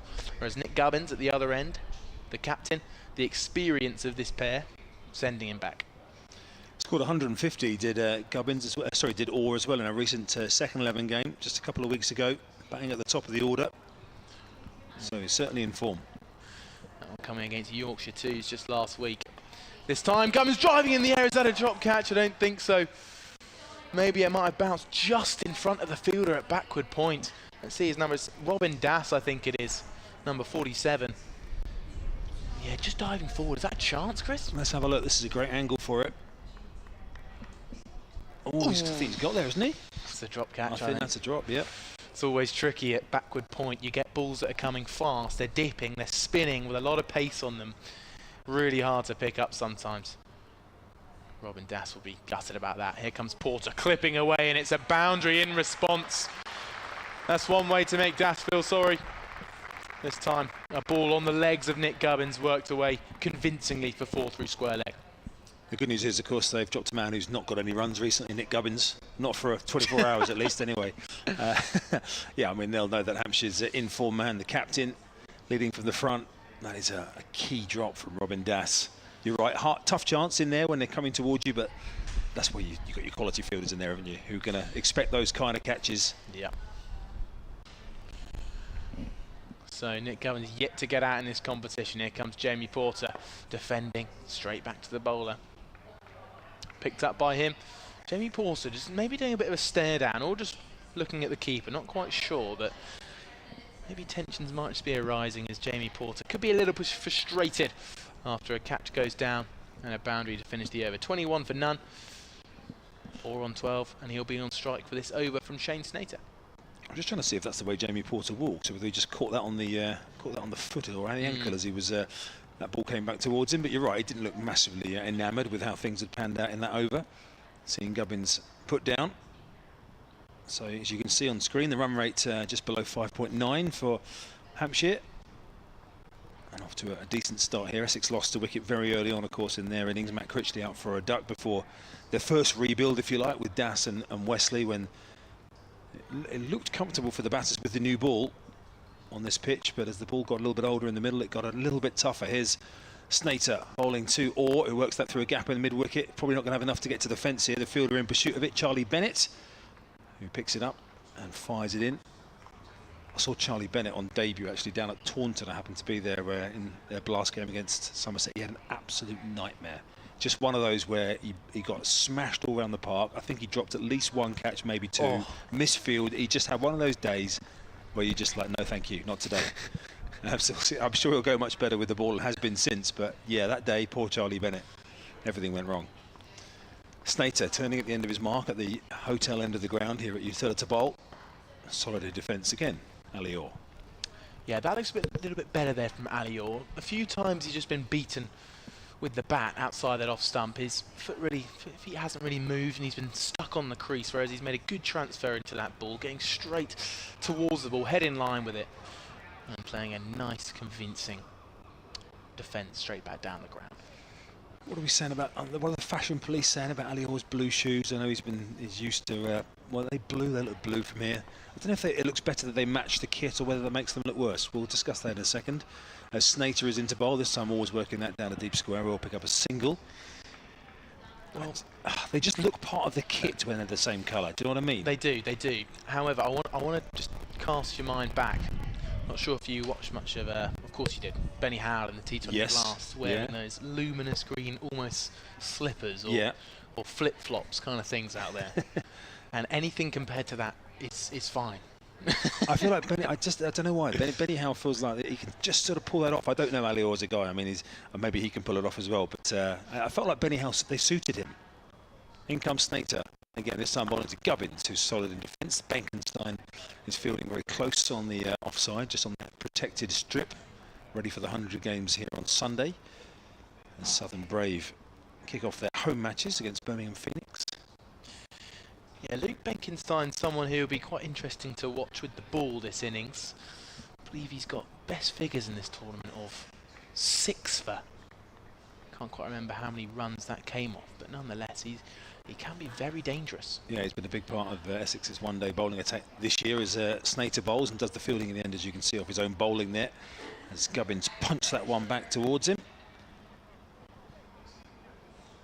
So, remember, 10 overs of power play at the start of these 50-over innings, then the last 10 overs as well. You can have 2 outs in this first 10 overs, 4 out between that overs 11 and 40, and then 5 out for the last 10. I'm sure he doesn't get towards that last 10 overs of power play restrictions that have too big an impact anyway, but at the moment, on course, the reason power play is in my mind, because when I see 5.5, I'm like, okay, that's going to be the end of the power play, but we're not in blast mode. So here goes Snater to complete the 6th. Again, Hampshire have picked up quite a few runs through that leg side area. This time they are thinking about 2 because it wasn't hit as well, just almost dropped into the gap there just outside the circle, and with the fielder Nick Brown having plenty of ground to make up, this time it was a comfortable couple for Hampshire to end the 6th over. So a strong start this for Hampshire. As a change in the commentary box comes, we leave Chris Temple and we are joined by Amelia Clark in a few moments' time. But Hampshire sits 26 for none. Gubbins and Orr playing confidently so far today. Not many chances going the way of Essex, but a few times the ball's just beaten the bat, which are keeping Essex pretty interested as they look to defend 285. But these two have got off to a very good start as Jamie Porter gets ready to get underway from the pavilion end. Alior on strike, the left-hander. 2 taps behind his back foot, faces up. Bowls does Porter, and it's clipped off his hips into the leg side for 1 run. Welcome, Amelia Clark. Thank you very much, and hello to everyone listening as well. Yes, good afternoon. It's been a good start here from Hampshire. Good bowling though from Essex. They've had a few chances that have been very close. Now, I've had a couple of emails, one from Stephen Bryce and one from Edward Edmund, about a certain thing that you were saying about earlier. Oh no, have I made a mistake? No, Roy and Snater being cousins. Oh yeah, here we go. You are in fact correct. Oh, get in there. Here comes Jamie Porter. Bowls, and it's just clipped off the legs, and will be no run. Good fielding in there by might be Charlie Allison, I believe, after making 80. Good work from him. Yes, according to Stephen Bryce, they are cousins. Their mothers are sisters. Roy was born in South Africa and Snater was born in Zimbabwe. So you were bang on the money, my friend. Brilliant. And I believe Shane Snater's got a few Dutch links as well. I think he might have played for the Netherlands. I know he played a bit of under 17 stuff. I think he might have played for the first team as well. But here comes Jamie Porter now from the pavilion end. Bowls cut away by Nick Gubbins. This is a nice looking shot out towards the point boundary, just off the back foot. Cutting with confidence. as Hampshire move on to 31 for Nan, Gubbins on to 14. Yeah, it's nice to see these two creating a nice partnership. 31, both going about it in the right way. You know, Orr off 16 off 19 and Gubbins 14 off 20. So they're moving along nicely, but neither are rushing it too much. And yeah, it's really nice to see. Yeah, it feels like low-risk cricket here from Hampshire so far. Gubbins faces up, this time working her way out to deep square leg, another single. And Jamie Porter does a little waft of frustration as the ball is chucked back into the gloves of Simon Fernandez. What I do always love about the Hampshire team is you can't quite tell it so much on the stream, but in person, the pad difference, the colour in their pads. So I think it's Nick Gubbins has really quite luminous yellow ones, whereas Ali Orr has almost like mustard yellow pads. And I always wonder, you know, what happened there? Why are they such different colours? Well, here comes Porter again, this time blocking from the mustard pad Ali Orr. I'll tell you, mustard could be the perfect definition of that colour. It's a very subtle difference, isn't it? But it is quite clear now you've pointed out, and I can't stop looking at it. It really is. Like Gubbins is quite a bright. It is. You know, a very bright sort of sunshine yellow. Sunshine yellow. Whereas Orr is very much a mustard yellow. It's almost orange. It is almost orange. Well, here comes Porter in again. Clipping down towards fine leg, and it's going to run away. There's no fielder there at fine leg, and it goes for 4. Just to add to the anger from the Essex players, a short fine leg, which is quite wide, almost like a short long leg almost. Shane Snater just gets beaten on the left-hand side, moving Hampshire to 36 for none.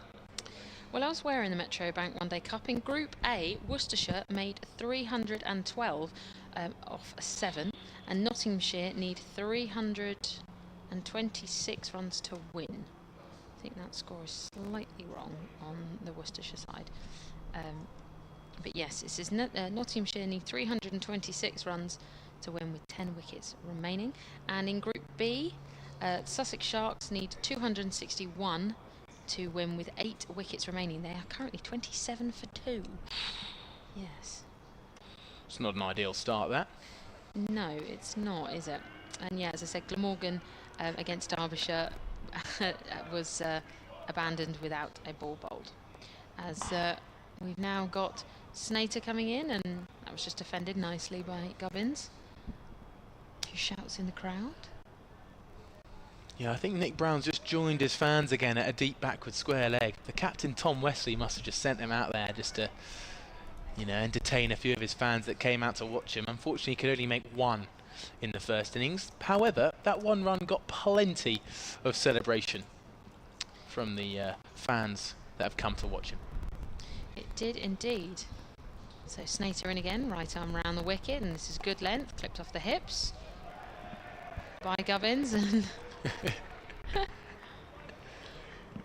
yeah, they are enjoying themselves like that. I'm not sure if you can pick it up on the stream at home. However, there's a lot of lads who are just enjoying themselves out there at deep square leg, just right of where the groundsmen sit, so hopefully the groundsmen aren't getting too annoyed by them out there. No, I can't see too many of the groundsmen actually. I think they're quite happy with the weather at the moment. They've retreated further into the tunnel as Snater comes in and has defended up the track, and he's done almost a cartwheel to get out of the way. I'm quite surprised how he managed to not injure himself there. If that was me, I'd have been flat on the floor. But he managed to get out of the way of Ali Orr, who was sprinting past. And who's that there? It was Charlie Bennett backed him up and stopped the boundary. He sort of managed to put one hand down and kind of cartwheel over the top of it. Quite impressive there, really. Yeah, quite an all-round athlete is He Shane is. Snater. If he ever fancies it, I'm sure the Olympic gymnast team might take him. As he comes in again, right arm around the wicket, and this is clipped off the hip, work round the corner, and they run for 1. That looked close. A very strong throw at the striker's end, but no luck. I think he would have been safe anyway, is Gubbins. Yeah, this is a really good start from this opening pair at Hampshire. They seem to really understand each other's running methods.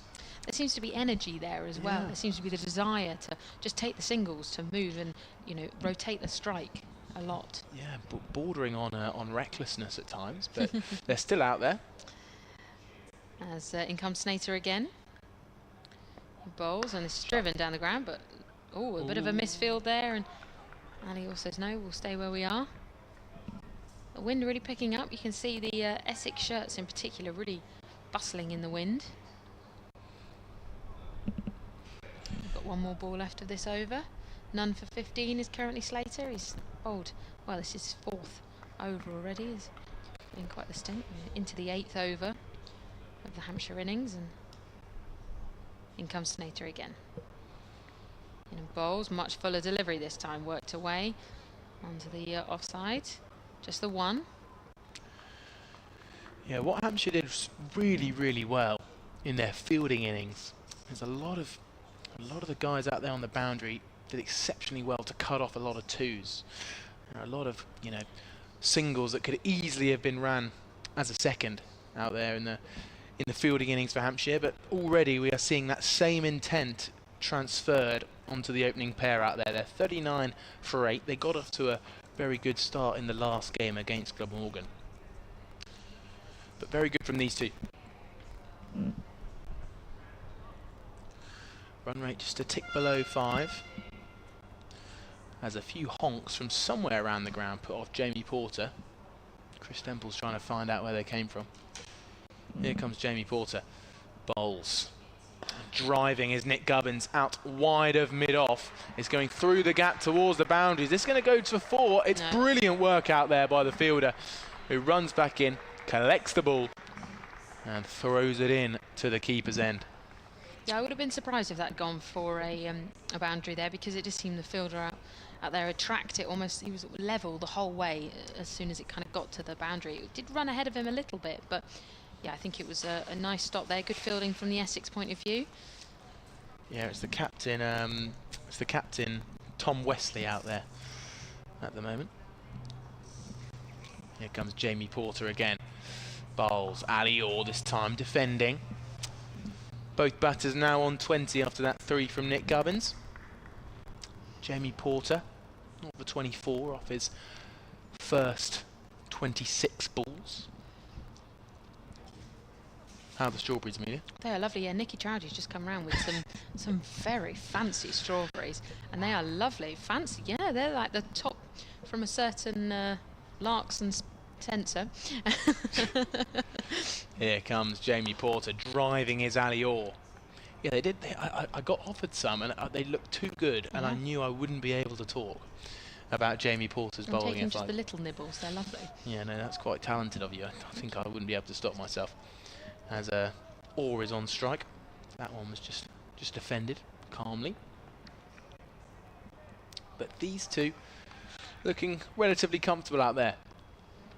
As Jamie Porter begins his long strided run up, and it's clipping off the legs of Ali Orr towards a deep square leg, who picks it up. It's number 56, Charlie Allison out there, who, for those who've just joined us, got a brilliant 80 off 90 balls earlier today. Really getting Essex out of somewhat of a hole after they lost the 2 50 makers of Robin Das and Tom Wesley at the top of the order, as Essex made their way up to 285. Charlie Allison was supported with a very good 41 from Simon Fernandez. Pulling now is Nick Gubbins behind square, and Charlie Allison won't be able to make it.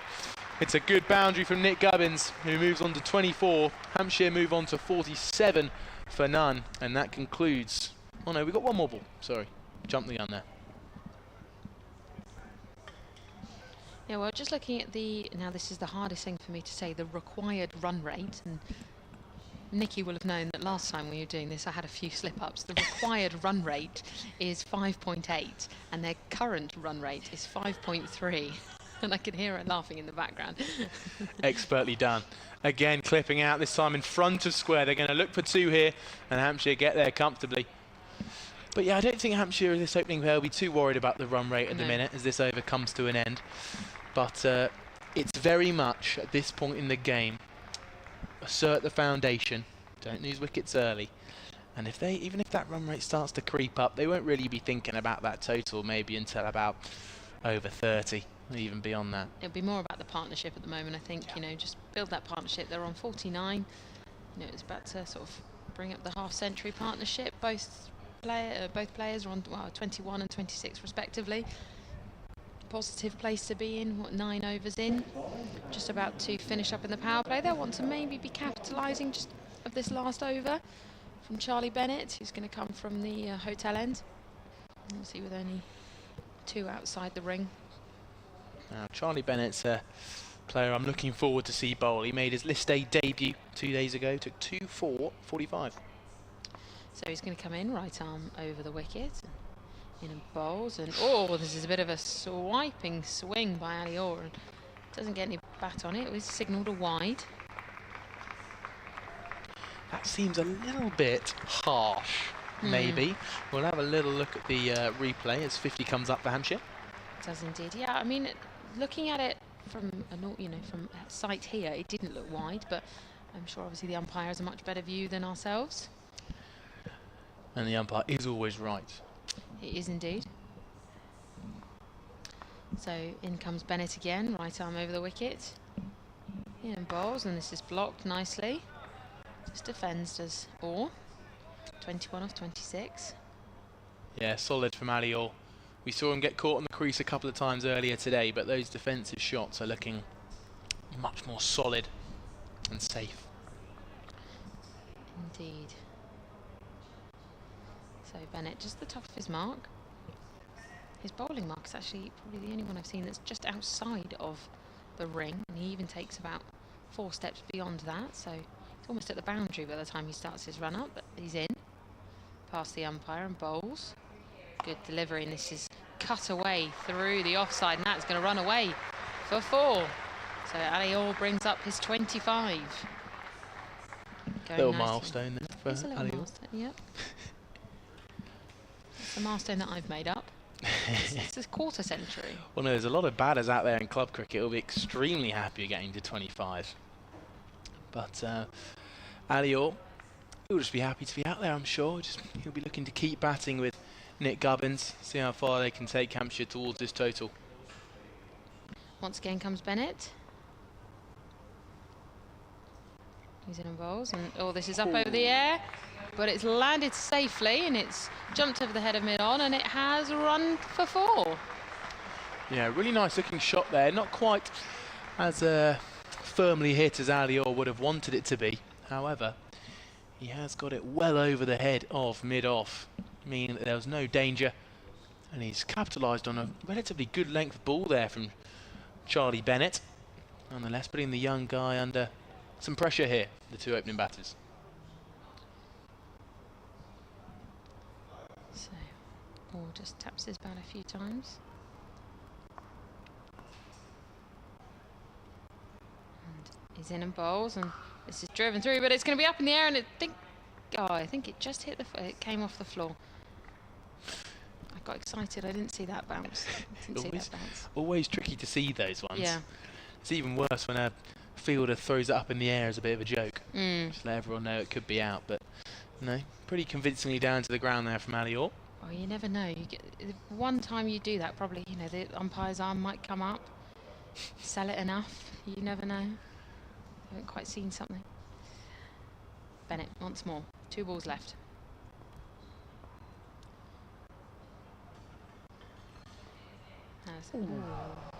Just beat the bat there a little bit.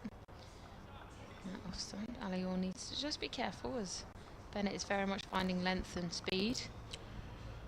Yeah, it's been a good over so far for Hampshire. 9 coming from it off the first over of Charlie Bennett. So no real need for Ali Orr to do anything dangerous on this last delivery. I'm sure we'll just be looking to get through it, or maybe heap the pressure on the 19-year-old Charlie Bennett.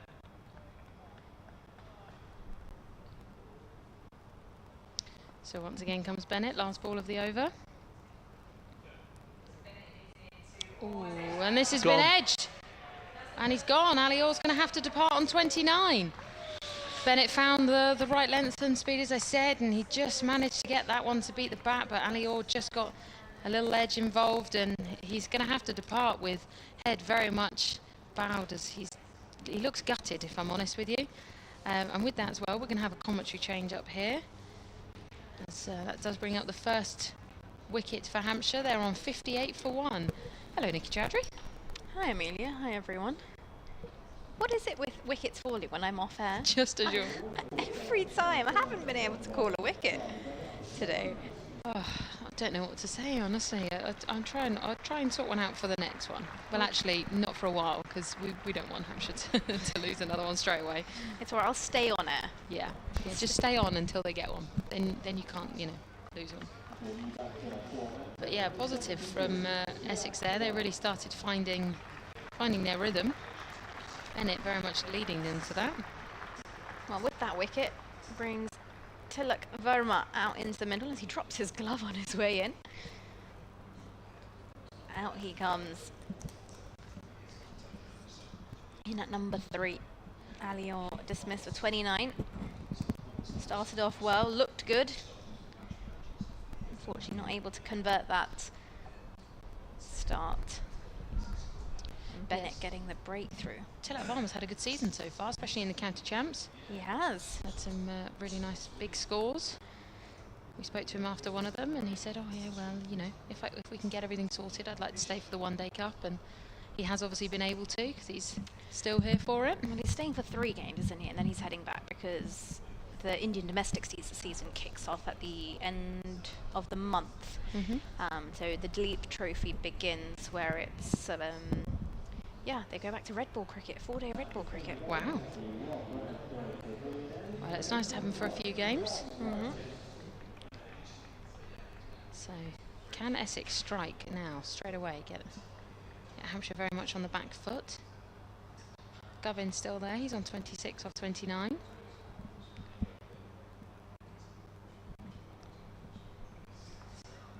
Here's Wesley in to Gubbins, who's forward and defends straight to extra cover, no run. And yeah, Verma going back and straight into, I believe, captaincy duties as well in that Duleep Trophy. He's going to be captaining the South Zone squad. So, a busy man. Yeah. Wesley into Gubbins, who's forward and drives down towards deep cover now for a single. I have to admit, a lot of the Indian teams, especially their franchise cricket, they have such cool names for their teams. Yeah, they do. They always seem to be very inventive. Yeah, they do. But this isn't actually franchise. This is their domestic setup, which I'll tell you more about after this delivery, as Verma's marking out his guard. Currently on track with the required run rate. Amelia can finally say that. 59 for 1. The slip in place. Verma. Wesley. Ready to go. Right arm round the wicket. Verma forward. Looks to turn this round the corner. Won't get it past. So yes, their domestic league. Yeah, so basically this is a red ball tournament which is made out of all the zones. As Wesley's in now, and Verma gets this around the corner to 45, comes through for a quick single, gets himself off the mark. And basically, if you imagine India, they've split it up. You've got the east zone, north zone, central zone, south zone, and west zone. So they basically take the top of the top cream from each zone, and they put them into squads and they play them against each other. Cool. As this one is turned behind square yet again for a single. So yeah, imagine if they just did that in England, or like we have it with that north-south split, don't we? So it's basically, if it was the north split, you would take your best performing players from the county championships, put them into a team and play them against the south. As this one, he's nearly played this on. What are they going up for here? Has he nearly played this on, or? I don't think the umpire's really sure there. The Hampshire. No one's sure. No. Neither Essex nor Hampshire nor the umpire. Well, I'm sure it's the end of the over. 11 overs gone. Hampshire 61 for 1. So yeah, in theory, it's basically we'll take all of those who performed well in the county championship from the northern teams, put them together, and then all the teams from the southern half of the country, out of everyone who's performed well there, they'll play against each other. So then it's basically a battle of the zones, i.e. is the west part of the country better than the east? Okay, nice, Nice.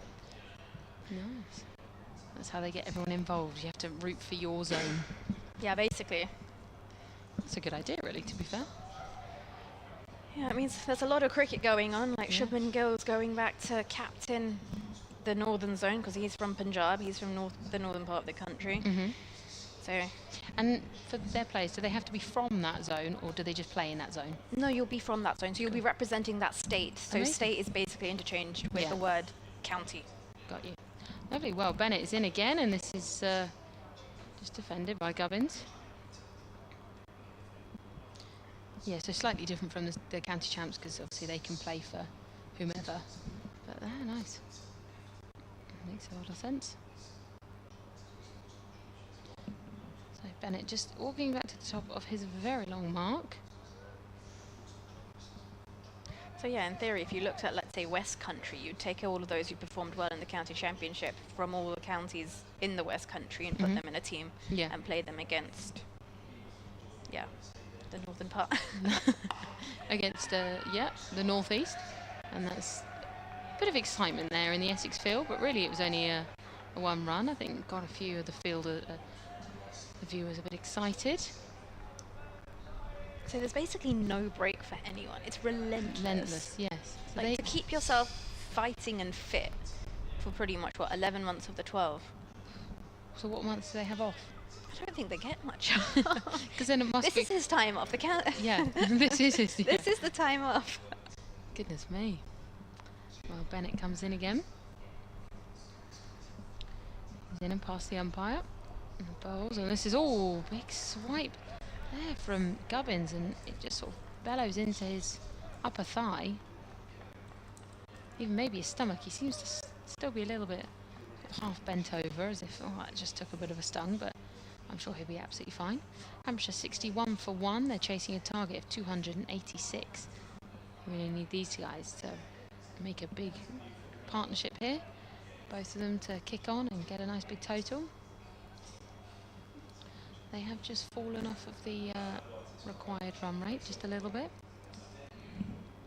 They won't be worried about that too much at all at the moment. There's Bennett in again. Good length delivery, and this is stopped quickly. No run. Just the one ball left of the over. Or am I ahead? I think I'm ahead. I think there's two. Happens to all of us.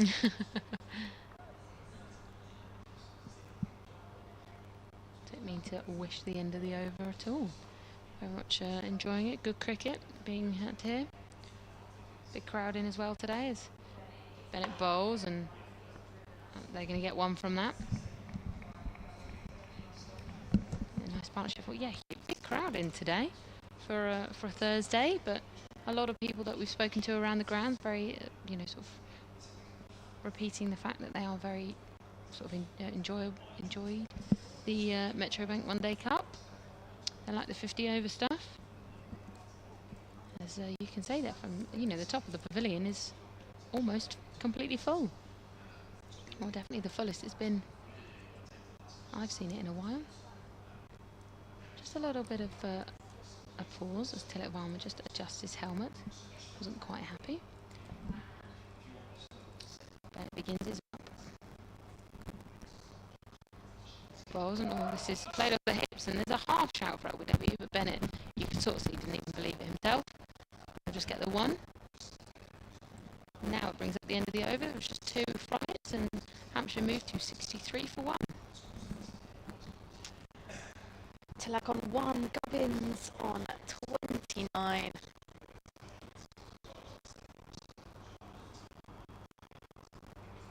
Slightly overcast here at the Utilita Bowl.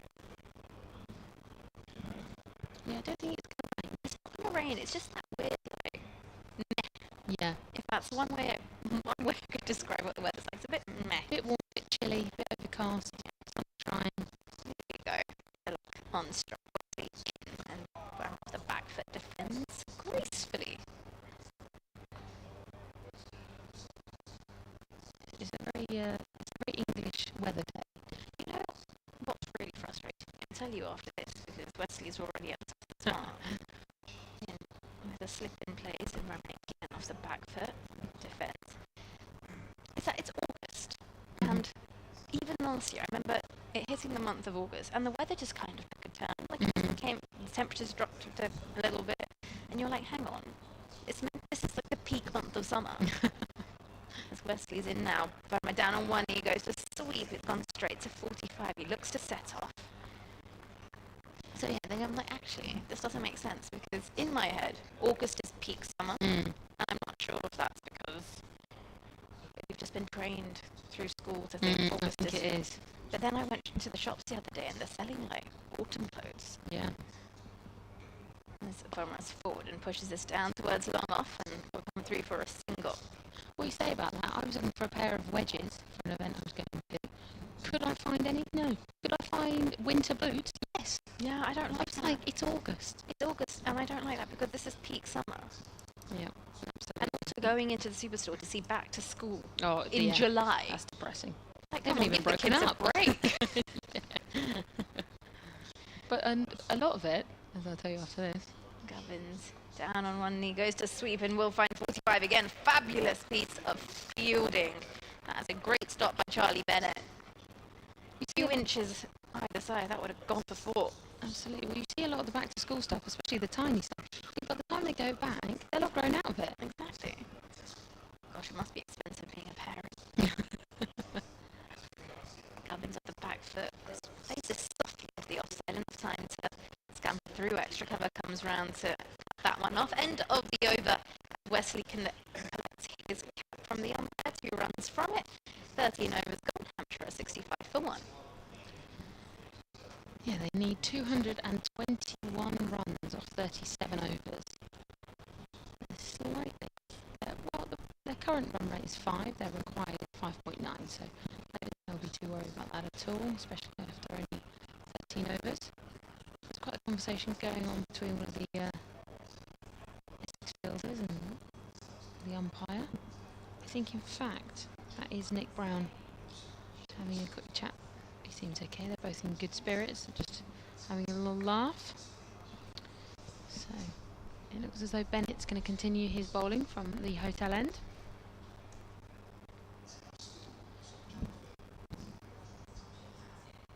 In and bowls.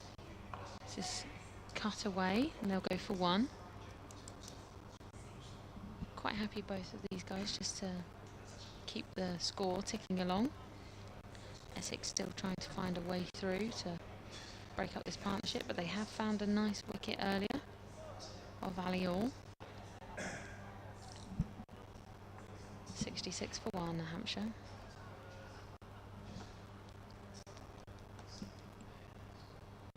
Bennett in again, second ball of the over. In bowls, and this is clipped off the hips, round onto the leg side, and they'll go for 1. They thought about 2, but the fielder was right on top of it. Score moves to 67 for 1.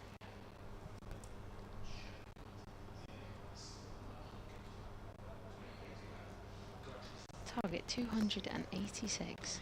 Yeah, 219 runs to win. I think mentally it's always nice when you get below the 200 mark. We're looking for that. It's Bennett in again. Bowls and driven, but finds mid-on. No run. Gubbins 31 off 41. So Tillich 3 off 9. Yeah, that run rate's just dipped slightly. Again, they won't be minding too much. They'll be thinking they can keep this moving along. If they can get to 100 with this partnership, that would be great. And Bennett once more in. Bowls. And again worked off the hips, but this time a little bit finer. It has found the fielder who's protected it in the deep, but they're going to get 2 from it. Good running there. Actually, Gubbins had to avoid Fernandez in his collection of the ball from the boundary. And the Seagulls have arrived. They normally turn up to this hotel end sometime during the afternoon. They've come a little earlier today. Hopefully they won't land and start making a lot of noise like they sometimes do. They're looking for some leftovers. Yeah, they're swooping at the moment. Quite glad we've got glass in front of us, just in case one of them thought, oh, I'll just have a little dive in here. Bennett once more. This is cut nicely away, and there's a fielder on the boundary that is going to find it through the offside, so they'll only get one, which feels like a bit of a shame there because it was struck so well. But Gubbins moves to 34. Tillack on strike now, he's on 3.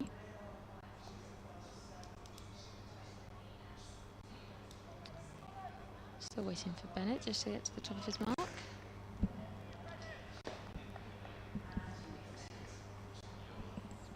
And he's in. Bowls and ooh, just missing the bat there. Well, a positive over. Only what, 5 from it, 70 for 1, and there's going to be a change in the commentary box. I'm going to make way for Chris. Thanks, Amelia. He'll hear from Amelia soon. Hampshire 70 for 1 after 14 overs.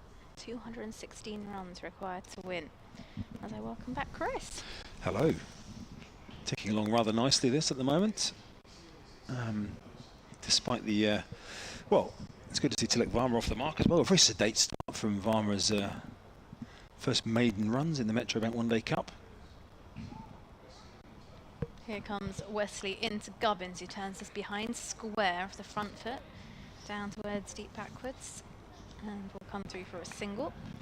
I was looking up some of Essex's previous wins batting first in this competition, and actually 7 of the last 8 of them have been at Chelmsford.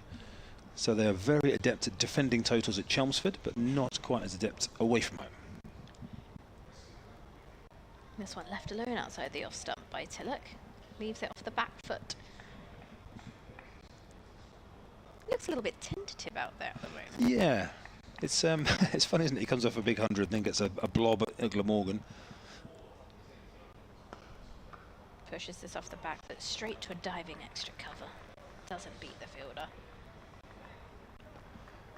I wonder what his future is in terms of potentially being available to Hampshire in some shorter 20-over forms. Well, wouldn't that be nice? Lovely. As this is pushed down the ground towards long off, he'll come through for a single.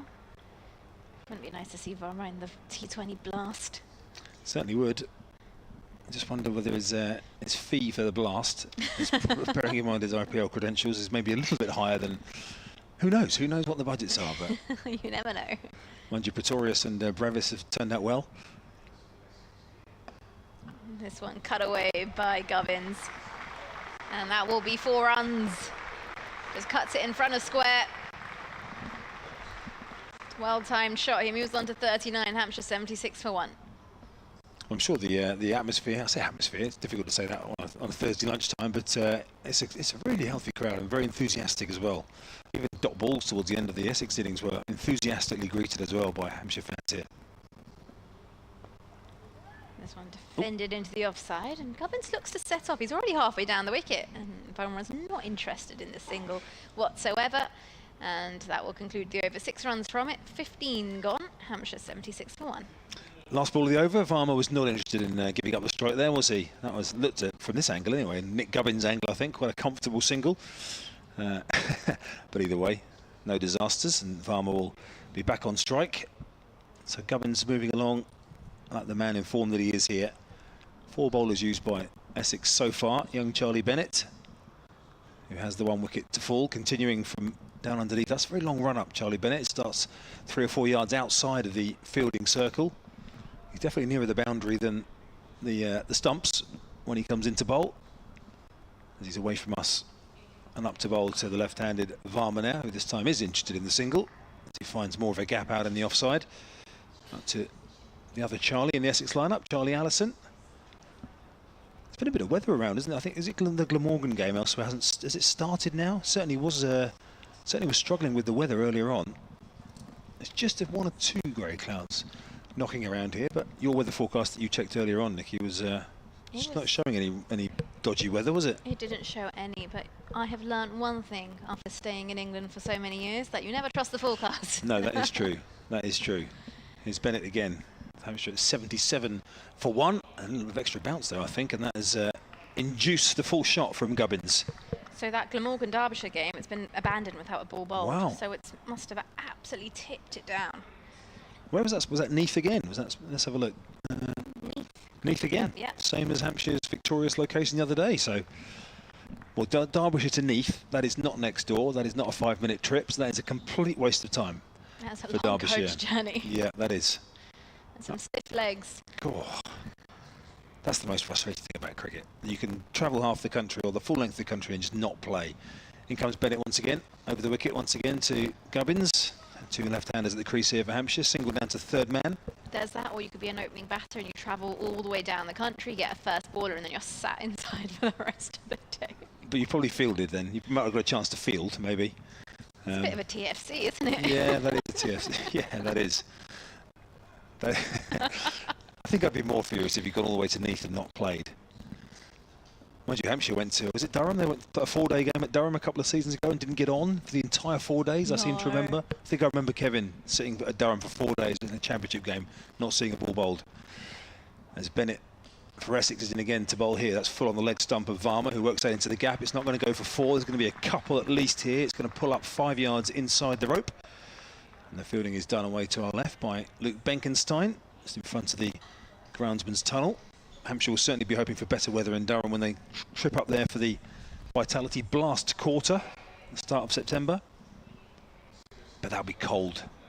Durham away at the start of September, a Blast quarterfinals, that will be chilly. Take your hand warmers with you, take your hot chocolate. I know you've got your woolly jumper on up here, and Amelia's got a coat on, and Charlie's reaching for a gilet. There's a bit of a breeze moving through our commentary position here. That's Bennett in again, 2 balls remaining in this 16th over. That's good length and treated with respect by Tilak. But that Nottinghamshire versus Worcestershire game, that's still on, and Worcestershire posted 312. Nottinghamshire currently 58 for 1, needing 269 runs to win. But yeah, 2 of the 3 games in Group A of the Metrobank One Day Cup underway. Until if that humming in the background was the wind getting up or the 3:45 flight to Belfast taking off. I think it's the latter from the nearby Southampton airport. As Bennett, in fact we can just see it going away over to our right hand side as Bennett bowls, and that one is beaten Varma outside the off stump. Is that just a complete guess about where that flight is going? Complete guess, okay. yeah. If absolutely. that turned out to be right, all I know is that this time of day, as that over is completed, there's in the sort of 3 to 4 o'clock region, there's quite a number of flights that leaves, mostly domestic flights from Southampton, but the odd one down to the sort of south of France and things these days, because they made the runway longer, which means you can get bigger planes now, which make more noise. So the A320s, EasyJet A320s now landed there. You can tell I live quite close to the flight path, can't you, that I notice these kind of things. Oh, I live literally on the flight path as well. Yeah. There you go. Everyone's like, oh, isn't it noisy? But you kind of just, I don't hear anything. I only started hearing it's like the difference in noise between the bigger planes. Anyway, enough about that. Here's Wesley into Gubbins, who's down on one knee, goes to sweep, gets a top edge, and finds 45. And he drops his head as he knows exactly what he's done. He's handed Essex a wicket here, and Gubbins will have to go after making 40. Well, as that was in the air, I was never fully confident that Charlie Bennett was getting himself in a good position there. He ended up sort of backpedaling. He's clutching his hamstring or something there as he ended up taking that one. He was right on the circle. As you're right, spooned straight up in the air, but he just seemed for a second to be organising himself underneath that one, Charlie Bennett. Look in the scorebook, they'll say it says caught Bennett, bowled Wesley. And Nick Gubbins, who was dropped on 4, you might remember early on, by Robin Dass at backward point. That cost 36 runs. He's out for 40. But nearly 200 runs in 2 innings, at an average of nearly 200, is a good first couple of matches for the Hampshire captain. I'm sure he'll only be happy, though, if his team go on and complete the victory. Yeah, absolutely. Essex lost their second wicket with 108 runs on the board, and that's when Das fell. Joe Weatherly comes to the crease. Of course, has been involved in Hampshire, in 100 franchises before, hasn't he? Including here at Southern Brave, but didn't quite do enough to be included as a late wild card this time. Toby Albert's form probably got him ahead. Weatherly finished the competition strongly, but Toby Albert had such a great comp that he was one of those who got picked up by Southern Brave as a late wild card. So Weatherly finds himself here in the Metro Bank One Day Cup, joining Tilak Varma. So 80 for 2, both openers who got themselves platforms, now back in the shed.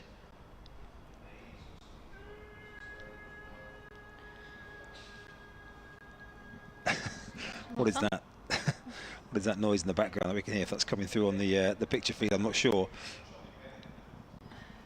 The Hampshire shout, of course, that we get here very often. The Hampshire. I don't think it was that. That wasn't a very good impression of it. Whether I think you should do it again. No. Well, it's Weatherly on strike. Wesley gets one for himself in the wickets column and is ready to go again. He'll be right arm over the wicket this time. Required run rate into the sixes. Short third, deep point, extra cover, mid off, mid on, mid wicket, deep square leg, and a 45. As in comes Wesley, and this is pushed through the offside down towards the deep cover region. They'll come through for a couple of runs because deep point has to come round to cover the ground there, and Weatherly gets himself off the mark. It was a fumble in the deep there. I'm not sure that necessarily the fielder needed to approach that quite with as much gusto as he did, which ended up causing the fumble there, away to our right, which allowed them to come back for a couple. Wesley to Weatherly. And this time this is defended off the front foot, straight back down the line of the wicket. Charlie Allison out in the deep with that fumble for the previous bit of fielding that allowed them to come back for a couple. Wesley's in again and Weatherly forward in defence.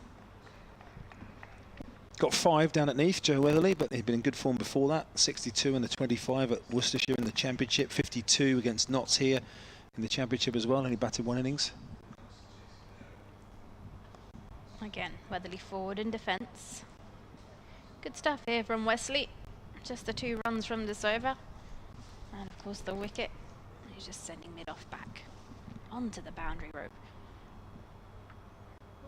Or not. He's confused. He's actually, no, come back in. Just sit on the ring for me. That's exactly what Snater is doing.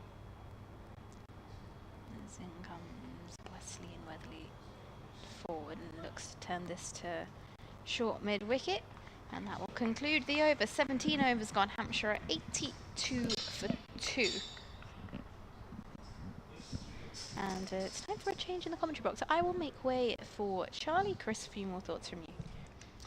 Thanks, Nikki. Nikki Chowdhury with us on commentary here. And Joe Weatherly, just looking back through his scoring record in recent matches, his actual only real failure in his profitable end to the T20 competition was against Essex at Chelmsford when he scored 6. But before that, 43, 31, 41, 60 not out here against Somerset. So Joe Weatherly bringing some excellent white ball form to the table. As Charlie Harden rejoins us with Charlie Bennett bowling from our commentary end, which is the hotel end here at Utilita Bowl. To the left-handed Tilak Varma, who's offered a little bit of width, and he plays it away forcefully behind square, but this time Robin Das diving to his right cuts it off. That may have troubled the boundary behind him. Good to be back with you, Chris. After a solid opening partnership from Hampshire of 58 between Nick Cummins and Ali Orr, both of them have now fallen, leaving Hampshire 82 for 2. But as you've just been mentioning, Joe Weatherly seems a dependable character. And then you've got the exuberance of Tilak Varma from the other end, the 22-year-old from India. Joe Weatherly, former school alumni of yours as well, Charlie, from the same stock in Southampton. As that one's worked away through mid-wicket by Varma, there'll be at least one. They have run the first one quickly, but some good work by Nick Brown. Scooting around from mid-on, draws the applause from the Bentley Cricket Club mob. Away to our left. Mob seems a little bit It's a bit harsh, maybe. Maybe they become more of a mob the further into the day we go. Yeah, they are developing that way, aren't they? You often get good vocal support from Essex on the road, actually, their supporters. Chelmsford can be a less than welcoming place as an away player, certainly within the boundary rope anyway. It's a very friendly place outside, but yeah, Essex, you often see a good band of their travelling supporters, and I've seen certainly a few when we were wandering around the ground to get some food during the interval. As we see Bennett as well, again, away from us, this time bowling to Weatherly, who drives elegantly through the offside, but again, there'll just be a single there. As Robin Dass is, in fact, it's not Robin Dass out there, protecting the leg side boundary. I think that's a substitute fielder.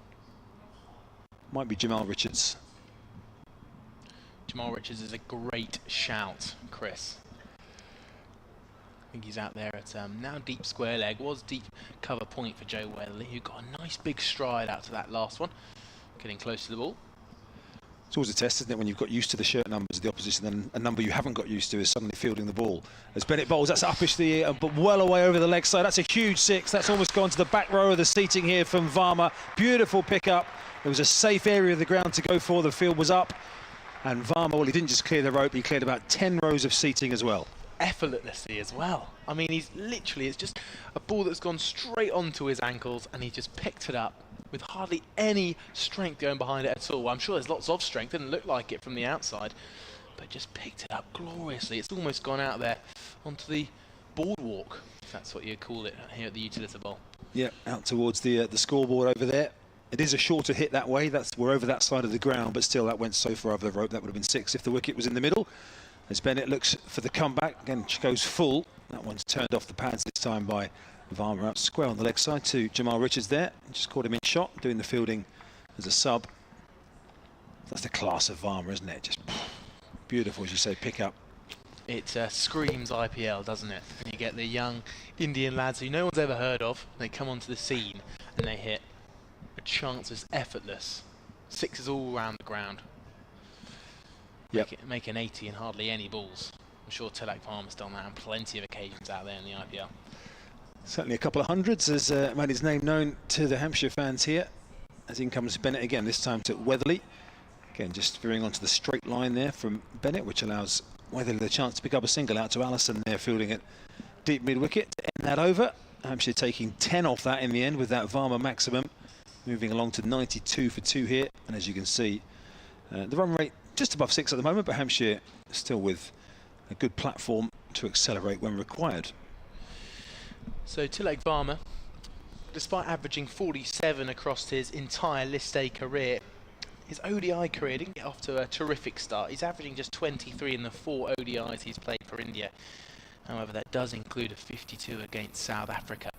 But I'm sure he's got plenty more appearances left to come for that Indian national side, as he showed some class against England in the T20s over there in the winter. Was a real thorn in the Indian side for England. Matt Critchley is replacing Tom Wesley, so spin options are plenty for Essex from that end. Open the batting, Matt Critchley. He's sort of down at 5 or 6 in the blast format, but opening up with Robin Dass today, falling for a duck, but into the attack now from the pavilion end. Yeah, he took a wicket 2 days ago against Nottinghamshire.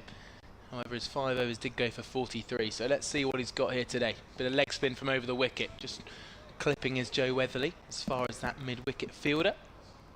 Will be no run. Hampshire sit 92 for 2. Game slightly in the balance. Hasn't been an electric start here from Hampshire, but they've just got to bat out the overs, you get the feeling at this point. Here comes Critchley in again, just work to the same fielder out at mid-wicket. 35 wickets in 47 List A matches for Matt Critchley, averaging 51.7. This one just defended into the offside by Weatherly, treating the new bowler with respect. It's Hampshire's number 4.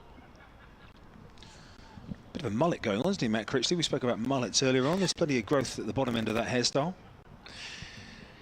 Yes, as Weatherly is cutting away fine this time, as it's picked up by a deep backward point, and Joe Weatherly with the fumble comes back for the return run, and Tilak Varma gets in at the non-strikers end for 2.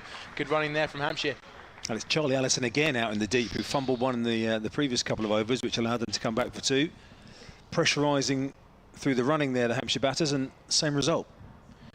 Joe Weatherly stands ready. Critchley in again, driving in the air, past cover. And long off is coming round to collect. They're going to run for 2 as well. Tilak Varma's quick between the wickets, but he doesn't have to be too quick there as Critchley fields the return throw. Well, picking up a couple of those 2s per over, it keeps your run rate. It's going to keep your run rate somewhere near the required 6. And there's a lot of open space here, as we know, at Utilita Bowl. That one, Weatherly not trying to hit it too hard, placing it into the gap. Here comes Critchley again, defending into the offside. They're going to scamper through for another quick single. Good running from these 2.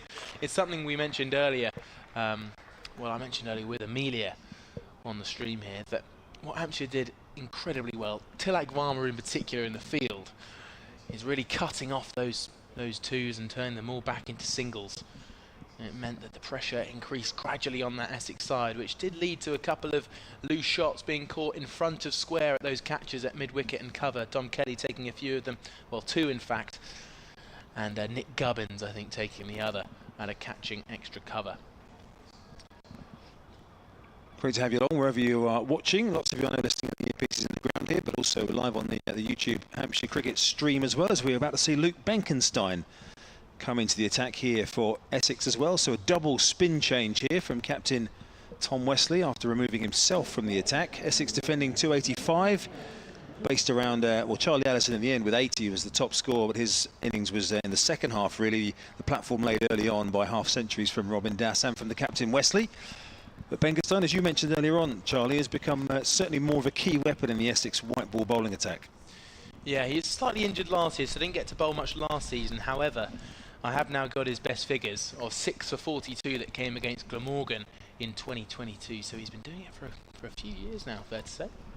So Benkenstein replacing Charlie Bennett in the attack, also with a bit of leg spin as well, and that one is worked away down towards deep mid-wicket, where this time Charlie Allison does pick up without incident and without the pressure of the batters scarpering the first one, looking for any bonus bits.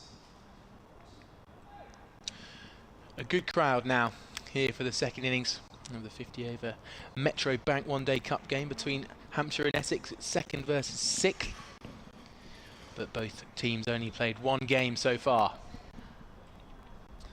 There's the Hampshire link, of course, with Luke Benkenstein, which I'm sure is mentioned every time he plays against Hampshire, which is that his dad, of course, Dale, former coach here, as that one is driven nicely by Varma down towards long on for a single, where the substitute Jamal Richards does the fielding. Got to work out who he's on for, Jamal Richards. That's the tougher game sometimes, Charlie, and one that takes a little bit more time, working out who's not on the field. Bit of spot the difference going on here. Yeah. Benkenstein, with that 2 or 3 step run up, whipped away through deep mid wicket. Another single. Allison the fielder, and Hampshire will tick around to 100 runs, which will draw some healthy applause from the crowd here at Utilita Bowl. Yeah, good response from these 2 as Hampshire look to hit a 4th successive knockout stages in the One Day Cup. Here's Benkenstein again. That's full once again. Here's Richards in the game to keep them down to a single. I don't know if you end up with leg spin at both ends, is it? No, it's quite rare. You see many leg spinners out there in the county circuit, but very good to see in a white ball game. A little bit something different at both ends this time. Benkenstein bowls this one drifting onto the pads of Weatherly, but no run this time as Nick Brownfield. No big cheer this time from the Bentley mob. I don't think they're watching much the mob over there anymore, Chris. Lost interest after he got 1.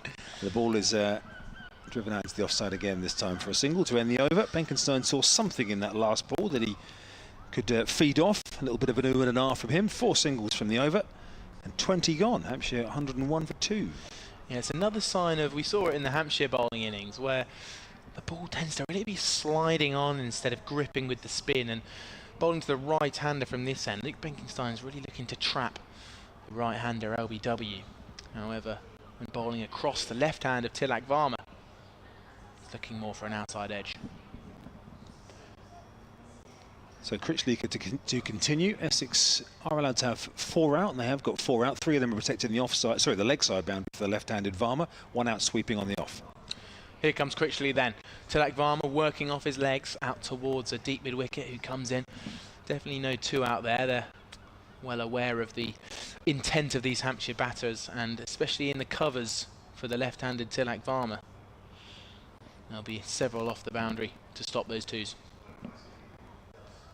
Charlie Allison's probably used up his fumble credits out there as well, with 2 in the bank. He'll be looking to come back. Weatherly working off his knees this time in towards the fielder Robin Das at mid-wicket. Will be no run. Yeah, Matt Critchley just coming off the back of a 7-ball duck earlier today. This time just sliding through. It's the inside edge maybe of Joe Weatherly's bat, but still manages to work it out towards that backward point region.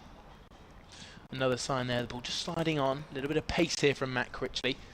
He bowls in again, flat, and just back foot push straight to that fielder at cover, which is Nick Brown. But Critchley is looking to get through these overs quickly as he drives, does Weatherly over the top of cover, running away towards the boundary. It's taking a few nice helpful skips for the Hampshire batter, and it goes into the boundary rope for 4. Great shot from Joe Weatherly.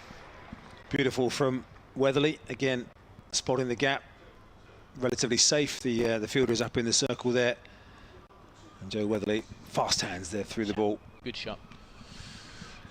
It's a very common tactic from these sides too. When there's a chase on, very similar to this, Hampshire needing 286 to win as Critchley bowls, and it's just clipped away into the leg side. If you can get through those middle overs quickly, all of a sudden the run rate seems to rise up and you've lost quite a few overs in not much time, and the run rate starts to build. Quite an interesting tactic here from Essex, just to try and really get through these overs and start to limit time for Hampshire.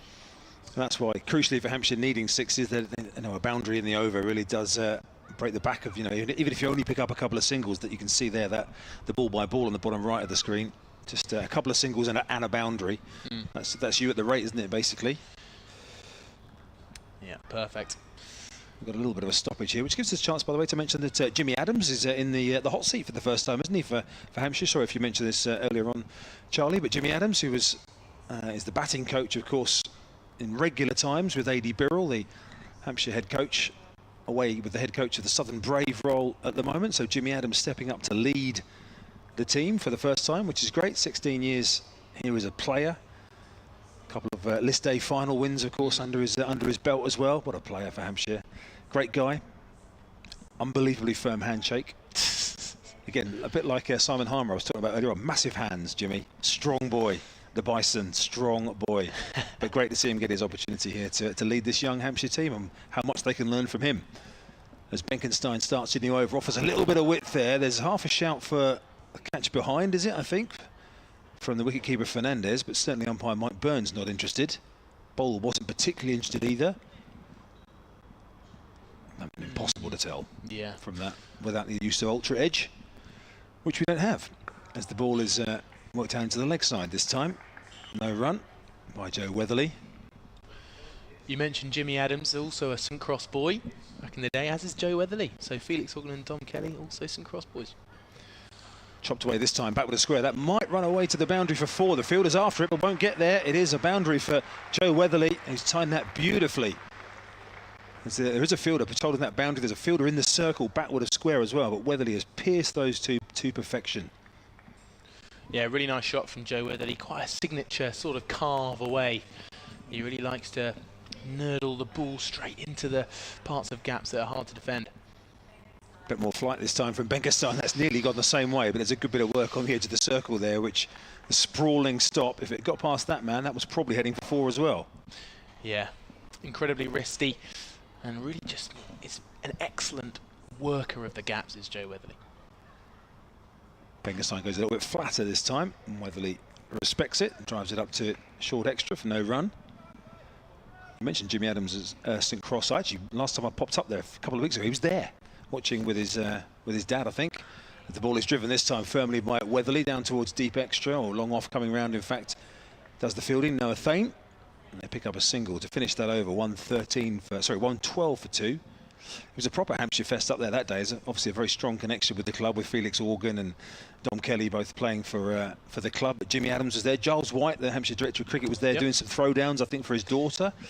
Rob Bransgrove and Jack were up there as well. You were probably there, Charlie, but I didn't see you. No, I wasn't there a couple of weeks ago, unfortunately. But a few weeks before that, we had James Vince down, Liam Dawson on the same day. Come down to watch the first team play. Yeah, big links to St Cross, which for those watching from an Essex perspective or further around the world is a club in Winchester, St Cross Mondians. First team playing their cricket in the Southern Premier League. As we welcome a change, we say goodbye to Chris Temple and we say hello to Amelia Clark as Matt Critchley bowls, and it's carved away backward a square on the offside as Joe Weatherly reaches to lunge his bat back into the crease. Welcome, Amelia. Hello, thank you very much. Yeah, and hello to everyone. Yeah, so got a little bit chillier here today. Here comes Critchley then, just defending by Joe Weatherly. He's quite happy just to sit there for the moment.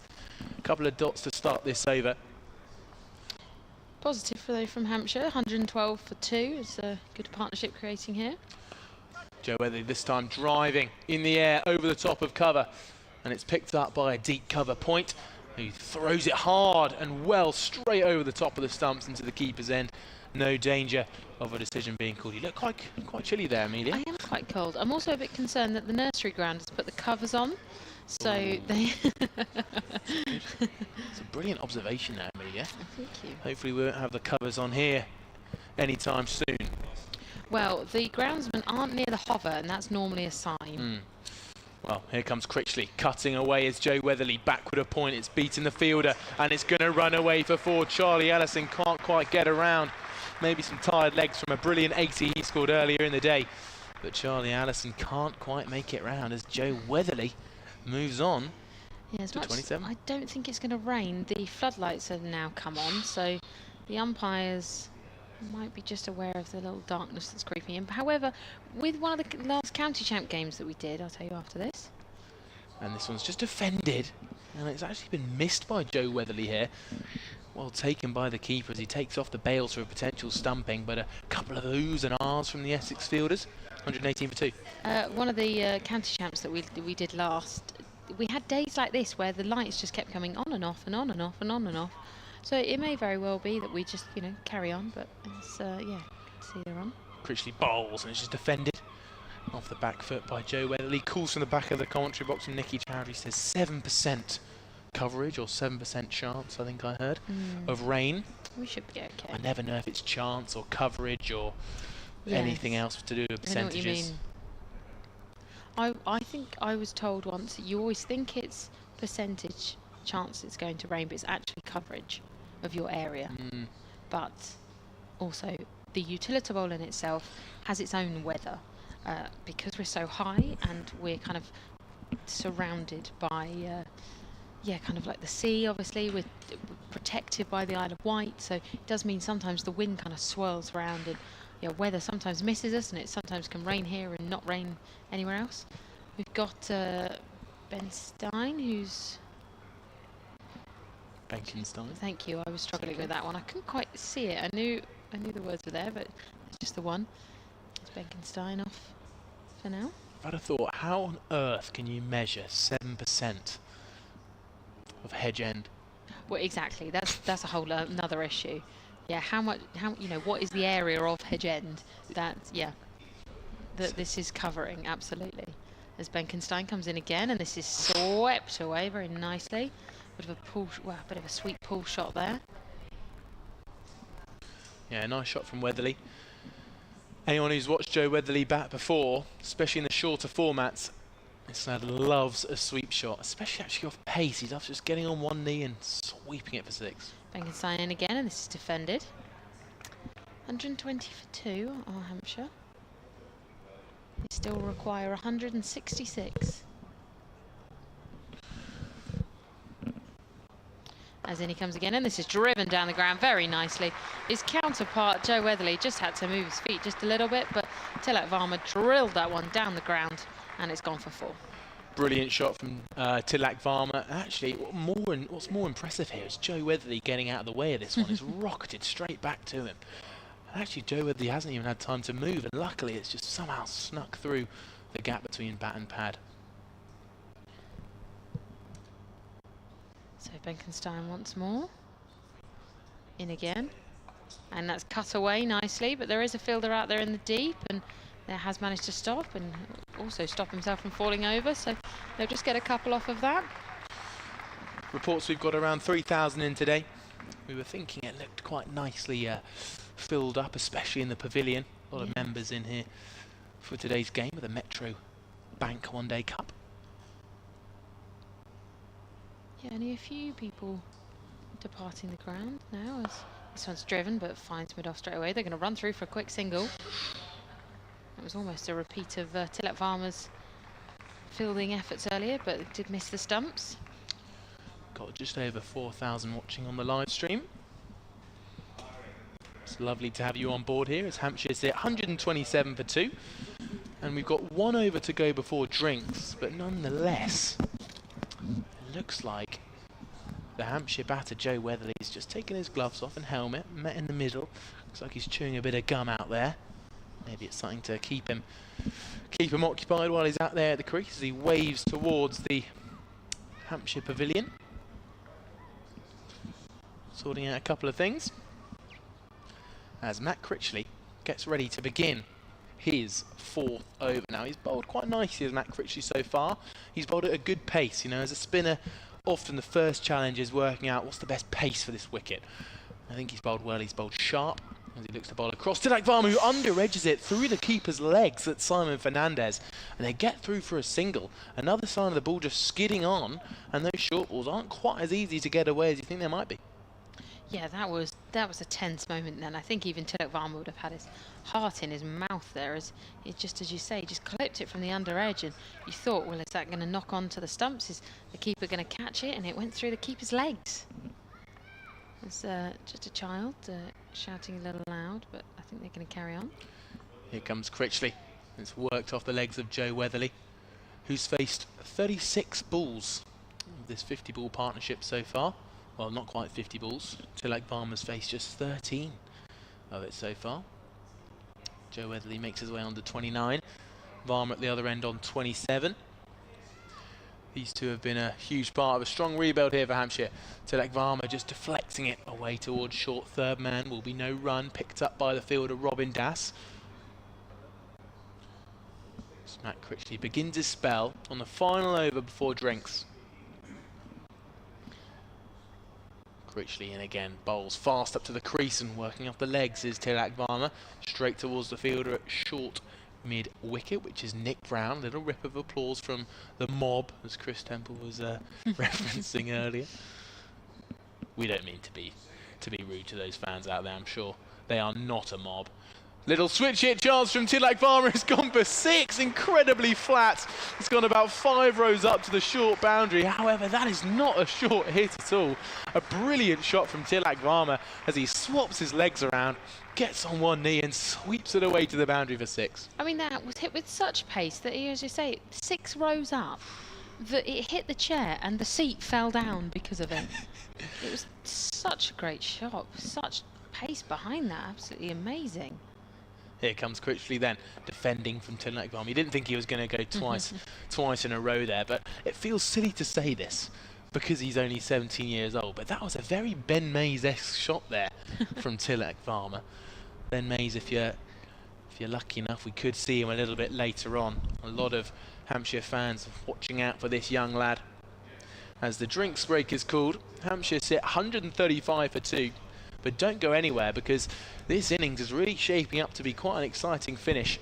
Hampshire need 151 off the second half. They're just under halfway there. Quite evenly poised, I think, Amelia.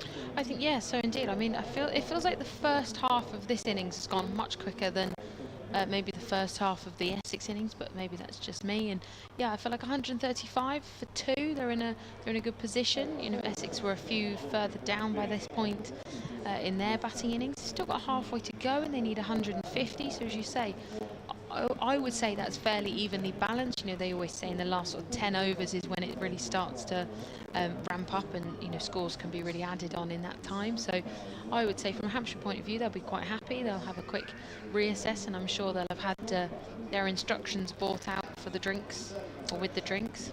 Yeah, I can tell you exactly where they were actually, Essex. They were 150 for 3 at the drinks break. I might be 1 or 2 runs out there, but I don't think people will mind too much. But Luke Benkenstein did fall in the next over for 20. So we could be safe to say that Essex were essentially 4 down at this point in their innings, but a few runs ahead. But we got to that point in the Essex innings where they started to stall. They lost a few wickets in quick time, and it meant that their run rate started to seriously dip. But Hampshire hoping to keep a few wickets intact, maintain this run rate of around 6 per over, and they hopefully should be in a good position. Yeah, absolutely. Talking about that run rate, they've really pulled back the required run rate to just 6 now. I mean, at times earlier it was just nipping a little bit ahead of that, and you think, okay, you've always got to keep in touch of it. They're on 5.4 at the moment, and for halfway through, I think that's a very healthy position to be in. And yeah, I don't think the guys out there, especially Tilak and Weatherly, they won't be worrying too much. It does look as if Tilak Varma might be getting a little bit of physio or something is happening, maybe in his lower back, which is a bit worrying to see. Especially, well, not just from a Hampshire point of view, but on his return to India, they won't want him injured in any way. They want him fighting fit. Only 22 years old, so should be okay. Should be able to recover quickly. Might just feel a little bit of a niggle. Might just want a bit of physio, but he's still very much laying on his front, as you can see there in the picture. So it might just take a few more moments out of the drinks break. Joe Weatherly and Tilak Varma have done really well since the loss of the second opener. Nick Gubbins getting out for the first time this tournament on 40, which left Hampshire 80 for 2 when Joe Weatherly came to the crease. But as we saw so often, Chris was mentioning it earlier about Joe Weatherly's form running up to the one-day competition, the Metro Bank One Day Cup, sorry. That often in the T20 Blast, he'd come in, maybe when the team's in a little bit of strife, and he'd get a match-winning 60, a match-winning 50, you know, and that's what Joe Weatherly's been so good at this year, which is he comes in at a crucial position at number 4, and what's even more important is to stop a collapse and keep the momentum going in the way of Hampshire. Yeah, absolutely. Tilak Varma's very much on his feet again now, so just putting on all his gloves and collecting his bat and everything. Seems to be walking okay, and there's even a few Essex fielders just on the floor, just doing a little bit of stretching. Maybe everyone's just feeling it after a day in the field, especially as it's getting a little bit cooler out there, and I always feel like everyone sort of tires a little bit more when it gets a little bit darker, a little bit colder. You know, in that bright sunshine, everyone sort of stays fighting. So straight away we're off the mark, and we continue on with Weatherly, just pushing that for 1. Just behind him slightly. The mob are in great voice again. I'm going to stop calling them the mob. I feel quite bad for them now, actually. But no, the Nick Brown fans from Bentley CC, I believe it is. Very much in voice here today. They are very indeed strong. So Benkenstein stands at the top of his mark. He's actually waiting for them to stop now. As it comes in, and this is driven into the leg side by Tilak, and they'll just go for the 1. Yeah, picked up by, I think it might be the sub fielder on again here. Chris was mentioning earlier, I think it's Jamal Richards. He's got the binoculars out there for me. Out on the deep cover boundary, it is Jamal Richards.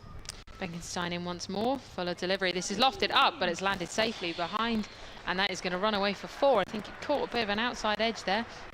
Tilak Varma has stopped running, and they tap bats and have a fist bump in the middle as Weatherly will retake strike. Just watch that on the replay. Yeah, Weatherly's gone at it with hard hands here, big forward press, and then he's gone to loft it over cover, which he's been getting quite a lot of success from today. Gets an outside edge and runs down to the boundary for 4. So Benkenstein with his trousers bustling in the wind as it's picked up now of late in the afternoon, and he's pinned Weatherly to this crease, and they're just going to run for 1. It was a good ball, good length, almost Yorker-esque. 142 for 2. Yeah, you talked about India wanting Tilak Varma fit for the remainder of this year, well, and beyond, of course. They've got the Asia Cup, 3 T20s in the group stage. As Benkenstein comes in, and this cut away nicely, but it has found the fielder. Again, they're only going to get 1 for that. In the Asia Cup, they'll be playing against the United Arab Emirates. It's a T20 competition. And they've got a big game against Pakistan in September. And then the final group stage against Oman, and whatever comes beyond that in the Asia Cup. As Benkenstein in once more, and this is just pushed into the leg side. We'll go for 1 again. Looks like Essex are quite happy for them to just keep taking the 1s. So what's that? 4, 5, 6, 7, 8, 9 off this over. So a big over, even though one was the boundary and the rest were. I keep being distracted by that shout. The rest were singles. So hello, Nikki. You're back in. I'm back in and looking as cold as I am. I am very cold. I dressed for the summer today. Got my toes out and everything. I feel like the last time you got your toes out, it was cold here. Maybe I just need to keep my toes away. Yeah, I thought about bringing my sandals, and then I thought, oh no, I won't. Oh, looks like the burger van is being swarmed a bit by seagulls over to our right-hand side.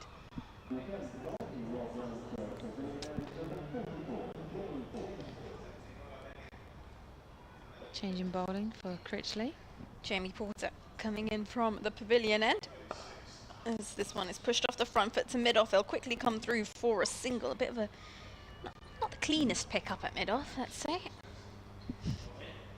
145 for 2. Tillack's moved on to 35. Weatherly on 37. And they now need less than they've scored, which is always a nice position to be in, around halfway.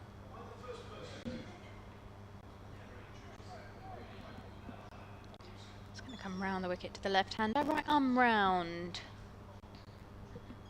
There's Verma. Looks ready and eager.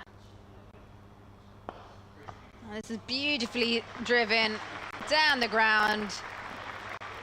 An on drive straight out of the textbook. And that goes away for 4 runs. That is a class looking shot. It didn't even look like he really put a lot on that. He just drove that with such effortless grace, really. Just a little like nudge, a little push at it. Yeah. And straight down the ground. Just think of the quality of the bat as well.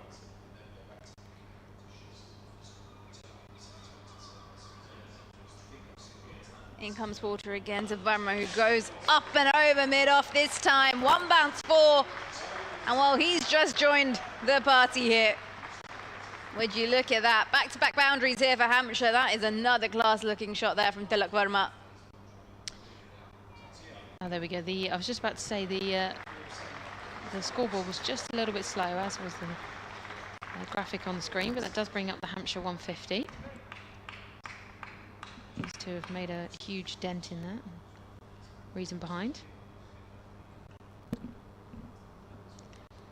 Just see Verma just trying to up the intensity a little bit as Porter makes his way. Again, over-pitched. And this will be 4 more. Push down the ground, beats a diving mid-on. And this over for Jamie Porter's gone 4, 4, 4 in the last 3 deliveries. Verma moves on to 47. Yeah, you can see his intent is very much to get this wrapped up soon. A minute ago they were on 144, now 129. Maybe he's got somewhere to be tonight.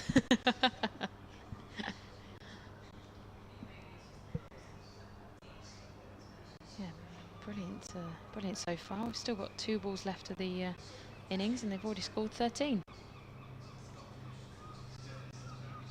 Porter to Verma, and there's some defence. Rather respectfully. I think that's where Verma's so good, is that you just don't know whether he's going to absolutely smash it or just block it. And it's always really hard to tell, and that's where he's just brilliant at it. Well, it's either one or the other. Yeah, exactly. He doesn't like taking just the singles.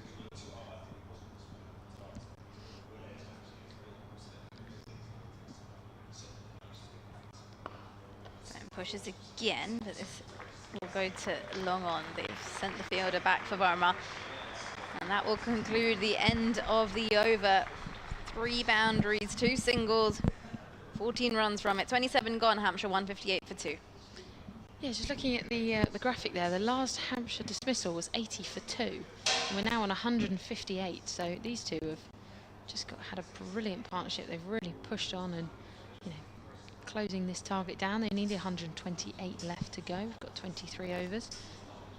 And they're way above the DLS target as well, should the rain suddenly decide. Yeah. It got very dark and the floodlights are on now. We're going to have a change in bowling as well from the hotel end. It's going to be number 21, Tom Wesley, coming back into the attack. Just checking his field, coming in from the hotel end. Just marking his ground. I imagine the groundsman won't be too pleased with him as he just does a big scrape of his foot across the ground. They have now appeared from the tunnel of the groundsman, but they're not yet by the cover, so they don't seem too worried. See, the ground staff always know the right forecast. They do.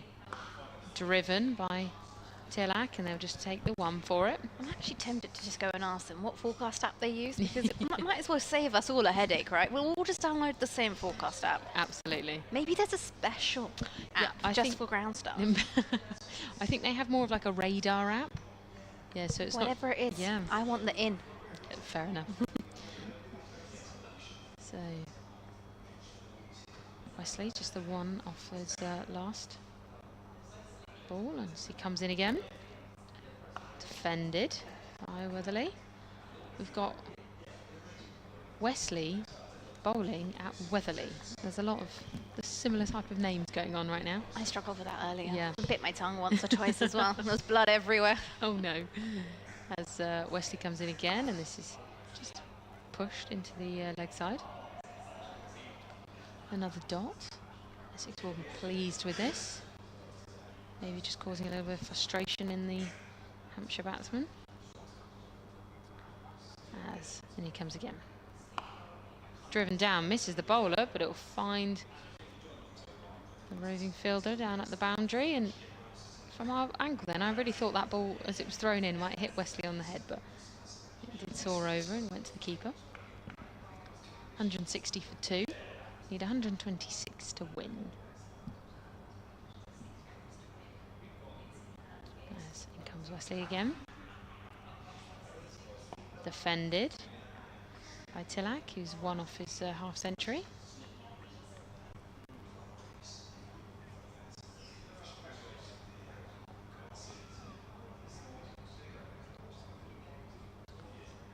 Top of his mark, comes in again. Oh gosh, and there was almost an inside edge played onto his stumps there, but he managed to just keep that in front of him. You could hear the Nicky Chowdhury excitement caused there, but end of the over, it was just 162 from it, and Tilak survives. Yeah, that was awfully close. Sorry for the dramatic effects. They were not a paid actor in this live stream. Yeah. 160 for 2. 28 overs gone. This partnership worth 80 runs between Weatherly and Verma. There are so many words here. Wesley, There are. Weatherly, Too many. This partnership now worth 80 runs, so they've only done it on 71, and in 40 odd minutes. That's quite impressive. 3/4 of an hour, and they've put on nearly 100 runs. Well, after that last over from Porter, which went for 14, it's going to be a change in bowling as Critchley comes into the attack. Yeah, Tilak Verma took a liking to Jamie Porter. And Critchley's going to come back with some leg spin.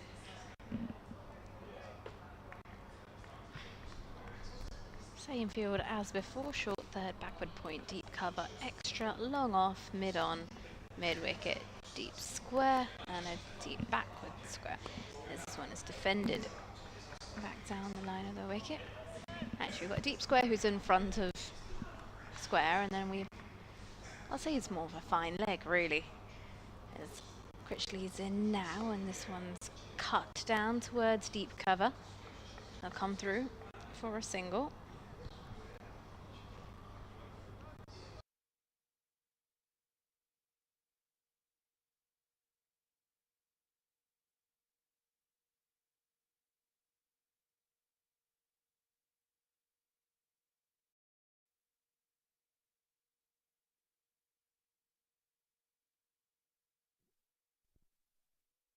Critchley in now, and Verma off the back foot just drops and runs to short third, will come through and makes it in time at the non-striker's end, which means he will bring up his half century. 50 runs for Tilak Verma from 45 deliveries with 4 fours and 2 sixes. And well, he's really got this Hampshire innings back on track. He has indeed, yeah. When he came in, it felt a little bit like, you know, Hampshire could lose their way, but as he's done in the past for them and many other teams as well, he's just come in and he's been this steadfast player, and he's played big at the right times, but he also knows when to defend. It's been a masterclass, really. Cautiously defended off the back foot, Weatherly. You can see these two are just keen to keep rotating. Just knock it and run. They've been doing a good job of it so far as well. This time up and over extra cover, and this should go all the way for 4 runs. One of the hardest shots in the book, but he's made it look ever so easy. Has Joe Weatherly, and that races away for 4 runs, and Hampshire move on to 166 for 2. Just as we were saying, you know, they like to knock it and run, and he pulls one out of those and you know, out the bag. Did a really nice shot there, very lovely. He's probably thinking, why do I need to run? Exactly. Oh, I'm a bit tired, I'll just whack it. Critchley in again. This one just turned off the legs down towards deep square and deep mid wicket. I'll come through for a single, as Critchley really sort of snatches his hat back from the umpire. End of the over, 29 gone, and Hampshire 167 for 2. We've had 29 overs, 21 to go, but the rate these two are going, Hampshire might not need that. They need 119, and we all know mentally, just to get under that 100 mark will be a great sign of relief and allow them to kick on that bit further. It does look quite dark here, but the umpires are happy, so we'll carry on. Floodlights are very much in full effect. And we are going to have some more Wesley coming in from the hotel end, just defended by Weatherly. He's on 44 or 49. Wesley to Weatherly. I'm sure they're aware of the similarities as well, the irony of it. Wesley in, and this is cut away, and oh, it has been stopped backwards, and oh, it was lucky there that Joe Weatherly managed to get back in, as there was a little bit of a fielding mishap. It was a good stop, but just didn't quite pick it up cleanly.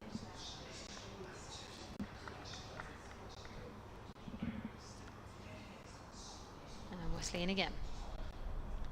This time driven down the ground. It's missed a diving mid long on, and that's gone. That's gone for 4. Weatherly moves to 48 off 52. That's a lovely looking drive there from Joe Weatherly. Forward, boom, punch down the ground, beats mid off. And all along the ground towards the boundary. Moves on to 48. Do you think he's seen Tilak Varma get his half century? Gone, I want mine. Well, he wasn't far away from him, was he? No. As Wesley comes in. Just defended, and he thinks about one, and they are going to go for one. Tilak Varma was on the slight back foot there, but he's quick between the wickets, so made up the time. Weatherly moves on to 49, but was happy to rotate strike. Hampshire 172. Wind's picking up in the camera gantry a little bit. Nikki and I are looking cold. A little bit. Yeah. I've got a big jumper on. I can't really feel it now. Two more balls of the over, of the Wesley over. Comes in. Defends by Tilak.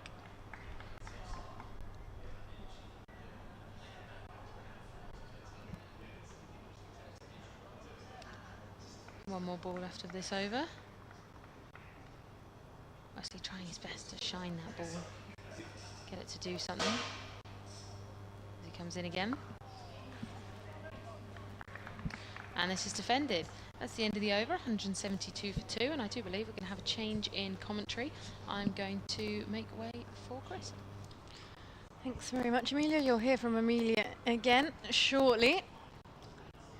Tilak on 50, Weatherly just 1 run shy of his half century, so welcome back, Chris Temple. These two are going on really well. Tilak is a joy to watch, isn't he, when he's in this kind of mode, and Joe Weatherly is playing, I mean, he's nearly going out to run a ball, but playing what feels a supporting role. But yeah, it's been a great partnership to just stabilise Hampshire after they just lost a couple of wickets a little bit quicker than they would have liked in relatively quick succession as well. But that run rate now of 5.7, the required is 5.7 and the current rate is 5.7. As you can see there, they're very, very close together. So Hampshire have got themselves into a strong position here as Critchley starts the next over, bowling to Weatherly. Opts to play that out on the leg side. I don't know if you were just talking about the weather, I couldn't quite hear what you were saying, but it does feel like any sort of gloom has gone around the ground a little bit here. I say that as it probably rained in 5 minutes, but Weatherly turns that round the corner and will bring up his 50 as well, joining Varma in reaching that milestone. It's come from 55 balls with 6 fours. Weatherly's excellent form continues across all formats, T20, County Championship, and now List A. Yeah, absolutely brilliant there from Joe Weatherly. And both Tilak Burma and Joe Weatherly have played a very important role here from Hampshire's point of view. So Essex needs some wickets, and they need them pretty quickly as Varma knocks that one back towards the bowler. Critchley with some stumbling fielding himself. This is certainly a partnership that Essex are going to have to break pretty quickly. Hampshire needing another 113, yeah, to win in 20 overs. Ideally, they want these two to see them through right till the end. Those who've come to watch Ben Mays might just like to get a little glimpse of him maybe smashing the last 20 or something off about 4 balls to get Hampshire over the line. But certainly, at the moment, Hampshire with a strong opportunity here to make it 2 from 2.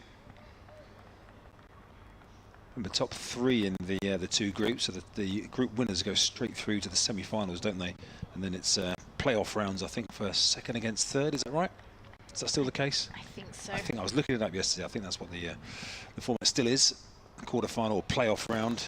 A couple of days later, that's a lovely shot round the corner from Varma. He might get 4 here. Fielder's going to slide. It is 4. That was beautiful bit of touch there. Just literally helping it round the corner using the pace of the bowler, Critchley. There was a valiant dive down underneath us from Charlie Bennett. Just watch this, literally little flick of the bat to help it on the way. He has so much time, does Tilak Burma, just able to get down on one knee, goes for the scoop, and I think that was very close to knocking Charlie Bennett on the face. I think it was, yeah. And Varma there on the move again, looking to make something happen with the next ball, but only just dropping it out on the leg side. So 5 from that. And again, just when you've had 4 balls, you've only got 1 run. Varma just creating the opportunity there to add the boundary and get pretty much what Hampshire needed. 109 required off 19. Varma, who has 2 Hampshire centuries already, responding well to his disappointing failure at Neath. Sure, there'd have been a few people down there who'd have enjoyed watching someone of Varma's class from the IPL. We were talking earlier on about whether Hampshire would have the funds to recruit Tilak Varma. Of course, it would require a change in the approach from India, wouldn't it, to allow their players to play in the Blast. But you never know with Hampshire's current investors, of course, GMR and other ways the game is moving. Who knows whether IPL players will eventually come back to the Blast at some point. Here's Wesley to Weatherly, who's off the back foot. This turns this round the corner.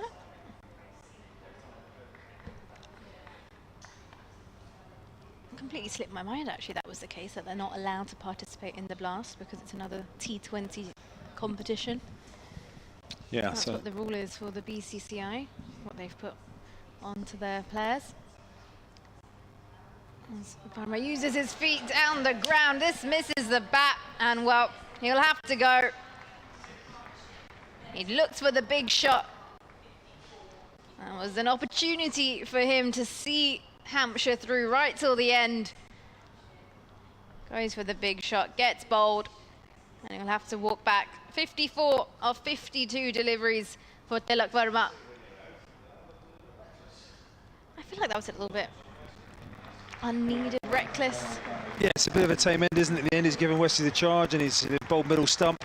But a fantastic innings from Varma. 54 from 52 balls. I think he will definitely walk off frustrated there that he hasn't been able to get closer to seeing that job through with Weatherly. And a bit of a tame dismissal in the end. Wesley restoring himself to the attack and the captain doing the job. And Varma to be replaced by Tom Prest. Yeah, good innings from Tilak Burma comes to an end. He was looking ever so solid out there in the middle. It just seemed like him and Joe Weatherly had found their groove. But now it's time for Tom Press to find his. There's one more opportunity for Hampshire fans to see Tilak Varma. Well, not here actually, of course. It'll be Worcester away next. So actually, this is the Utilita Bowl farewell for Varma for now. Only available for the first 3 games of this competition. So just the one home game in that run. Varma will be replaced by the Scotland international all-rounder Brandon McMullen for the games from game 4 onwards in this competition. Another one of the sort of short-term signings. Have had quite a dance with short-term signings this year, Hampshire, with various international call-ups and other things where plans have had to be changed late. But Brandon McMullen is another one. If you look at the figures, Hampshire fans hopefully will be excited to see. But Tom Press is the one who has the opportunity now. Wesley. Just adjusting his field here. No major change.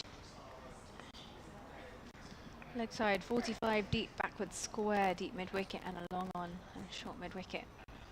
Just the one out on the offside, covering the sweeper boundary. Let's see. He comes round the wicket to the right-hander, who's forward and pushes this, and it's cut off by short mid-wicket. What a brilliant piece of fielding, and it seems like the crowd didn't acknowledge that as well. That's the Bentley crew over there to our left. Made by the groundsman, stand on the Nick Brown Personal Supporters Club. In round wicket again, with the back foot, pushes this to point. Should be pointed out, by the way, there is a Bentley in Hampshire, but this is the Bentley in Essex. Bentley in Hampshire up by Alton, just close to the Hampshire-Surrey border. They're not from that Bentley, they're from the Bentley in Essex. Use of the field. Nearly, I'd say it's a missed opportunity for a stumping here by Essex. He'll come through for a single. It's come off the thigh pad, has it? Yeah, did it take a glance? I just wonder if just to do the keeper a favour there. Was that given as leg buys or buys? We missed the umpire signal there. It's been given leg buys. Leg buys, okay. So a little glance on the pad that would have taken it away from the gloves of Fernandez and taken that stumping chance away. Just defended by Weatherly. 107 runs required to win for Hampshire. 32 overs gone. They're 179 for 3, having just lost the wicket of Tilak Varma in this over.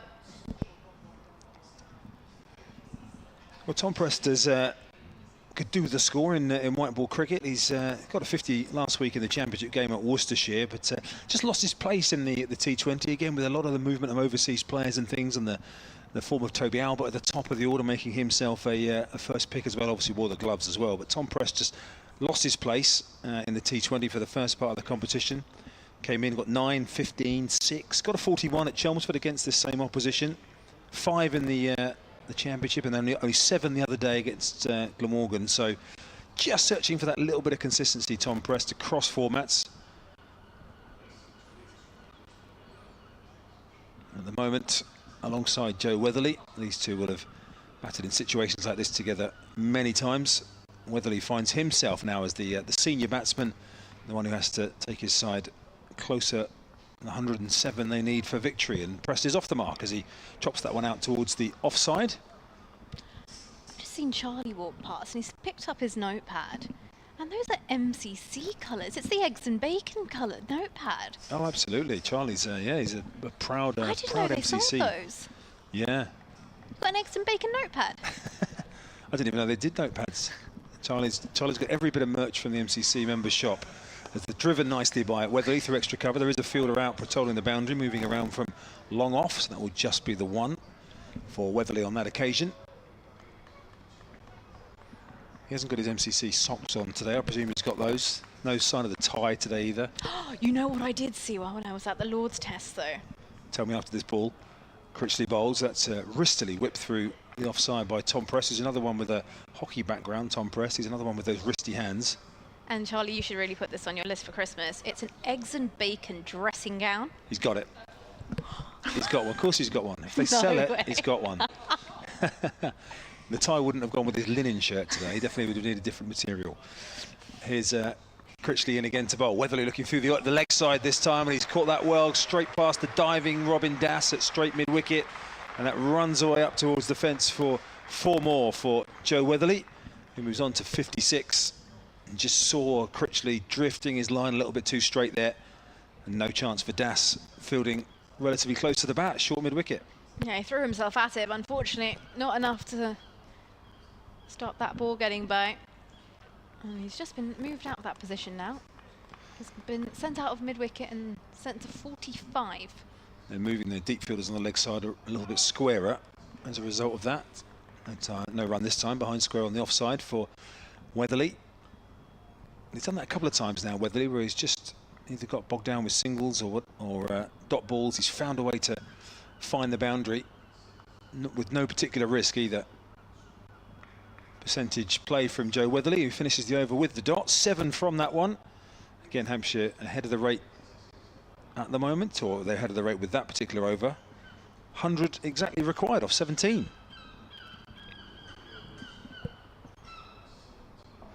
Yeah, Weatherly should be able to hopefully see this one through for his side. He'd like that. 17 overs remaining. He's on 56 from 61 deliveries, pressed with 2 to his name. We're going to see Wesley continue with ball in hand. He's going to remain right arm round the wicket to the right-hander. Tosses this up, gives it some flight, and he uses his feet, drives through the offside, and that's going to race away for 4 runs. Uses his feet, gets the ball on a low full toss, and well, he's not going to let that one out of his sight. Yeah, it's not the best ball from Wesley, is it? Well, it was turned into a bad one anyway by Prest, as you say, who turned into a full toss, but the width allowed him to get his hands through that, and again, no protection out there.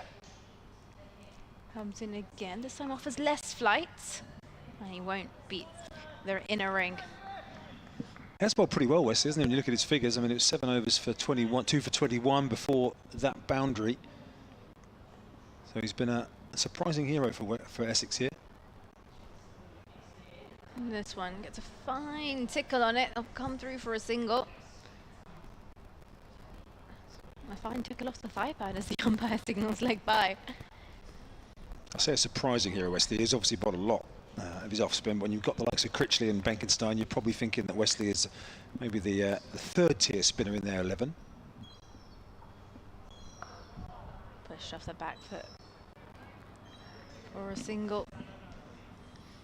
Just knocking things around here, Joe Weatherly. He knows he's just lost that wicket of Tilak Verma, who was supporting him at the other end. I'm just starting to notice seagulls, Nikki. I don't know if that's... They were here. I know they were here, but I'm starting to notice their noise. Oh, they were making plenty of noise earlier. I think they're just looking for some food. They're realising that the coffee vans and the burger vans are going to be probably throwing some stuff out the back in the next hour or so. It's going to get even noisier then. As use of the feet, this is hit uppishly and straight to mid-off and taken.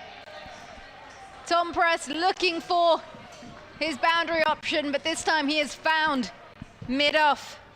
And that has gone straight to Noah Thane. And Hampshire, they lose another. Prest goes for 6 from 9 deliveries. Well, he crested one away earlier on in the over from Tom Wesley, where he turned it into a full toss. He was trying to do the same, got down the pitch again, but didn't quite manage to get it on the full this time, and just chipped it up again wristily, but good catch by Noah Thane, tumbling to his right. And it is Prest who's unfortunately relatively low scoring run of form in white ball cricket continues. Weatherly's still there, about to be joined by the very exciting Ben Mays. Just making his way out on to the field. 94 runs to win, 97 balls in hand, plenty of time, and actually pretty doable, as it's pretty much a run a ball required. As Ben Mays makes his way out into the middle. You can hear that round of applause around the ground as well. It's not often a 17-year-old on home debut gets a reception like that coming out to bat for the first time here. So there's the expectation levels. Yeah, I think it was like a joint round of applause for Weatherly, was making his way off, and then Ben Mays coming on.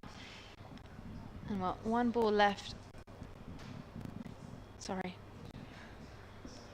So Mays to join Weatherly with Presta, the batter who is out. And Ben Mays, well, 74 from 55 on debut the other day as a 17-year-old local boy. He's been in the Hampshire pathway for the last few years. We mentioned earlier on, he's been was a seam bowler when he came into the academy, a batter who bowled a bit coming into the academy. He's now a very good wicket keeper. England under-19s. He's played for age groups a couple of years ahead of his time as well. Yep, so Weatherly's still out there on 57 from 62. Just lost the wicket of Prest, caught at mid-off by Thane. And Ben Mays joins him now in the middle. Final ball of the over.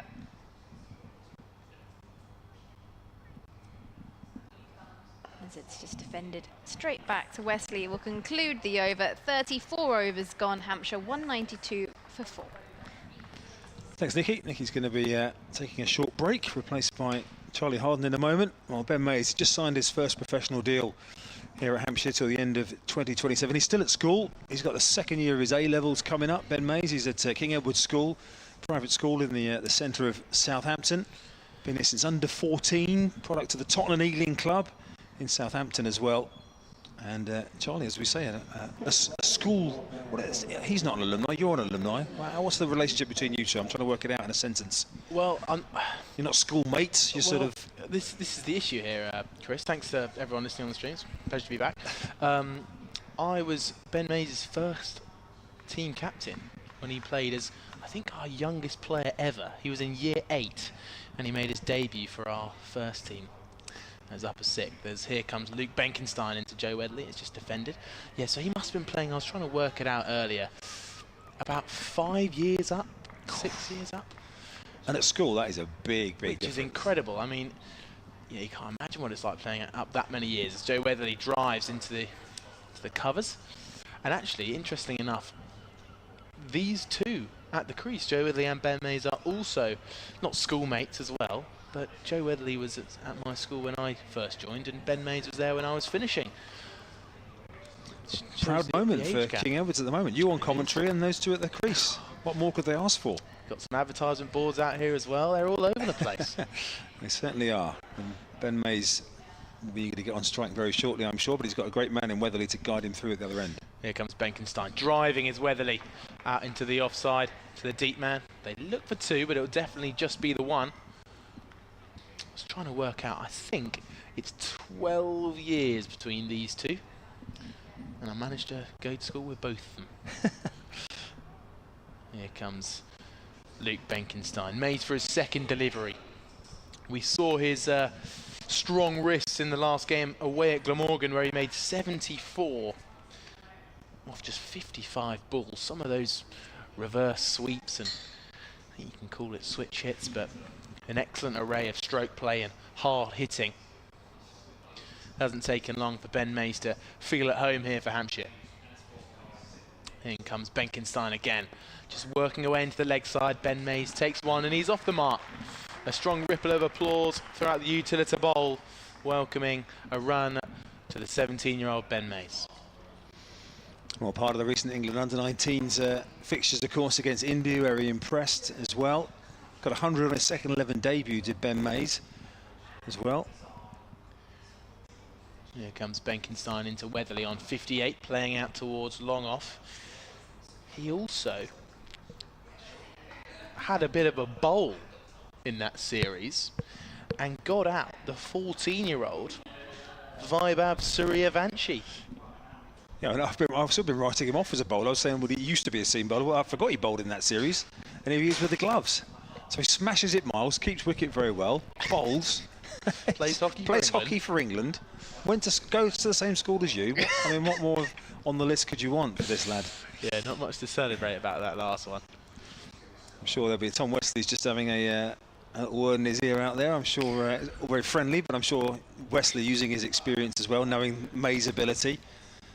There can be some friendly banter that also is proving a point, can't there? As Wesley continuing round the wicket here to Joe Weatherly, who only finds the fielder at short mid-wicket. Nick Brown, who doesn't on that occasion get a huge cheer from the supporters club over there.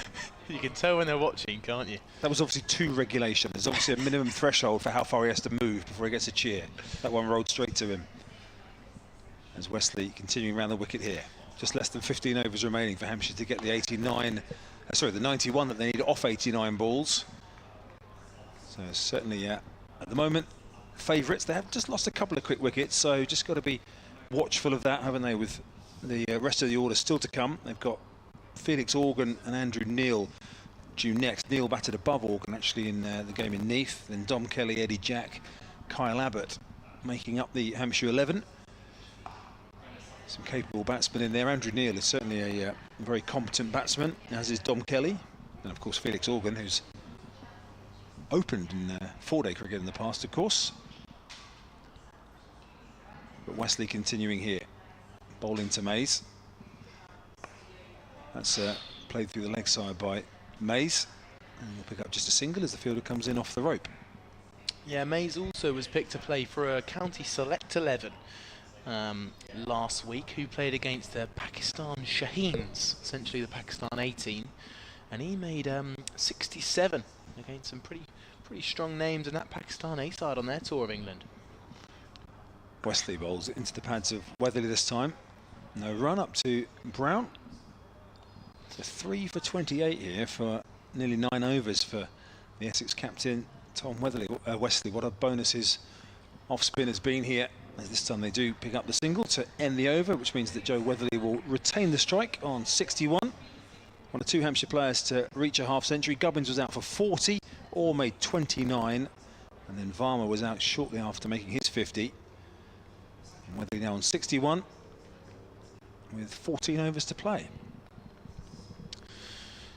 Yep, it's been an incredibly impressive innings this from Joe Weatherly. He's on 61 currently. I think what he always does so well is whenever there's a little bit of pressure building on this guy, he's got a shot to get himself out of it. He'll play a strong cut shot or just in a beautiful shot just past the fielder, and he'll get a boundary. As Benkenstein comes in, and Joe Weatherly playing that signature carve away backward a point, just beating the fielder as we've just been mentioning, and he gets away with a boundary. 200 up for Hampshire now, and applause comes around the ground, showing that Hampshire are in a pretty strong position in this chase of 286. So just 86 now required to win for Hampshire. Such a profitable shot, such an area for Joe Weatherly, that one, isn't it? That's 2 in the last 3 or 4 overs we've seen for him, going through that area for 4, just backward of square on the offside. Driving is Weatherly straight to the fielder at cover, and on the little misfield from Nick Brown, they get through for a single, and we've both just scanned over to Nick Brown's fans, and they are putting the thumbs down. I'd love to know what the sort of the actual occasion is, rather than hearing that Nick Brown might be playing.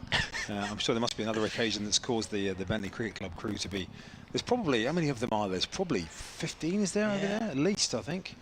Maybe slightly more. They've got a St George flag with Bentley on tour tied to the seats just to the left of them. Now slip comes in for Ben Mays. Made a bit of mind games from Luke Benkenstein, but it's clipped into the gap at mid wicket, sorry. And they get through for a single, 204 for 4. But Ben Mays looked extremely promising. We all saw it just 2 days ago. An extravagant array of shots that brought him to 74. Hampshire will love it if he can do something similar today. Benkenstein bowls lofted over cover for a brilliant shot from Joe Weatherly. Not the first time he's done that today, as it runs away to the boundary for 4. A lofted drive over that fielder, which is Nick Brown, skips away to the boundary for 4. Well, the bowler just served up enough there to tempt Joe Weatherly, and again with that vacant area, he knew he was going to give that enough to get it over the fielder in the circle. There's that little bit of width, Weatherly free in the hands, and again beautifully played by Hampshire's main man at the moment. Benkenstein bowls down the track, comes Weatherly clipping out towards that mid-wicket gap. They're going to look for 2 here. Ben Mays a little bit slow setting off, but he's going to get back comfortably as Joe Weatherly looks for a 3rd, but Mays hasn't reached the striker's end yet. It's quite a common thing when you keep cover up and you're bowling spin that's bringing it away from the bat. You say, you know what, you try and hit that ball over extra cover. You try and do that. We'll set out a long off, we'll put out a deep cover as well. You try and hit it over extra, and Joe Weatherly's done it plenty of times today. As this over's looking a little bit expensive. 12 off it. Joe Weatherly working it away towards square leg. The fielder comes in, throws it in. And that ends a very good over for Hampshire. It's confusing sometimes, isn't it, when the crowd applaud what's a good over for the batting side. You don't often, I was expecting some sort of landmark to have been reached there or something, but just applauding what a good over that was with, what's that, 13 coming from it. So an expensive one from Benkenstein, who's now bowled 6 overs for 43. Wesley's got 1 more to bowl here. He's got 3 for 29 from his 9 so far. Well, it's either an incredibly knowledgeable crowd that they know something we don't, or they are simply just clapping a good over. But they don't need that much knowledge to know something that we don't, Charlie, admittedly, but you're right, there's some sort of milestone that we've missed. Here's Wesley then round the wicket, starting his final over. Here's Brown in the game again, and there's the cheer this time. So what it is, he has to move 2 steps to get a cheer. That's what we've worked out now, because that's something he did to his left. Nick Brown, just out of shot for those watching on the stream. That's down the leg side, that's beaten the keeper, that's going to be wide. It's running up towards the pavilion. Porter is after it, he will catch it. And again, it's just a couple plus the wide there for Hampshire, so whether that's part of a plan. Although Wesley just holding up his hand in apology there to the keeper, Simon Fernandez, to say, sorry, that wasn't the plan. So I've just been looking up to check if there was a milestone that we missed, and I'll come back to it after this ball, Chris. Oh, that sounds ominous. Wesley again, just floats that one a little bit slower through the air. But again, easily picking up a single out into the covers. Weatherly, there might be overthrows here. No, the fielder is backing up actually, Critchley. So I've done some quick maths, and Weatherly is 13 runs away from 1,000 list day runs. So we didn't miss something. However, a milestone's looming, just 13 needed for Weatherly. I was going to say, if they were clapping Joe Weatherly for being 15 away from 1,000, that was quite some milestone. 4 balls remaining for Wesley after that wide. Again, just holding that one back a little bit. There's a little inquiry around to umpire Burns there as it goes outside the off stump. Have they heard a little noise out there? Tom Wesley's been somewhat of a golden arm today. He's got 3 balls left in his spell. Here he comes again. Wesley, Mays this time. That high front elbow, just helping that up to mid-on for a single. And Weatherly, I'm sure, will have said to him, and the guys in the dressing room will have said, we don't need the 74-55 heroics here. Just stay at the other end. What we don't need is to lose wickets. So just stay there, support Weatherly. He's the batter in. Keep moving the strike along. Keep turning the scoreboard over. As Wesley is in once again. This time it's Weatherly taking the aggressive route down the pitch. 1 bounce 4. Again, long on, is right back on the fence there, but that was hit so well and so straight by Joe Weatherly. The fielder underneath us, Critchley, didn't have a chance. That's a beautiful shot from Joe Weatherly. Weatherly can just make shots that are very, very challenging, just look so easy. He's got to the pitch of the ball and just driven over his head for 4. Wesley again coming towards the end of his spell, his final ball of his spell in fact, and again Weatherly this time continuing to just keep the scoreboard moving, following up the boundary by just nudging it for 1. And Tom Wesley, it's a good spell. It's come to quite an expensive end there with that boundary, but he's taken 3 for 39 from his 10 overs.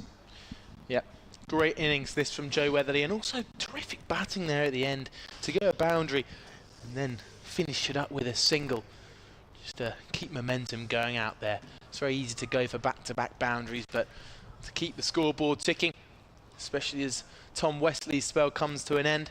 It's very rare you think about Tom Wesley as being the strike bowler for Essex, but he's taken 3 for 34, I believe he finished on today, after his 10 overs. Very good stuff from the captain, leading from the front. Welcome, Amelia Clark. Thank you very much. Yeah, cheers, Ali. It's got so dark up here that it feels like you want to switch the lights on. But we don't have any lights up here in the camera gantry, so we're just going to have to... oh, we do actually have... I don't know how you switch that on, Chris, I'll be honest. But, yeah, from a Hampshire point of view, fantastic. They've moved along. From an Essex point of view, they've tried to bowl really concise. They've tried to keep it varied, but Hampshire are just finding a way through at the moment. Shane Snater, the new bowler from the pavilion end. Weatherly advancing, but drops at his feet. Will be no run. Partnership at the minute is 29 for those of you watching on the live stream. 221 for 4. Just now 65 to win with 6 wickets left in hand. We've got 11.5 overs to go. Yeah, you can just see on the live stream there, it says 65 to win with 70 balls remaining, 71 balls. That's tighter than it feels. Does. It's just because Hampshire's still got wickets in hand. Here comes Snater defending into the leg side. Joe Weatherly taking a quick single, and it's a very good run as the throw hits Joe Weatherly in the leg, who remains unmoved. That's what happens when you're on 80. Joe Weatherly can't feel a thing out there. That or it's so cold his legs are numb. No, it's Probably not that the cold. latter. It's not that cold. It's now my watch says, or my phone says, it's 21 degrees, which I don't believe, and I think Nikki would agree. It does not feel like 21 degrees. She's shaking her head in dismay. It feels like 16 apparently, or 6. It's definitely the chillier side of things today. We've got quite a satisfying scoreline at the minute. 2-2-2 for 4. Double Nelson. Here comes Snater bowling, and it's not an unlucky number this time as Ben Mays works it out to deep square leg. It's picked up by the fielder and returned into the wicketkeeper Simon Fernandez, who had a strong showing with the bat, made 41 alongside Charlie Allison, who made 80. 50s also came for Tom Wesley and Robin Dass. If you're just joining us, as Essex set Hampshire 285 to win, but you got the sense that it was probably about 20 runs short, maybe even 30 of where they could have been.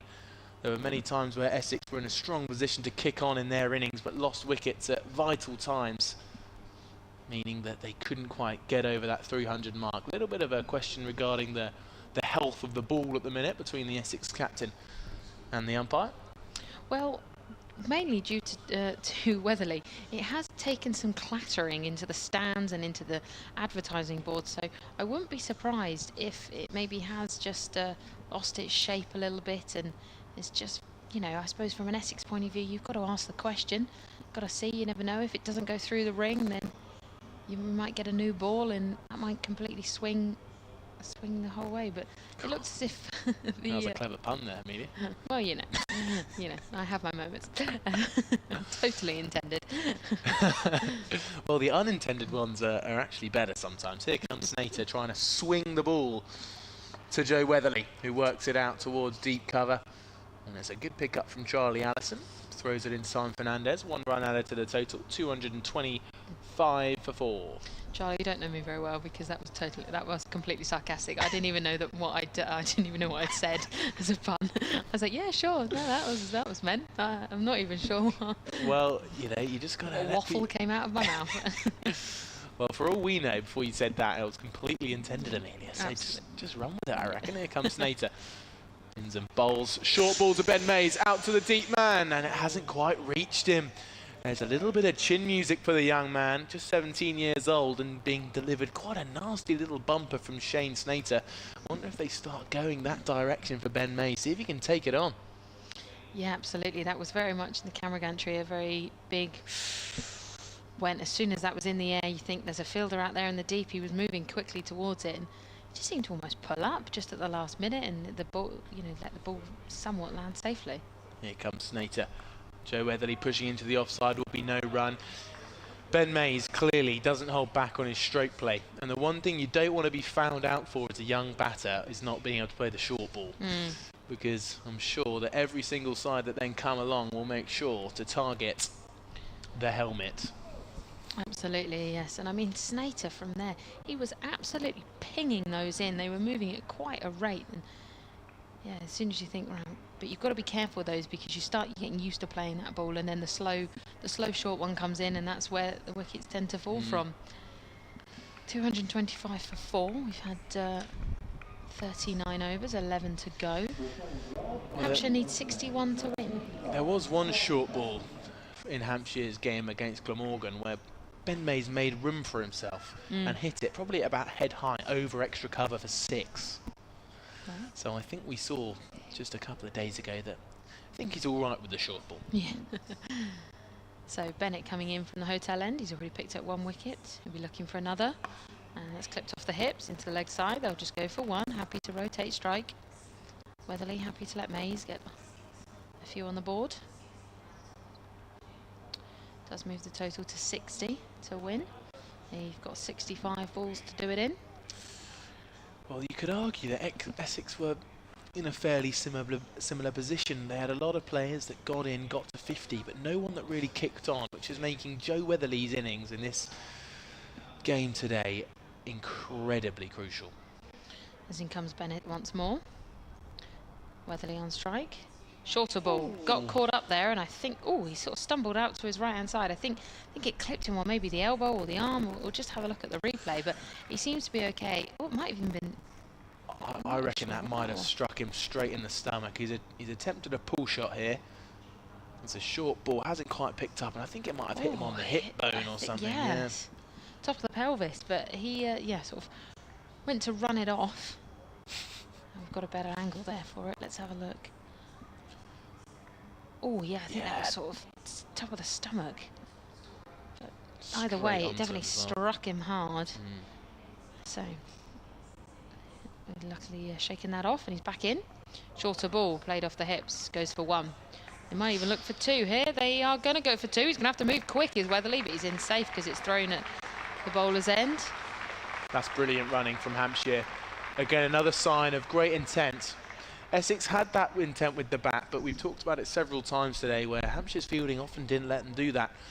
Whereas maybe a slightly lazy set-off from Shane Snater meant that Weatherly's intent, hard running of the first run, meant that coming back for the second was pretty straightforward. He did have to come in from quite a distance to pick that ball up, to be fair, but yeah, maybe he could have moved a little faster as Bennett comes in again. This is just defended, and Weatherly was looking for 1, but decided against. They need 58 now to win. Yeah, 62 to do it. I think lazy was probably a bit harsh there. Apologies to Shane Snater. I'm sure he will forgive you. I'm sure he won't really care, really. Now, a couple of wickets here could really make this an incredibly interesting finish. But I think it still will be. Joe Weatherly has got a lot yet to do, but Ben Mays alongside him. He's on strike is Weatherly, and that's come in, and he's pulled that nicely around the corner, and I think that Slater is just about to get on the back of that, but they'll get 2 from it. And that brings up Joe Weatherly's 85 and 230 for Hampshire. Big round of applause. We're not 100% sure what that was for, but I think just a sign of great running. Yeah, I'm not really sure about that, what that is either. I wonder if we've hit a milestone for number of seagull flying around the ground. It's incredibly increased. So many seagulls just swooping around, threatening to come up here in the gantry and start commentating. And Bennett in again. That's defended. Well, how many did we say Weatherly needed to get his 1,000th? 2 more. 2 more. 2 more. So this could be a big couple of minutes, but that is the end of the over. 230 for 4. We've only got 10 overs left. This partnership currently 38. They need 56 runs to win, and they've got 60 balls to do it in. Yeah, it's a game that's in the balance. If a couple of things go Essex way, they'll be on top. If a few moments go Hampshire's way, they'll be on top. But right now, we sit in that tentative position of this game could go either way. Another little milestone for Joe Weatherly. He's 20 runs away from his highest score ever in the competition, which is 105 not out that came against Kent, I believe. I might have to research that. Shane Snater comes into bowl to the 17-year-old Ben Mays, driving straight up towards mid-off. I'm sure we've had a little spike in the viewing on the stream. Now Ben Mays has entered the crease. A lot of cricket fans wanting to find out about this guy. Well, he looked absolutely magnificent in the game against Glamorgan. And Chris was mentioning earlier that it's not really what Hampshire need from him right now. I'm sure the experience of Joe Weatherly will be letting Ben know that actually just a run of ball, low-risk cricket is exactly what Hampshire need right now. Shane Snater into bowl. Ben Mays walking down the track and pulling in front of square. No singles for this guy. He gets away with an incredible looking shot. 4 of them. Well, we've had a couple of emails come in. I haven't been ignoring you guys, sorry. I've either not been on comms or the Wi-Fi here is a little droppy. But Dave Dorrington says, "Hi all, my weather app says it's going to rain at 6. Keep your eye on the DLS." Well, at the moment, Hampshire are very much ahead of the DLS. DLS says 211 and they're on 234. But I'm hoping, Dave, by within half an hour we could have this done. Deflecting that time from Ben Mays out towards backward point. I think what's so... I'm going to sound silly here, everyone. But what's impressed me so much about Ben Mays is the shape he gets into when he plays the forward defence. You might... amongst all his various brilliant-looking cricket shots, actually, what really infuses me is how strong that defensive position looks. Then maybe we can see it here. Here comes Snater, just working into the leg side to short mid-wicket, no run. We've had another email from Stephen Clark. Steve, I haven't been ignoring you, I promise. I've literally just got this email. I know you sent it well over an hour ago, but he said, hi all, Ben Brown, Hants Red Bull captain, wears number 10 on shirts. For Essex, he also wears number 10. Two questions arise. How are shirt numbers allocated, and what happens if two players pick the same number, say international or franchise teams? Well, there we go. We can have that discussion in a moment after this ball. Shane Snater bowls, driving his Ben Mays out towards deep cover. Now, I think it's a first-come, first-served basis. There'll be a list of numbers, maybe on a spreadsheet of some kind, where... let's say, I don't know, Amelia, you're about to get called up to the Hampshire women's squad. I'm sure there'd be a big list of all the numbers and names, and you just have to pick from a free number. Yeah, I think you're about right there. And seniority comes into it as well, I believe, thanks to Chris. Yeah, that's fair. If two of you've got the same number, well, who's more senior? They get it. Similar to spots in the changing room, I'm sure. Absolutely. A few people kicked out of some senior positions. But yeah, good question. Thank you, Steve. Shane Snater sets off. Here he comes now. It's Weatherly on strike. He's clipping to that gap at mid-wicket, just past mid-on to a kind of wide mid-on region. It's not going to go all the way. Good fielding out there, but I think it might be Luke Benkenstein. Someone might have to correct me if that's wrong. But Weatherly gets to 88. So that is, I think it might be 87. No, 88. 88. So that takes him past 1,000 runs in the 50-over competition for Joe Weatherly. And that does also bring the Hampshire total needed to 48. So dropping under that 50 mark is just a very nice mental sort of note to go, okay, yeah, we've got less than 50 we need now. We may have 54 balls to do it in, but with Weatherly out there, you think, yeah, that's doable. And Mays is very much keeping his run rate high. Yeah, Joe Weatherly continues his fine form, not only from the blast, but he also had a couple of first-class county championship games which he played, and he got 50s in both the two games he played for Hampshire in the first class. That a man in form. Indeed. Well, Bennett's back in again. He's bowled 6. He can obviously bowl up to 10, so Essex are going to use him. Shorter ball, that's defended as that kicked right up. Skidded through maybe a little bit and, you know, attacked Weatherly at about head height. Defended nicely. There's a little bit of a pop up off the surface maybe from Joe Weatherly. Well, from the ball of Charlie Bennett, actually, sorry. But maybe just taking the shoulder of the bat of Weatherly, who sits on 88. So Bennett, top of his mark. Almost feels like a night game now. The floodlights are on. Chris is nodding. It feels like we're here late into the evening. But comes in and bowls, and this is very nicely pulled round the corner, but they'll only get one for it because the fielders were very much on top of that. Yeah, partnership's now 47 with 47 runs to win, so 3 away from that 50 mark for these two. Only 12 runs coming to the bat of Ben Mays, unless I've done my maths incredibly wrong. I think I'm right, 47. Yep, 47 to win, 52 balls to do it in. 6 wickets in hand. 239 for 4. Mays on strike. Bennett in. Bowls. Shorter ball. Ooh, that looked like it might be lofted through to the keeper, but don't think Mays got a bat on that. There wasn't really any celebration from anyone, so it's a bit of a swing and a miss. Yeah, Ben Mays just leaning back, trying to loft that one maybe over the keeper. And just as that shot occurs, Charlie Bennett has just moved third man a few steps finer. Maybe putting him into a position that might catch Ben Mays out if he tries that shot again. Well, Bennett halfway through this over. from an Essex point of view. It's a concise over so far, only one from it, holding Hampshire at bay. Shorter ball, it's up in the air. This could be caught. This is going to be caught and be taken. Mays has got to go. And is that, I think, who was that? It was Critchley who took that ball. Very well taken there. Yeah, Matt Critchley caught in there. Yeah, it's just a shorter ball. Mays nearly got out to that last one, the ball before, but yes, just swinging the bat in frustration there. Yeah, common approach for teams that are playing against a young gun is to go upstairs, try some short stuff, try and unsettle the new batter. And we've seen how good he is at playing the pull shots a couple of days ago. And actually he's a bit more of a compulsive player. But nonetheless, he's played a nice knock for 12. And he showed his class. No doubt he'll be back here again scoring runs for Hampshire. New batters Felix Organ, 2 balls left in this over. Charlie Bennett picks up his 2nd wicket. And this is turning into a very good over for Essex. And we're sensing up here maybe a little turn in the tides if Organ doesn't quite get going.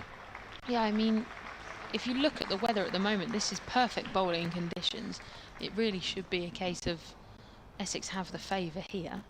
You know, Hampshire should be on the back foot. It didn't feel like that really until, well, that last wicket fell.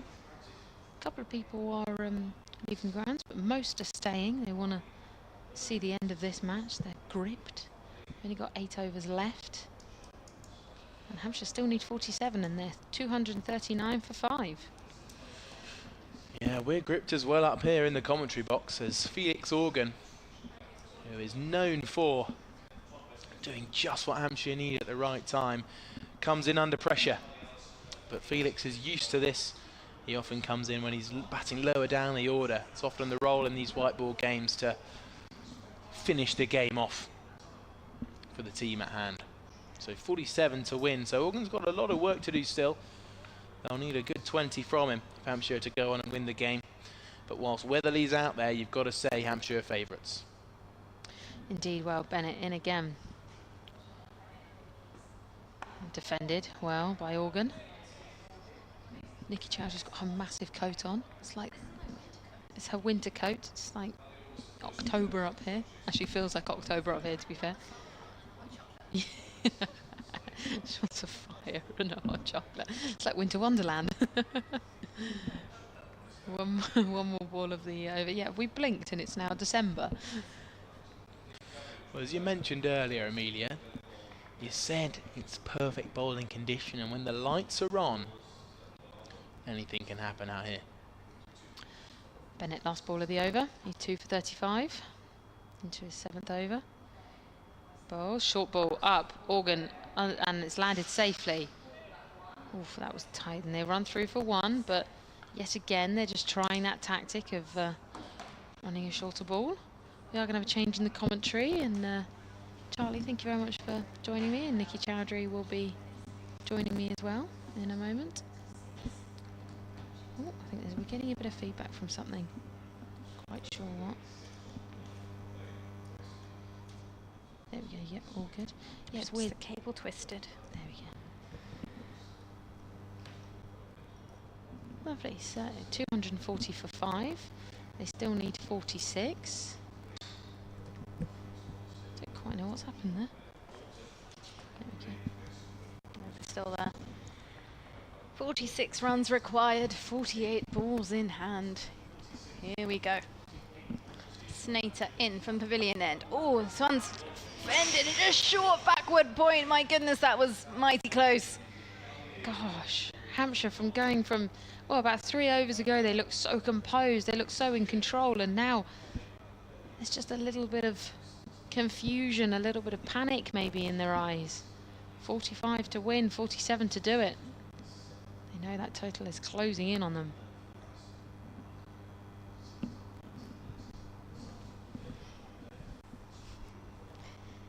Here comes Snater into Weatherly. He's on 89. Plays this off his hips. Straighter to mid-on. And will come through for the single as well. 44 runs required. It's 10 runs shy of a century here Joe Weatherly. Someone's enjoying good themselves. lungs. Honestly. A bit rude to do it as the bowler's still doing though. This one just guided by Organ down towards deep third. My goodness, that is a bit great much. lung capacity. He's now just shouting.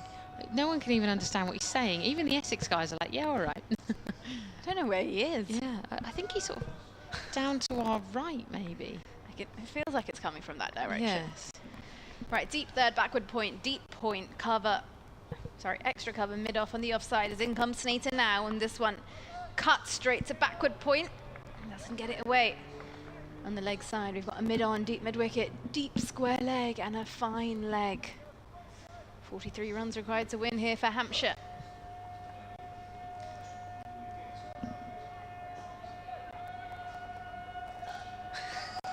I don't know what to make of that. I don't know what they're saying. That's the thing. They're just going, ah. Snater into Weatherly. And flicks this away off his legs for 4 runs through mid-wicket. That's a glorious shot there from Joe Weatherly. He moves on to 94. And now, well, into the 30s required, 39 to be precise for Hampshire. Yeah, they've got 43 balls to do it, but suddenly 39 just doesn't seem that big anymore, does it? When it's in the 40s, you think, oh, that's still nearly 50. But somehow 39 just seems that bit less. And will that just sort of, that idea of the mentality of there's not that many left to get, will it affect either side? We will see. Snater in now on this one. This has come off the thigh pad and it's dribbled towards square leg. Just waiting for the signal, which has been given, leg bite, and that will also conclude the over. There from Shane Snater, 43 overs gone, Hampshire 248 for 5, with Weatherly on 94 and Organ on 3. Elsewhere in the Metro Bank One Day Cup Group A, Nottinghamshire Outlaws versus Worcestershire. Worcestershire posted 312 for 7. And Nottinghamshire currently 226 for 8, needing 101 runs in 11 overs. Well, they've lost far too many wickets to make that a comfortable ride. 38 runs required here from 42 deliveries for Hampshire.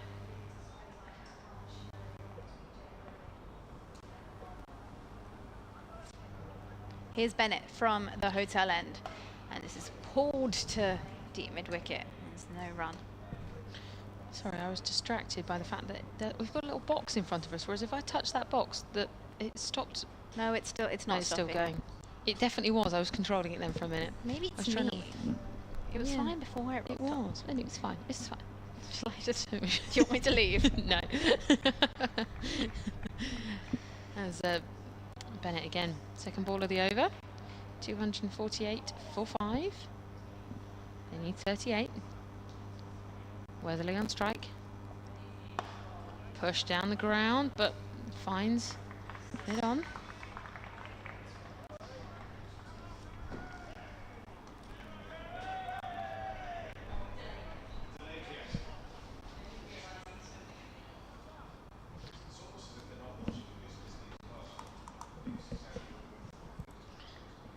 Bennett doesn't exactly rush when he's heading to the top of his mark. Well, he's got like, it's basically doing the Duke of Edinburgh to get back to the top He of his really mark. is. He just as well walk all the way to the boundary.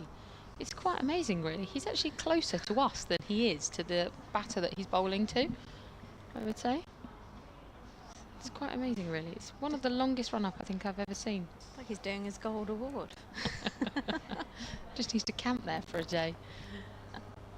Right, in he comes. Starts off slowly and then builds that run up into quite the sprint.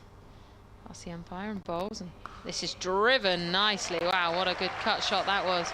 Out, finds the 4, finds the boundary, and Organ is very nicely away onto 7, and that does bring up the 250 runs for Hampshire. Yeah, absolutely. Organ just rocking off onto the back foot, creating some width and quick hands through the ball.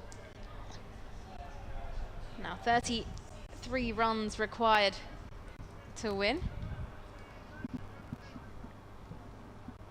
If you're watching on the live stream, it doesn't actually look as dark as it is. It's not as dark as it looks, sorry. No, it does look particularly dark on there, doesn't it? Bennett once more. Morgan still on strike, and he ducks out the way of this one, and that comes to a big cheer from some spectators below us who are having their own fun. I love how they're getting involved.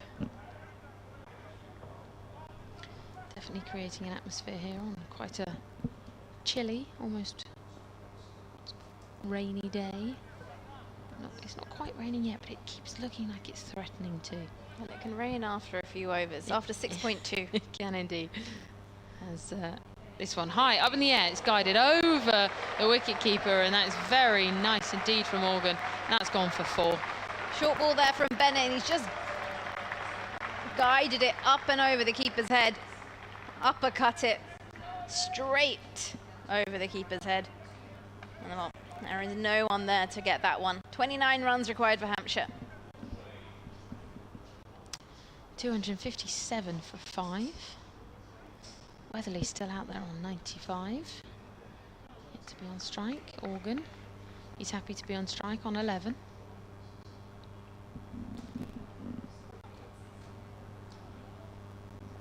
Bennett comes in. Bowls. Organ flicks this one away. They'll go for 1. And that moves Weatherly on to strike at the end of the over.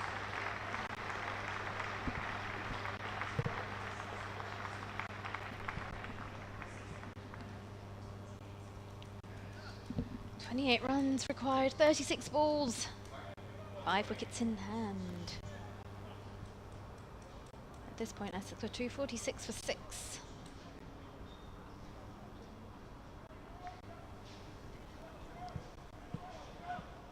Weatherly on 95. Organ on 12.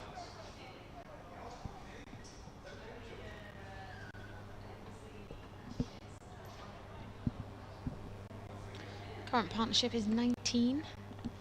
You need 28 to win, 36 to do it in. Here's Snater in to Organ. Short ball pulled. And it's going to find its way down towards fine leg for a single.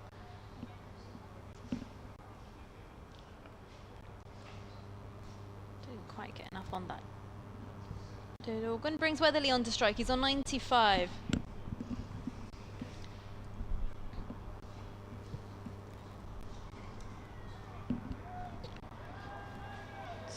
Taking his time to get back to the top of his mark.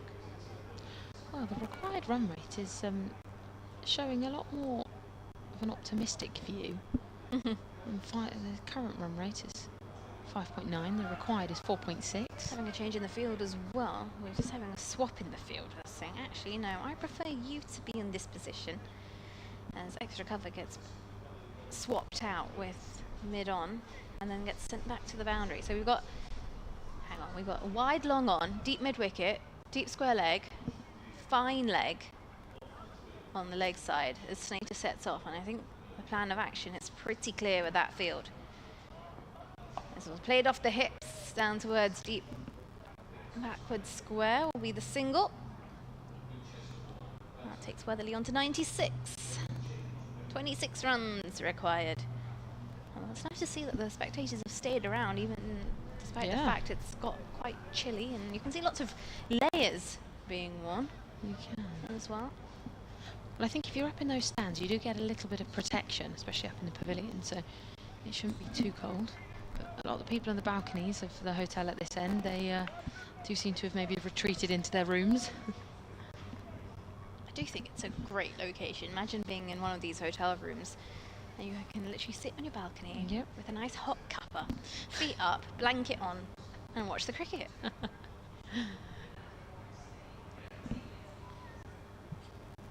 Here's Snater. Short ball, pulled, just short of mid-wicket. Doesn't quite have any power. It's kind of looped in front of mid-wicket, that one. It was one of those, from this angle, it was almost deceptive as to which way it was going. It was just in the air, you could tell, but not for very long. Organ on 13, Weatherly 96.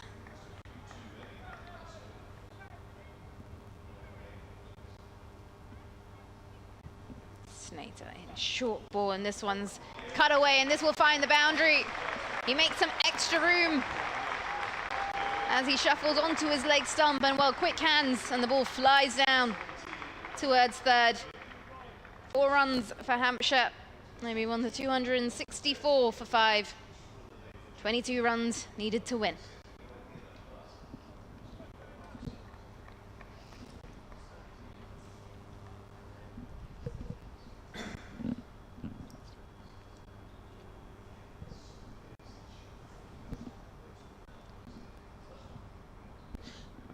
Nice short ball. This one will be signalled a wide.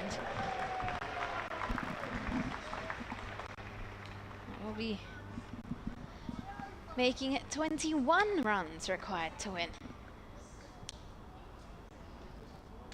Yeah, that's not what you want from an Essex point of view at this late stage, when every single run counts and every single ball that's a dot is a dot in your favour.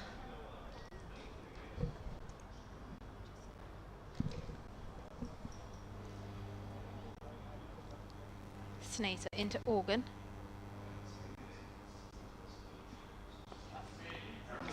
Inside edge, beats the keeper. I'll get a single. It just seems that Essex have gone flat. Yes, yes it does.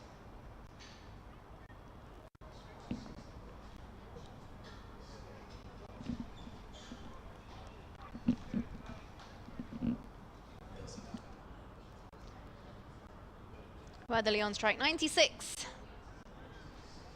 to his name. As the field just gets changed around, deep third gets brought into the ring. And again, we have a packed leg side. Long on, deep mid-wicket, deep square leg, fine leg. As it's flicked off the hips, down towards mid-wicket. He'll come through for the single. He moves on to 97. That will conclude the over. So Joe Weatherly keeps strike as well. 45 overs gone, Hampshire 267 for 5, requiring just 19 runs to win. And there's going to be a change in commentary. Charlie's going to come on for a bit, no, the last bit. That's Amelia Clark. Thanks to Amelia for her contributions throughout the day. I was going to say you'll hear from her later, but let's be honest, you won't, because Charlie's here. Well, Joe Weatherly, shortly after achieving that milestone of 1,000 runs in list day cricket, he is now just 3 runs away from doing it, getting 100 here today. 28 runs is the partnership. We've got a new bowler onto the attack, and Weatherly will be on strike. Matt Critchley is going all the way back to get the mark for his bowling run-up. I was going to say, is Matt Critchley bowling some pace here today? I don't think so. But no, he's returning to bowl some leg spin. So Weatherly on 97. 19 to win off just 30 balls. Hampshire still got 5 wickets in hand. Is there any light here for Essex, Nikki? They'll need like 3 wickets back to back. They do. Could happen though, this is cricket. Here comes Critchley in then to Joe Weatherly, who's working it over mid-wicket. Has it gone for 6? It's gone for 4, it doesn't matter. It's 100 for Joe Weatherly. A majestic show of shots all around the ground. As he gets to 100, he lifts his helmet off, celebrates to the crowd. And what a match-winning knock this has been for the Hampshire number 4. Absolutely, and what a way to get there as well. And brings up his 3rd List A century. He's played that anchor role. He had the support of Tilak Verma earlier, but now he's taken matters into his own hand. And well, now Hampshire just 15 runs shy. And that time driving away through the covers. He now's going to end this as fast as he possibly can. It's a 4 for Weatherly, and he now matches his highest 50 over score for Hampshire of all time. Well, clearly he's got somewhere to be tonight. 11 runs required. Yeah, this matches his 150 not out against Kent in 2018. So just 1 run to get past that. Here comes Critchley, and it's pulling down the ground this time. It's another 4. Joe Weatherly. This man's got somewhere to be, Nicky. He's got past the 100 milestone, and he just is not stopping. 3 back-to-back 4s after the new bowling change from Matt Critchley. I bet he's got, I think he's looked at the time. He's like, right, before 6 o'clock. It's 5:51. We're out of here. I reckon he's got a nice dinner planned. Here comes Critchley driving over cover. This one's going to be picked up by the deep man as there's boos around the ground. I'm joking. There's no boos, just from Chris Temple. 280 for 5, bringing Felix Organ on strike. 3 4s and a single. Expert batting from the Centurion today, who's on 110. 6 runs required. Here comes Critchley, 20 on his back, running in. It's a deep step from Felix Organ into the crease, and it's played out only as far as mid-off. Be a dot ball. Just 6 to win now of 25. Hampshire looking ready to bring this home for their 2nd win of the competition. Critchley bowls, and it's just played out into the cover region, out towards deep cover. And Felix Organ gets to the non-striker's end, but he'll be on strike for the next over. A very expensive over that for Essex, and one that almost asserts Hampshire as today's winners. Well, yeah, it's been a good day for Hampshire, especially for that man on your screen, Joe Weatherly, 110 from 104 deliveries.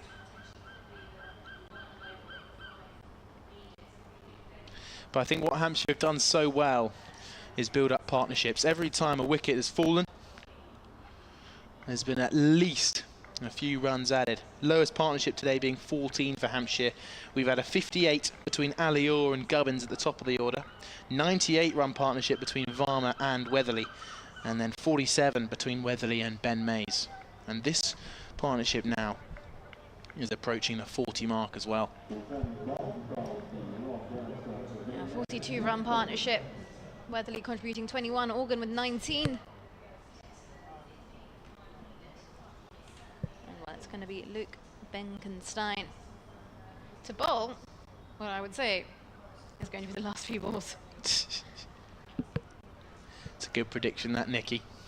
Just 6 runs needed. Both these two will be looking to get it done sooner rather than later. But this guy can bowl, Luke Benkenstein.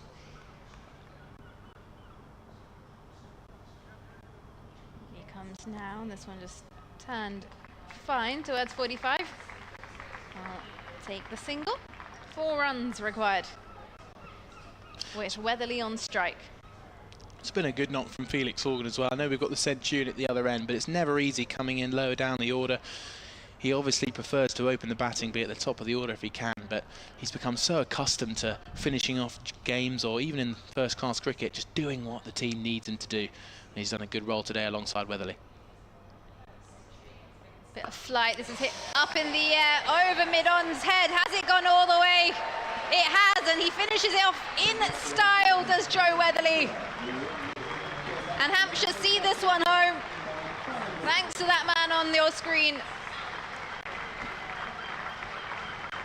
Absolutely brilliant here. Joe Weatherly, the man of the day. Finishing it with a 6, rather characteristically today. Hampshire won because of one man, Joe Weatherly. 50s for Tilak Varma as well. A good start from Nick Gubbins and Ali Orr at the top of the order as well, but you can't look past Joe Weatherly as the man who's done it all in this chase for Hampshire. They needed his best, he got his best, going past his 105 not out from 2018. He finishes on 116 with a 6 to win it on the final delivery. Well played, Joe Weatherly. And Hampshire win 2 from 2, and Essex have lost 2 from 2. Yeah, what a game. Essex will have a lot to reflect on. Wesley picking up 3 wickets, Bennett with 2. But unfortunately, it was just one of those days where they couldn't seem to contain the runs. Yeah, Essex struggling a little bit in the field, but I think they always knew they're probably about 20, maybe even 30 runs short of the intended target, which meant that Hampshire got over the line pretty easily. In terms of the Essex batting, It was Charlie Allison's 80, Robin Dass and Tom Wesley both made 50s alongside him. Simon Fernandez coming in at the end with a handy 41. But Eddie Jack picking up 2 wickets. 2 wickets for Kyle Abbott, 2 wickets for Dom Kelly as Joe Weatherly walks off the pitch with applause around the ground. Gets applause from his Hampshire teammates as well. Andrew Neil bowling 10 overs, 1 for 44. But it was a great day all round for Hampshire. Bowlers picking up wickets in every department. And a centurion, Joe Weatherly, winning the game for Hampshire. Yeah, absolutely. They'll be happy with that. There'll be celebrations in that dressing room tonight because clearly he had a job to get done because he really powered through towards the end of that innings. They have somewhere to be tonight, John, for sure. Yeah, absolutely. So Hampshire finish this game. They take the victory. They get the win over Essex. And as we said, 2 from 2 for Hampshire, 2 losses from 2 for Essex as we end today's coverage. Thank you very much, Nikki. We've been Nikki Chowdhury, I've been Charlie Harden, Chris Temple's been brilliant today, and of course Amelia Clark's done very well as well. So thank you all very much for listening. Hampshire get the victory and go to the top of the table. Thank you.